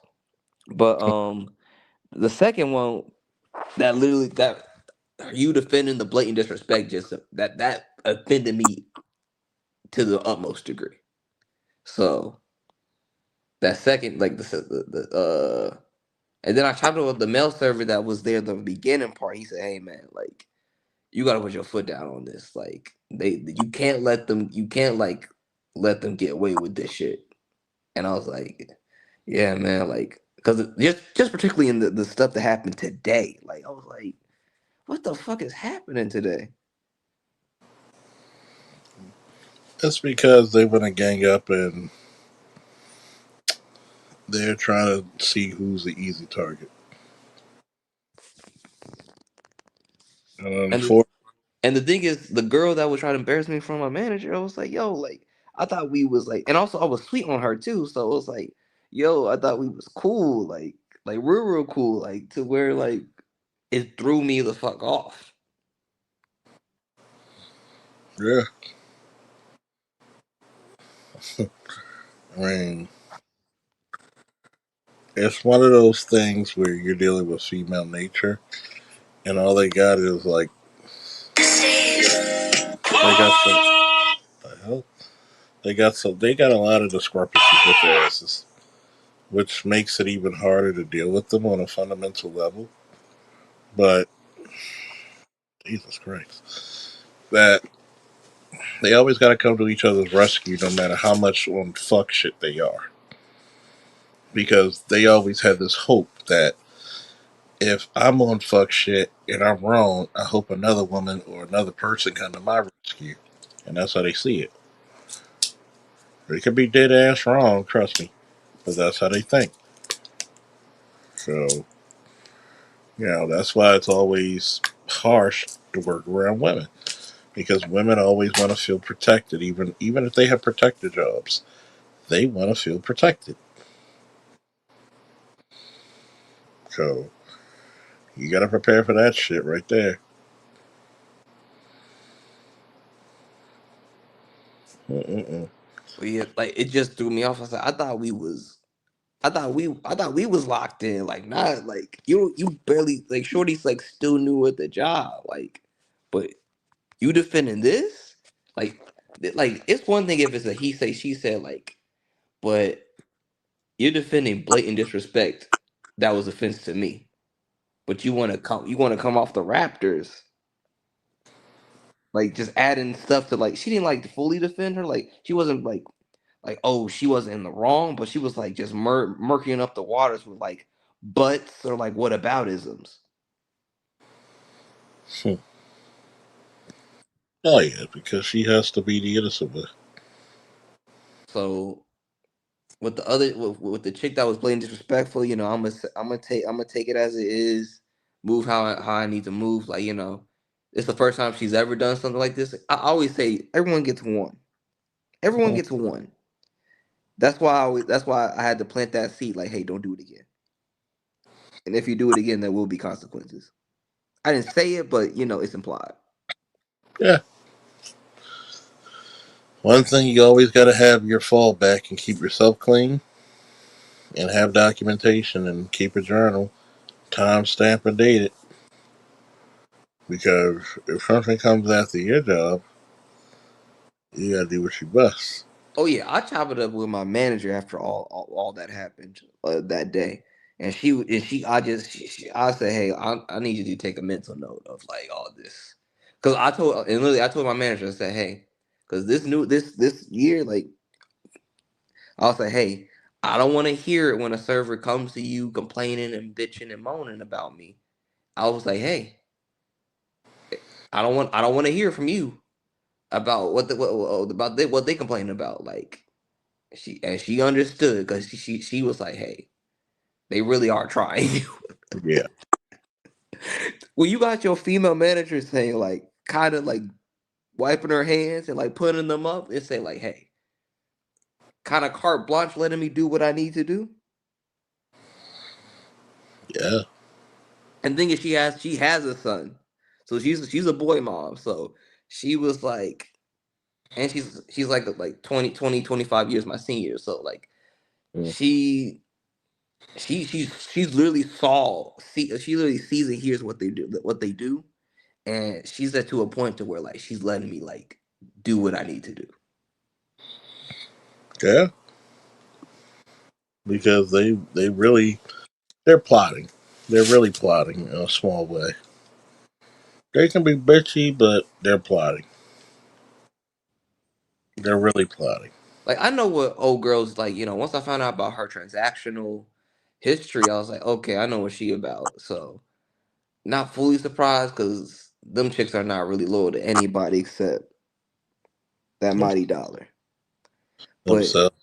also, I was like, damn, like you know, being that I got the number free, I was like, okay, I thought like we had like a kind of a different situation, but now you kind of slightly dissing me because you felt some type of way what we were talking about when it came to the money aspect about hey, it don't matter. I feel like her being transactional and then her in that money aspect. That like I said, I think that's what triggered her. Cause you like, I get paid, nigga. Like Yeah.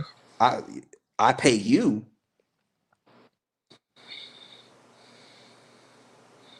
I mean, at some point,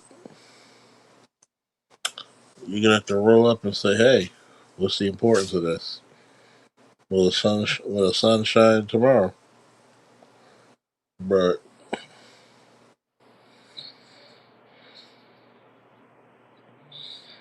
I mean, you might as well say it from. You might as well say things like that. It's gonna be just fronting. Some of them are just over. Let me jump back with But yeah, but yeah, I was like, okay, I'm gonna just take it as is, and then I'm gonna just tell Shorty like, hey, you ain't on the court, but you on the bench for right now. Like, I'm good off you for the moment. Like you ain't fully out, but at the same time, like you ain't all the way in. Like Yep. So, because the thing is like, especially like when you know somebody for a period of time, it's like, okay, we're supposed to be at a different level. Like you ain't supposed to. It shows a level of disloyalty on your end. So now I gotta check. I gotta check that shit to see like check the temperature of you. that'd be an interesting state of affairs right there. Shoot. Any last words, anybody? Yeah. Also, I looked up the Empire's name. I was like, oh, Clever, okay, isn't yeah, yeah, it? That's how you do your research, nigga. yeah. But I appreciate you, Charles. You know, y'all gave me a lot of insight to think about today That's because I was like, wait. She wants a piece. yeah. Let's think about it. What did Brown tell the character? Just live a little longer, kid. Just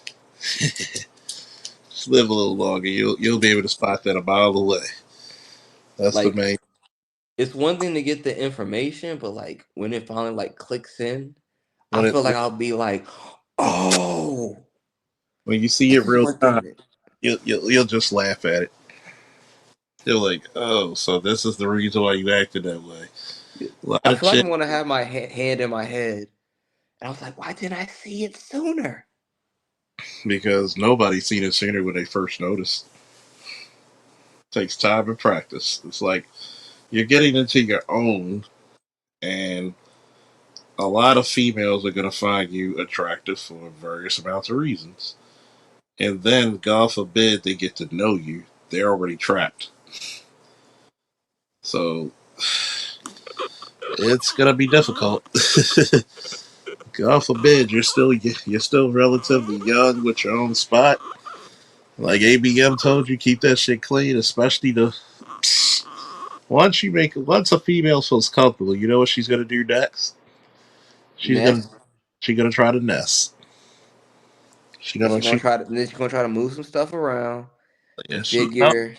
nah she gonna try to leave some shit. Little comb here, little brush there, panties here. She mate checking. She let another bitch to another bitch here. Yeah, Leave her smell good scent behind. Like, she'll make sure. That's why she gonna make sure she wear her pussy under the goddamn sheets. Mm-mm. Like, because everybody knows that scent after you screw with a chick and you got her scent. yeah, the female cute men of smell, like they be bloodhounds when it comes to that. Because females have a greater sense of smell than men. So that's why we cheat with colognes and shit. So when you're doing the deal with a female, how many times I got her scent on me in the shower to smell even more because the temperature's hot. I'd be like, oh my god, I still got your smell on me. And then here's the tricky part. Any female that's attracted to you and she gets a whiff of that smell, you're totally clean, but you're still gonna have that scent, Even if you soak, even if you soak. It's like basically you're with another person's skin to skin. So you're transferring energies and smells. Why do you think Shorty called me while she's with her girlfriend?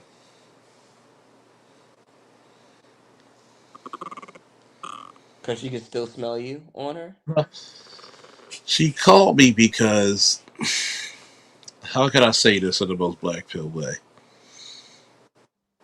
I made her feel like a woman and she liked it. Okay, that has layers to it. It's hard for a female. It's hard to enter a female's womb. And if she's coming and she's liking it, and she can be totally vulnerable with you, and she gets all the pleasure buttons hit, she may be physically with the girlfriend, but who was she mentally and emotionally with? So not only do you have her body, you have her mind. You got the body, now you want my soul. So it's like You're Why do mind fucking her. Yeah. Thank you. So if I hit all her pleasure and she's coming like a water fountain and she's a stud and she's got a girlfriend, guess who she was thinking about? Because I was still asleep. She hit me up and she texted me. So her mind is fucking with her right now.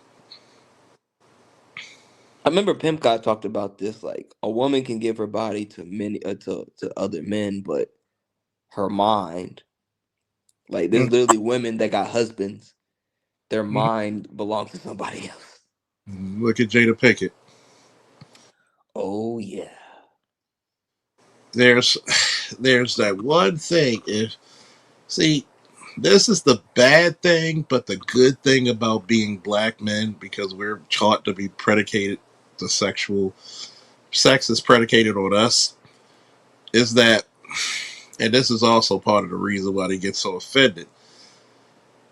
Because one, when you fuck up their mind, they go into this hyper jealousy mode.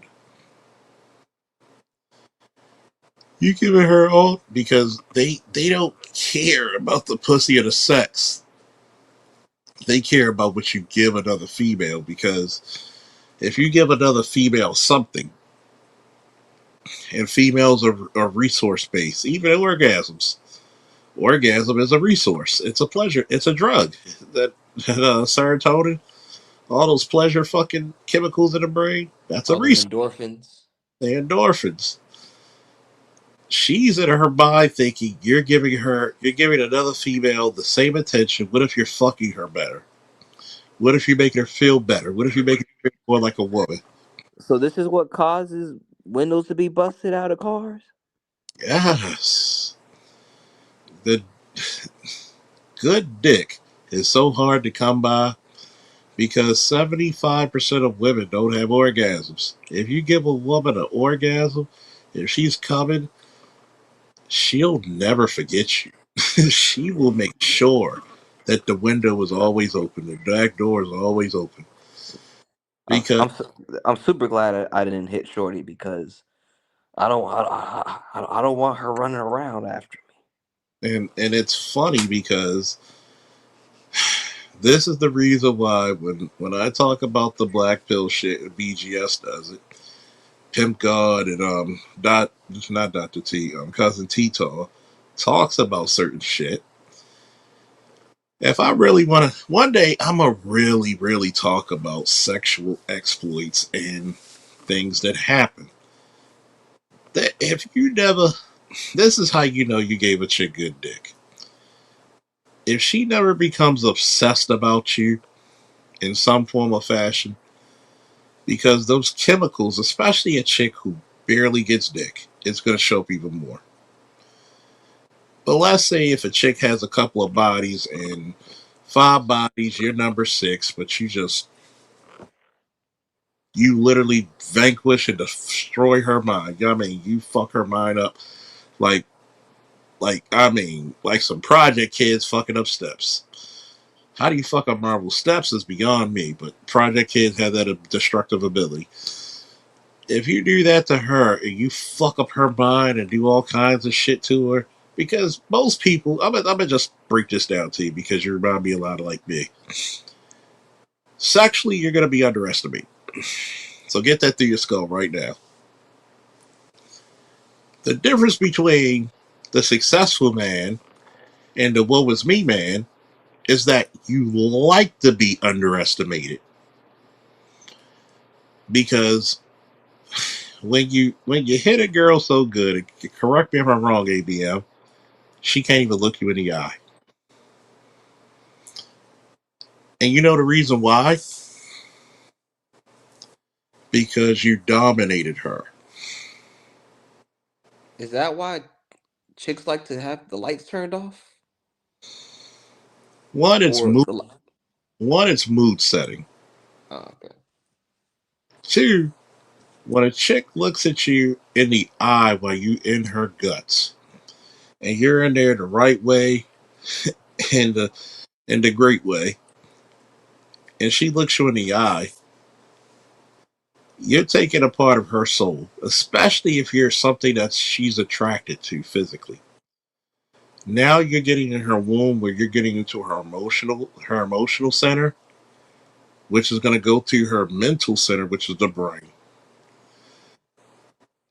And then God forbid you hit her on a spiritual level. And let's say she's a smart chick or a chick, period, where you're more intelligent than she thinks or more intelligent than her, period. You're hitting so many pluses that your intellect is going to be attracted to her. I had chicks moan because I'm teaching them about religious studies. So when you hit all these different factors, this is the reason why I always agree, even when our wills agree with me. Body game is a must. Because the first thing we know about a person is not mental, it's not spiritual, it's not emotional, it's physical. That's why that sapiosexual shit is bullshit till you get to know the person. Because if that was true, Albert Einstein would be swimming in pussy. Okay? Women women say they want to they're sapiosexuals, they're bullshitting because how many nerds do they fuck in high school? Okay? So it's one thing if they got to know the person first, but I can't go to a random bitch and say E equals MC squared. She's dripping on me. No. You gotta know the person. You gotta know the person first. Then the sapiosexual kicks. Yeah, because remember the movie Limitless, Mm-hmm. where they took the pill?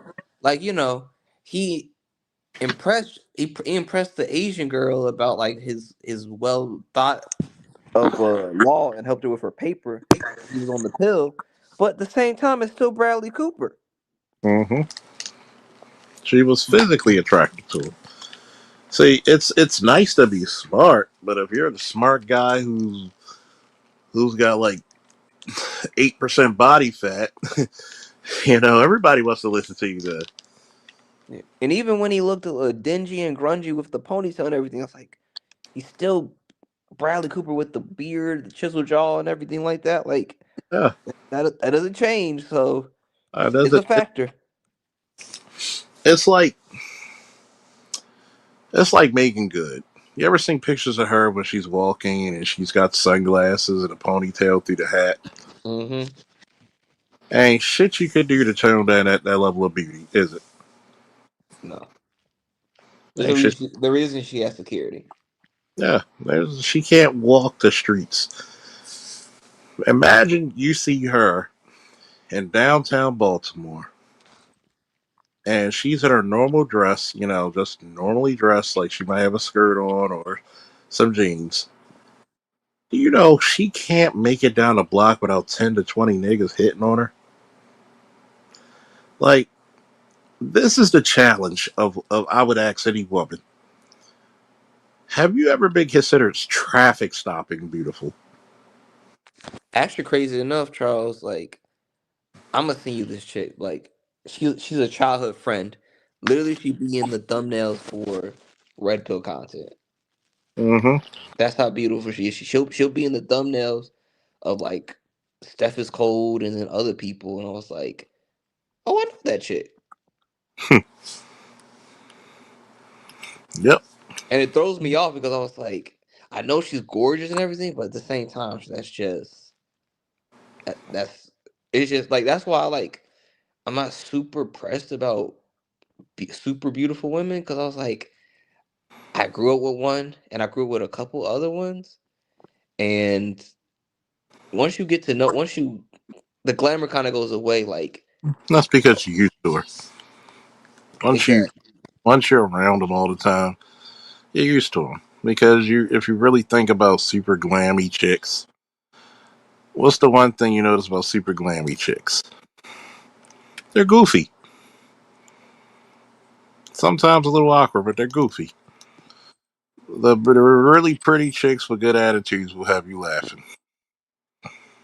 Because I remember I went to this girl. I went to her like her open house after we graduated high school. Like it was just all good vibes. And then, I chopped it up with her mom. I chopped it up with her dad. She's with a dude that got bread, like, which was expected. I was expecting her to get with me, a broke college student. I was like BGS said, like, when he had the chick that he loved in high school, but boy pulled up with a car, Mm-hmm. and he was like, "Hey man, he was the better man." Mm-hmm. And here's the funny part about that. That doesn't mean she won't fuck you.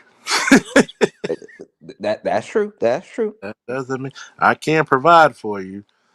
There's a lot of chicks who was like, I got a boyfriend, but I always liked you. I'm not gonna say no because I may not get this fucking. I may never get this position again, but Because generally, like, I don't like to deal with chicks that are like in relationships because it's just messy, and also I'm putting my life on the line to mhm, a certain extent. But certain chicks, I will say, I was like, when will I get this chance ever again? that's And I why. was like, I was like, I know how to keep my mouth shut. Yep. That's why sometimes some of the chicks I was like, you know what? I got a relationship. Oh man, well my wife, huh? I'm married to a woman. Aren't you a woman? Okay, I'm gonna shut my mouth now. And you know, that's why I'm not a first time felon. I'm a repeat offender. So when when females trust you, that's a different status of oh oh wow yeah um yeah. And the fucked up part about it is that a lot of people when we come out in these happenings, you find out very quickly. You see where you are in life, and I think it's very interesting for a lot of women out there when the field is hit upon them. It's like if you're a six in the military, which is a male dominated field, that means you're pretty much an Army 8 compared to people who are in the outside world where it's high competitivism. Notice when you're in places where there's more women, what happens? They compete more.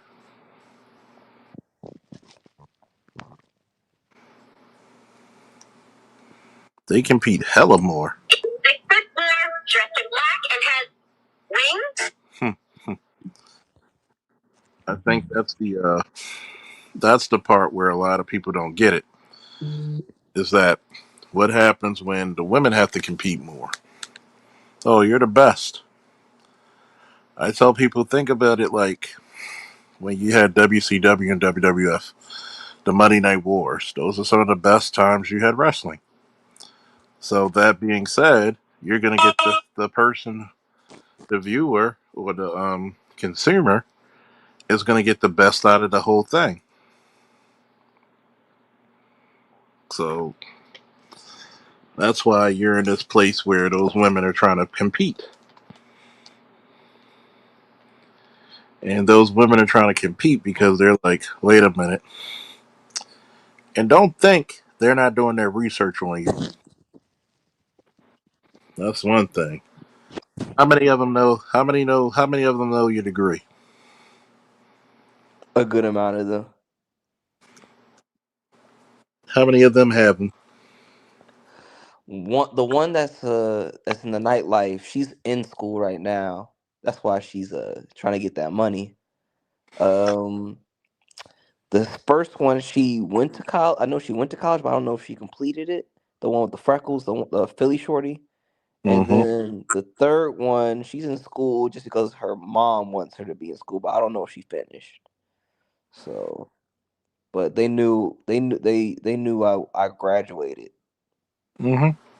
So you gotta think about it. What happens when you're involved with?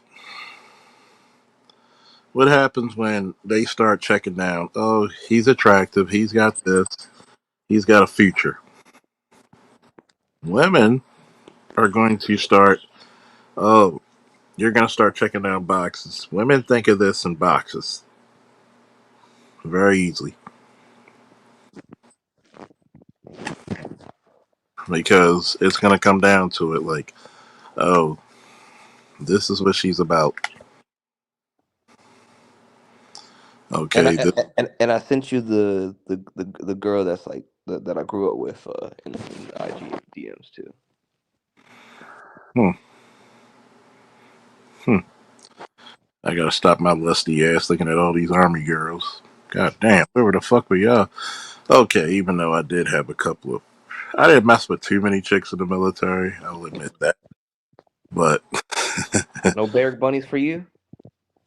uh, she bad. She bad though. Hmm. Well, I messed with this one Air Force chick around my 21st birthday. Helped her drunk friend get into her apartment, and she had hers. Hey, you want to come to mine? I'm like, sure. I'm drunk. And the next thing you know, I'm sitting on her bed. Come to find out, she was a highly talented basketball player in college. I got a type, man. I got athletic girls all around. But I used to call her little AI. She was so good, it was not fair for her to play with girls. She had to play with men. And I went down to the gym because, I'm a lift. Now, if we were wrestling, if they had the mats out, I'd do it anyway. But I saw her playing against dudes, and she crossed this one dude. Oh my God. I told everybody, get the fucking crutches out. Get the fucking crutches out. Ooh, boy. She is a fine motherfucker. Yeah, you got a type. But,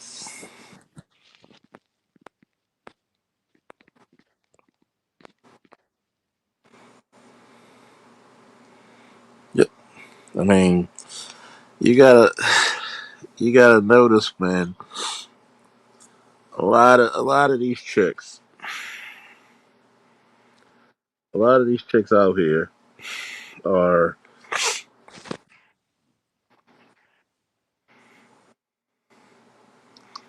are gonna be very interesting in the next few months. I won't even say couple of years, but the next few months. Why? It's very easy because beauty and beauty is not going to have the same currency, and a lot of these chicks are going to literally be fucked up in the sauce. So, yep, very pretty face. Yeah, Very that's a Spellman chick that we met freshman year at Clark, and then definitely a smoking chick. she transferred over, and she met me while I was stocking shelves after I graduated college, Mm-hmm. and everything was good, energy was good. She had a job at a school, and we chopped it up a little bit. She hit the last thing I heard from her. I'll let you know. Yep. If you're making a six-figure job, guess what? She'd already let you know. All Star God said, Charles, you need a Patreon for all your exploits and escapades. I swear to God, I do, man. I The swear to fault the fault tail. the Salk Tales. Woo. I mean, I am a low key guy when people really get to know me. I'm like, I I try mean, to. you're an archive of information. I'm a low key guy when people get to know me. So when I talk about a lot of stories, especially sexual dating, Some of the people I turned down, some turned me down, some even though there's not too many women that turned me down. And even women that said I wasn't their type, but next thing you know, I'm in their guts. It's funnier because you look at it and other women be like, he's not my type, but you see me with prettier women than them. They be like, girl, you don't even know what you're missing. That guy is a hell of a dude. And what's funny, OG, is that when a chick either like ghosts you or something like that, or like doesn't give you the time of day, they'll still follow you on social media and like be in your stories or like Hmm. your stuff. Like me and my homeboy talked about it. It's like it's weird. Like it's like they're kind of keeping us at bay. Like, hey, maybe break glass just in case type of deal. Yeah, because you gotta understand, women always want a backup plan. Now, is it worth being a backup plan? What do I get Hell out of it? no. It depends. What do I get out of it? Mm. Now, is she gonna add something to my life? Who knows? Who knows? Now, am I against that? Depends. Depends. I look at it and I'll be like, yo, we gotta look at things to say, hey, I need something out of this gift.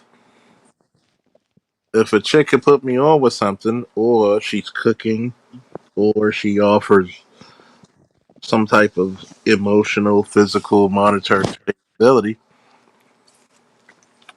we can go. But if you're just being a baby mama, just for the hell of it, nah, nah. Because it's not the first time I've seen a baby mama with a pretty face. You gotta come with more. Yeah, I've seen a couple, and I was like, then you see the kid, and I was like, ah, too bad, too bad. And when you literally see where,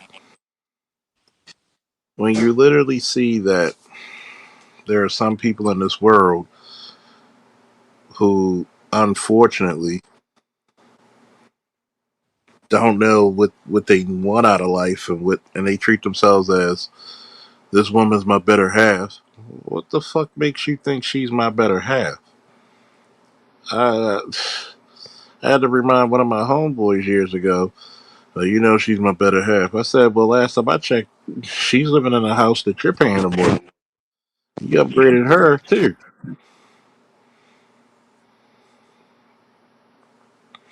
You upgraded her too. It's kind of like the old adage that they try to push, like, oh, behind every great man is a strong woman. Mm-hmm. Yeah. Or happy wife, happy life. Well, God, well, well, the good man is God's plan. Last time I checked. So when we look at these shits tenfold, I look at people all the time and say, yeah, how is it that I can't be the great boy, I can't be the great person, but I gotta be beholden to you? Nah, nah. Yeah, see, that's and that's what I be saying about the whole money thing as it pertains to relationships, because it's like people keep saying, well, you get the money and then she could be on your program, and I'm like, what gives you that impression? Exactly. What gives you Tom the Brady, impression just Will because you got Smith, money, well, she's gonna bow down? Oh, yes, yes, my king. Like, no, the fuck they don't. No. Tom Brady, Will Smith. Who else? Who else? Who else? What's the one that just recently happened? But just off those two situations, those dudes had multi-millions. It's just an old way of thinking. It's an outdated way of thinking. Like, that shit don't apply no more, dude. Like, It doesn't matter what you do. Like the moment she's ready to go, she's gone. There's nothing you can do about it. Mm-hmm. So all this happy wife shit, and you know what I mean, and it's like they push this narrative like you can't do anything without a woman. Yeah. It's like, what the fuck do she do? Like, if you're telling the man it's my job to go make all the money, well, then what the fuck I need you for? Yeah. Let's think about this, right? I could literally be homeless, right?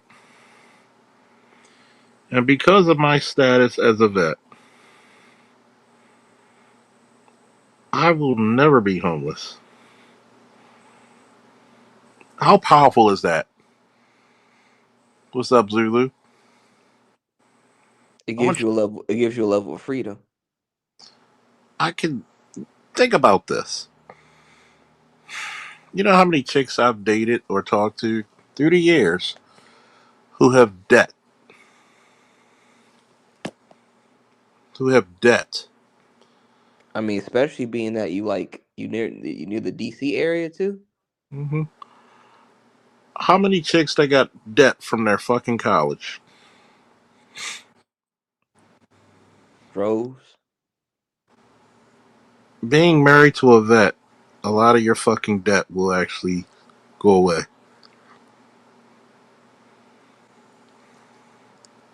I want you to think about that. Think about that.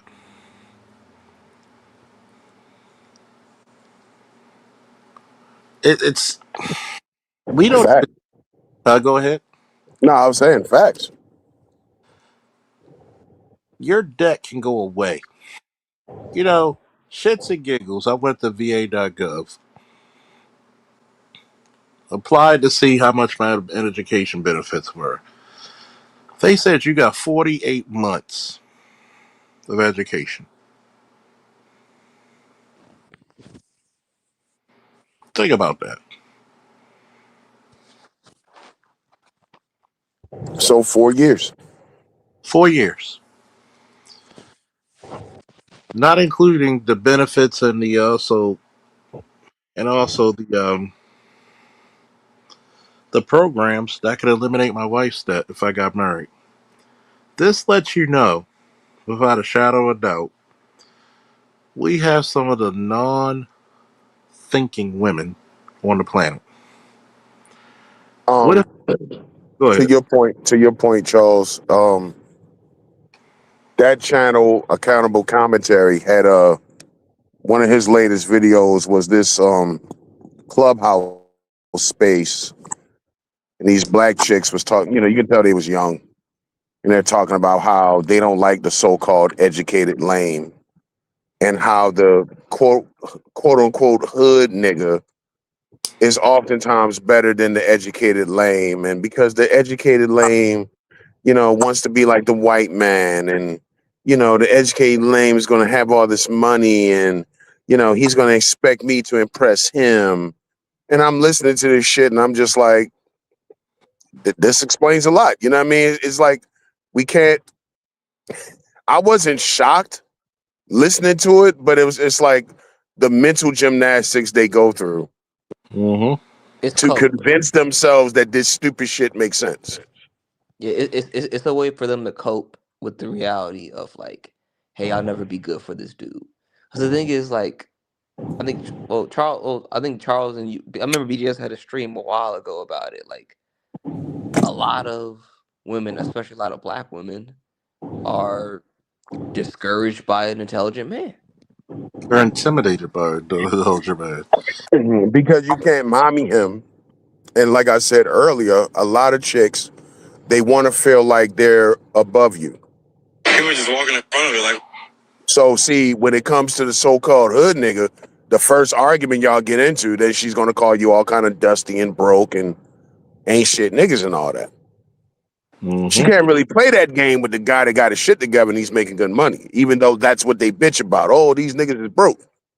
The fact of the matter is, y'all chicks really don't want dudes that got their shit together, and that's what Charles was just saying. These chicks don't think. Another field, if you're a woman And you hear a dude say, this dude trying to rap to you, and he tells you he worked for the railroad. Oh, you need to hop on that if you're a woman. Mm-hmm. Because the railroad has lots of fucking benefits. Like I remember watching this little TikTok video that came across my feed last year, and some black chick was talking shit. And she's like, "You niggas don't make no money. You wear a yellow vest at your job." And I'm just like, again, like, wow, you bitches is really fucking stupid.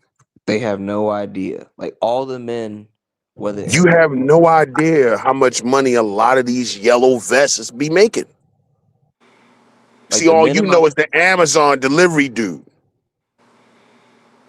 Mm-hmm. the only men in my family that have houses, they all blue collar workers. Like my pops got his house, electrician. Yeah. My uncle, HVAC.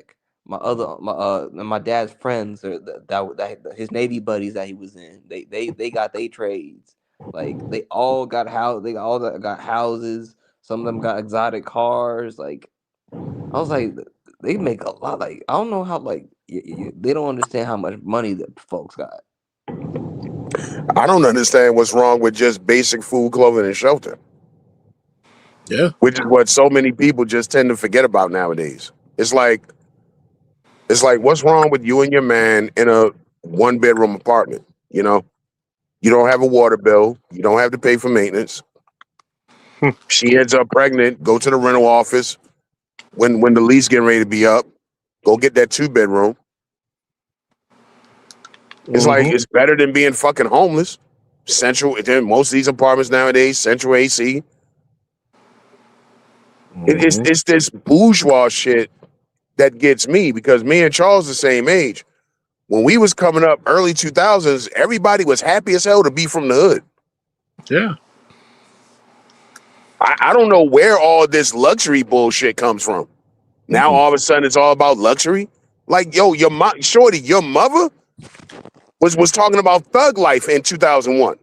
And she Yeah. wanted a thug. She wanted a nigga that looked like DMX. That's She what your wa- mama was saying. Your mama was fucking the Wu-Tang Clan. Your mama was the just like the song say, the project chick, I need a hood rat chick and all that. That was your mama in 2001. So Mm-hmm. where does the luxury shit comes from? Now all of a sudden it's fucking Louis Vuitton and Birkin and shit. Like who who the It's fuck y'all think y'all fooling? it's due to marketing and hyper commercialization. Um, um, it's Dude, like so. listen, It's like I like Ferraris. Probably never gonna own one. Yeah. yeah. Cause You like got. Charles, like remember when the cartoon boom with all the ads with there was a whole situation, there was a civil lawsuit about the ads with all the toys and everything like that. That was the 80s. Yeah, so they pretty much used that same model and just brought it to the mainstream with general merchandise. Yeah. You got. But You got. again, it's stupid because how do you plan on getting that with the hood nigga? So you know what they really mean when they saying that? They saying a drug dealer. Okay. Mm-hmm. Or a scammer. Or scammer. Like you're probably better off with the scammer. Because I keep telling people this shit. This ain't 1988 no more, okay? I don't care what city you in. Most of these dudes on the block ain't got no fucking money. I don't care what they say. Yeah, All right. Like you probably better off fentanyl with the destroyed the scammer dope dude. game. But okay, so you know what I mean? She wants the drug dealer and you know, because the drug dealer has money and all this shit. Like Shorty, that nigga can't sign his name to nothing. No. He has no credit, no proof of income. He can't go get a car. He can't put his name on a rental application. Like, do you hear yourself? Yeah. And this is who you're gonna bust it open to? You're gonna bust it wide open for this dude who needs somebody else to sign for everything in his life. You know what made me feel better? I was like, what made me feel better in life is like when people when dudes will try to say like, oh, you ain't got no hoes. I was like, man, have you seen these hoes baby daddies? They're bums. Yeah. It's nothing to be proud about. Yeah, they're bums. Straight like that. They're bums. I want you to think about this. Even with some of my exes, I ex, and shout out to my one ex who called BGS VHS. Probably one of the realest females I can have conversations with, but I gotta be me. I had to tell her the truth. Shorty, you were not looking for a Charles Faulkner Jr. when you were 20. You were looking for the hood dude. She even had to admit, why didn't you marry your first baby daddy? You married the second guy, your son's father. You know what? In the typical Baltimorean fashion, you know what she said? When her oldest daughter was 2 and the youngest one was an infant, the police kicked in the door. Baby's crying. Scared, everybody scared out their mind.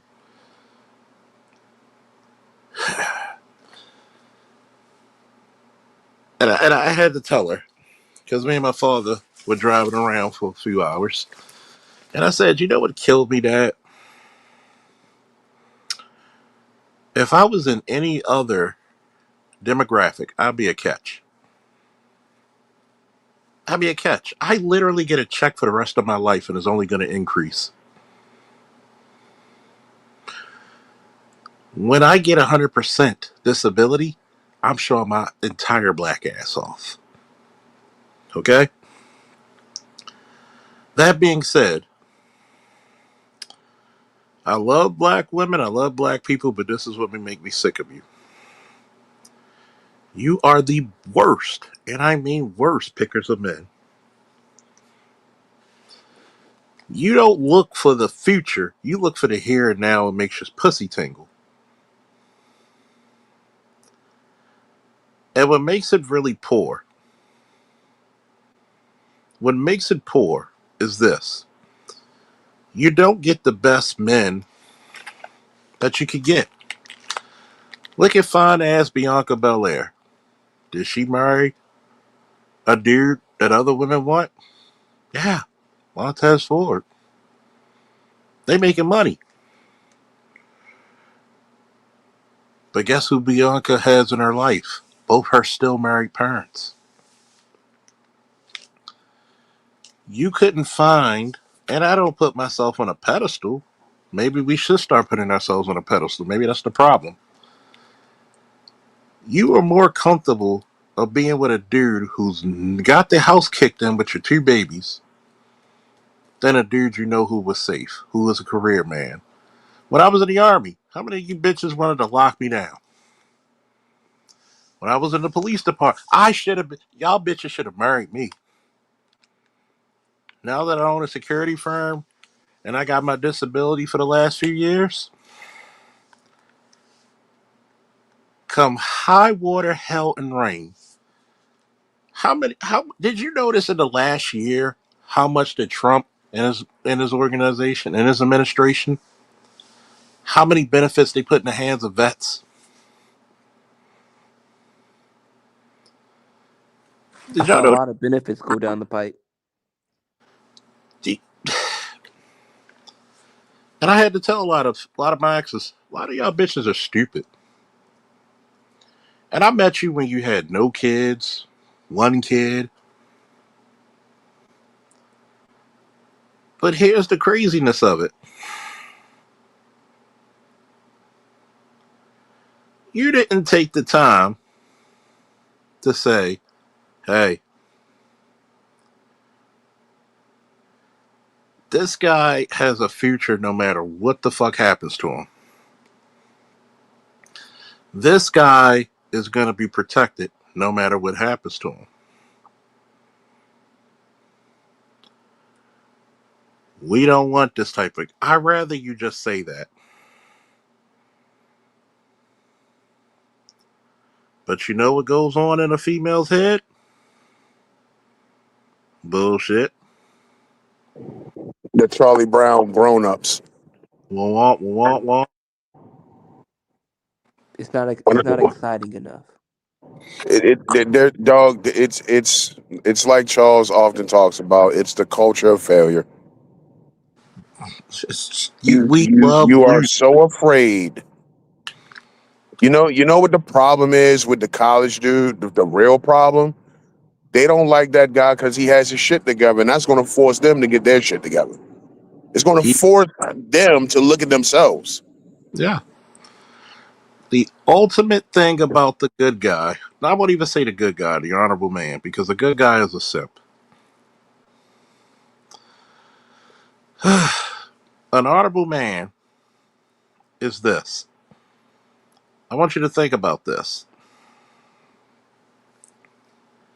You can't blame him for shit because he's literally considered the perfect man. He's literally the perfect man. This guy has a career profession. He has a degree. He has a trade. He's got veterans benefits. He's got whatever going for him. You can't tell him what he's doing wrong. He's in shape. He's every time you walk down the street, bitches will fight you over that nigga. But what's the first thing we fail at? You look at that man and say, I need that man when I'm done having my fun. With kids in tow. Kids in tow, debt in tow, 50, 60, 70 extra pounds in tow. Walls obliterated in tow. If she has any more, I don't even think Trump could build those bitches. I mean, the fucking audacity. The fucking audacity.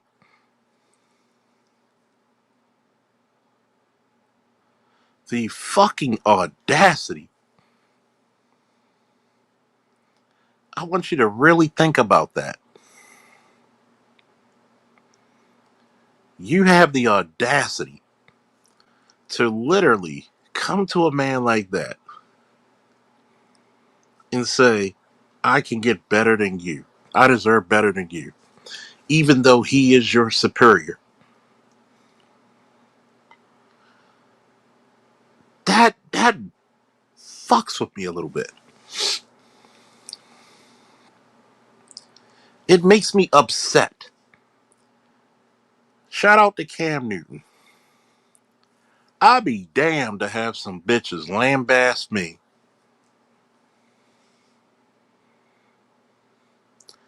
who I'm better than. There is nothing, and I mean nothing, on this God given earth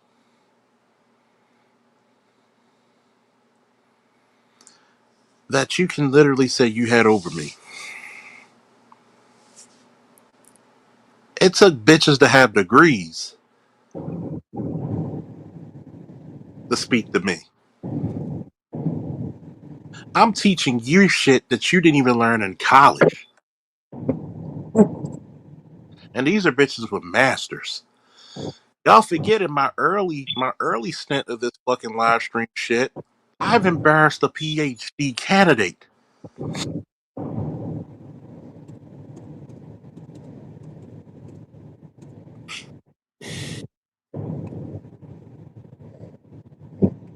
They need to feel superior.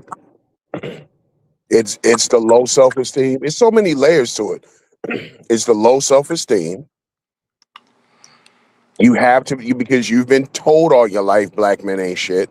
You want to stay right there. It's kind of like the little dude from the projects, and he says, "Well, hey man, I'm from the hood, bro. You know what I mean? Got to sell dope. It's no other way." And you're like, "No, there's another way. Mm-hmm. Like you can do an infinite amount of shit if you put your mind to it. Yeah. You don't have to be yet another nigga selling dope just because you from the projects." But that shit gets ingrained into the culture, and it's the same thing with women.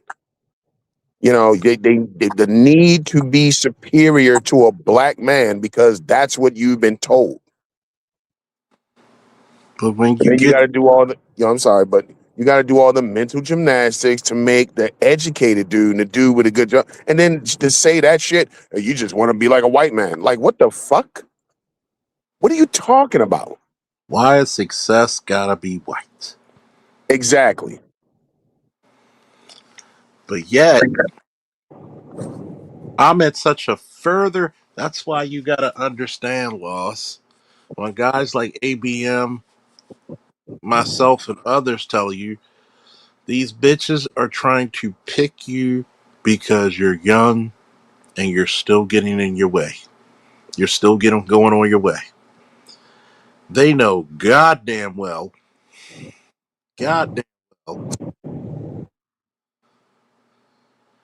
and the craziness of it all is this: they don't know how to endear themselves to you. So the only goddamn thing they know is some hood shit.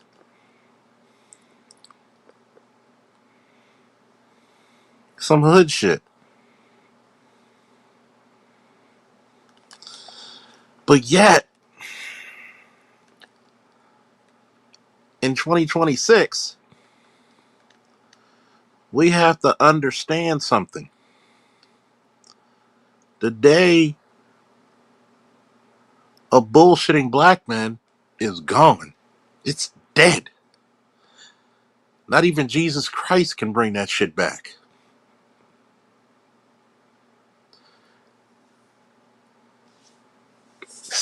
Shout out to the master teacher Sandog. Because we have many master teachers, not just BGS. Remember, master teacher is not a person, it's a title.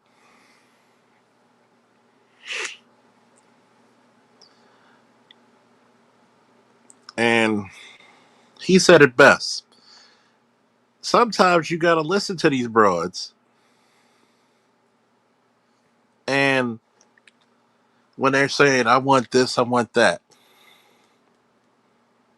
why don't you want it for yourself, black man? Why don't you get the big house for yourself? The nice car for yourself? The nice career for yourself? The education for yourself? Why don't you be in better shape not to attract a broad but to get your shit together? I want you to think about it. Put yourself first.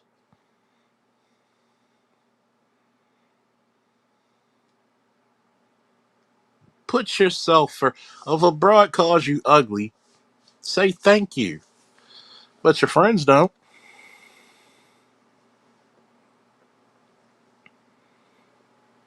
Here's the ugliness of stupidity. When you're not smart enough to understand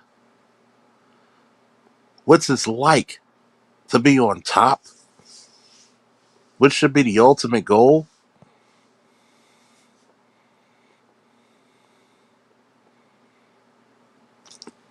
you're going to always scrap for the bottom. You're going to always scrap for the bottom.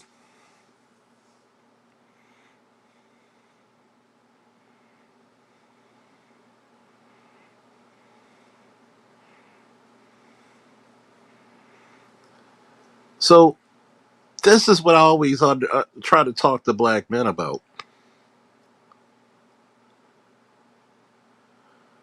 What the fuck are you doing with your life? Are you trying to please a bunch of broads who didn't like you and will never like you for you? Or are you trying to make yourself better? Well, this chick told me that, well, you got to understand that if a man has more money, what did ABM just told you? There's no amount of money that will make them like you. No amount. You could tell when a chick loves you for you because she will wash your dirty drawers by hand. She will break herself for you. She will give you her last dime. Why do you think she does it for the jailbird she's attracted to? The problem with a lot of black men is that you don't know how to find your tribe. You don't know how to find your tribe.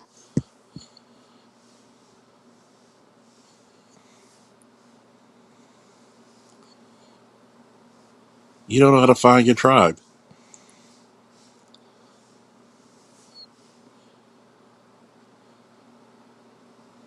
And the sad part about it is, when you actually find your tribe, notice those men are happy. Those men ain't coming back.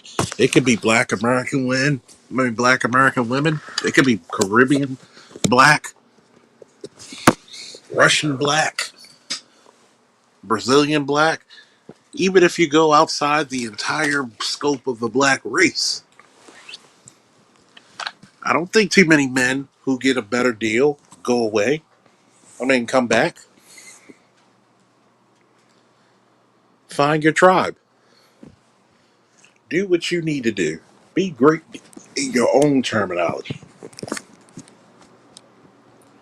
Because let's just say, at the end of the day, you waste more time worrying about insignificant motherfuckers than a lot. And the saddest part is this.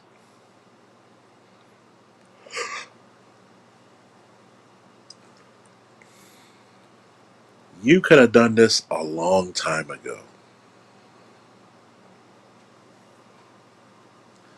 That within itself is downright shameful, my boys. You don't let anybody, and I mean anybody, downgrade you while you're trying to upgrade them. There should be nothing on God's green earth that don't make you better. Every day should be what? A much more beautiful day.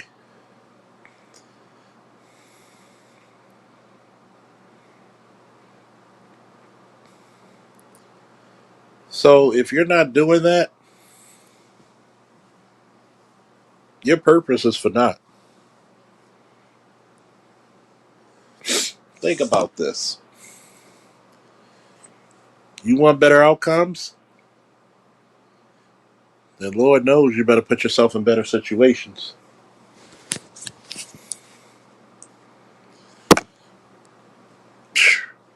Any last words, fellas? Nah, man, good show. I appreciate it. How would you think about the hypocrites? He speaks for itself. Hey, the first person you're going to be a hypocrite to is yourself, and that's the worst part to be. Lost? You still up? Well, let me get out of here, folks. Get to this appointment early in the morning. Woo! All right, brother, take it easy. Take it easy. Woo! And we fucking out. Another classic, folks.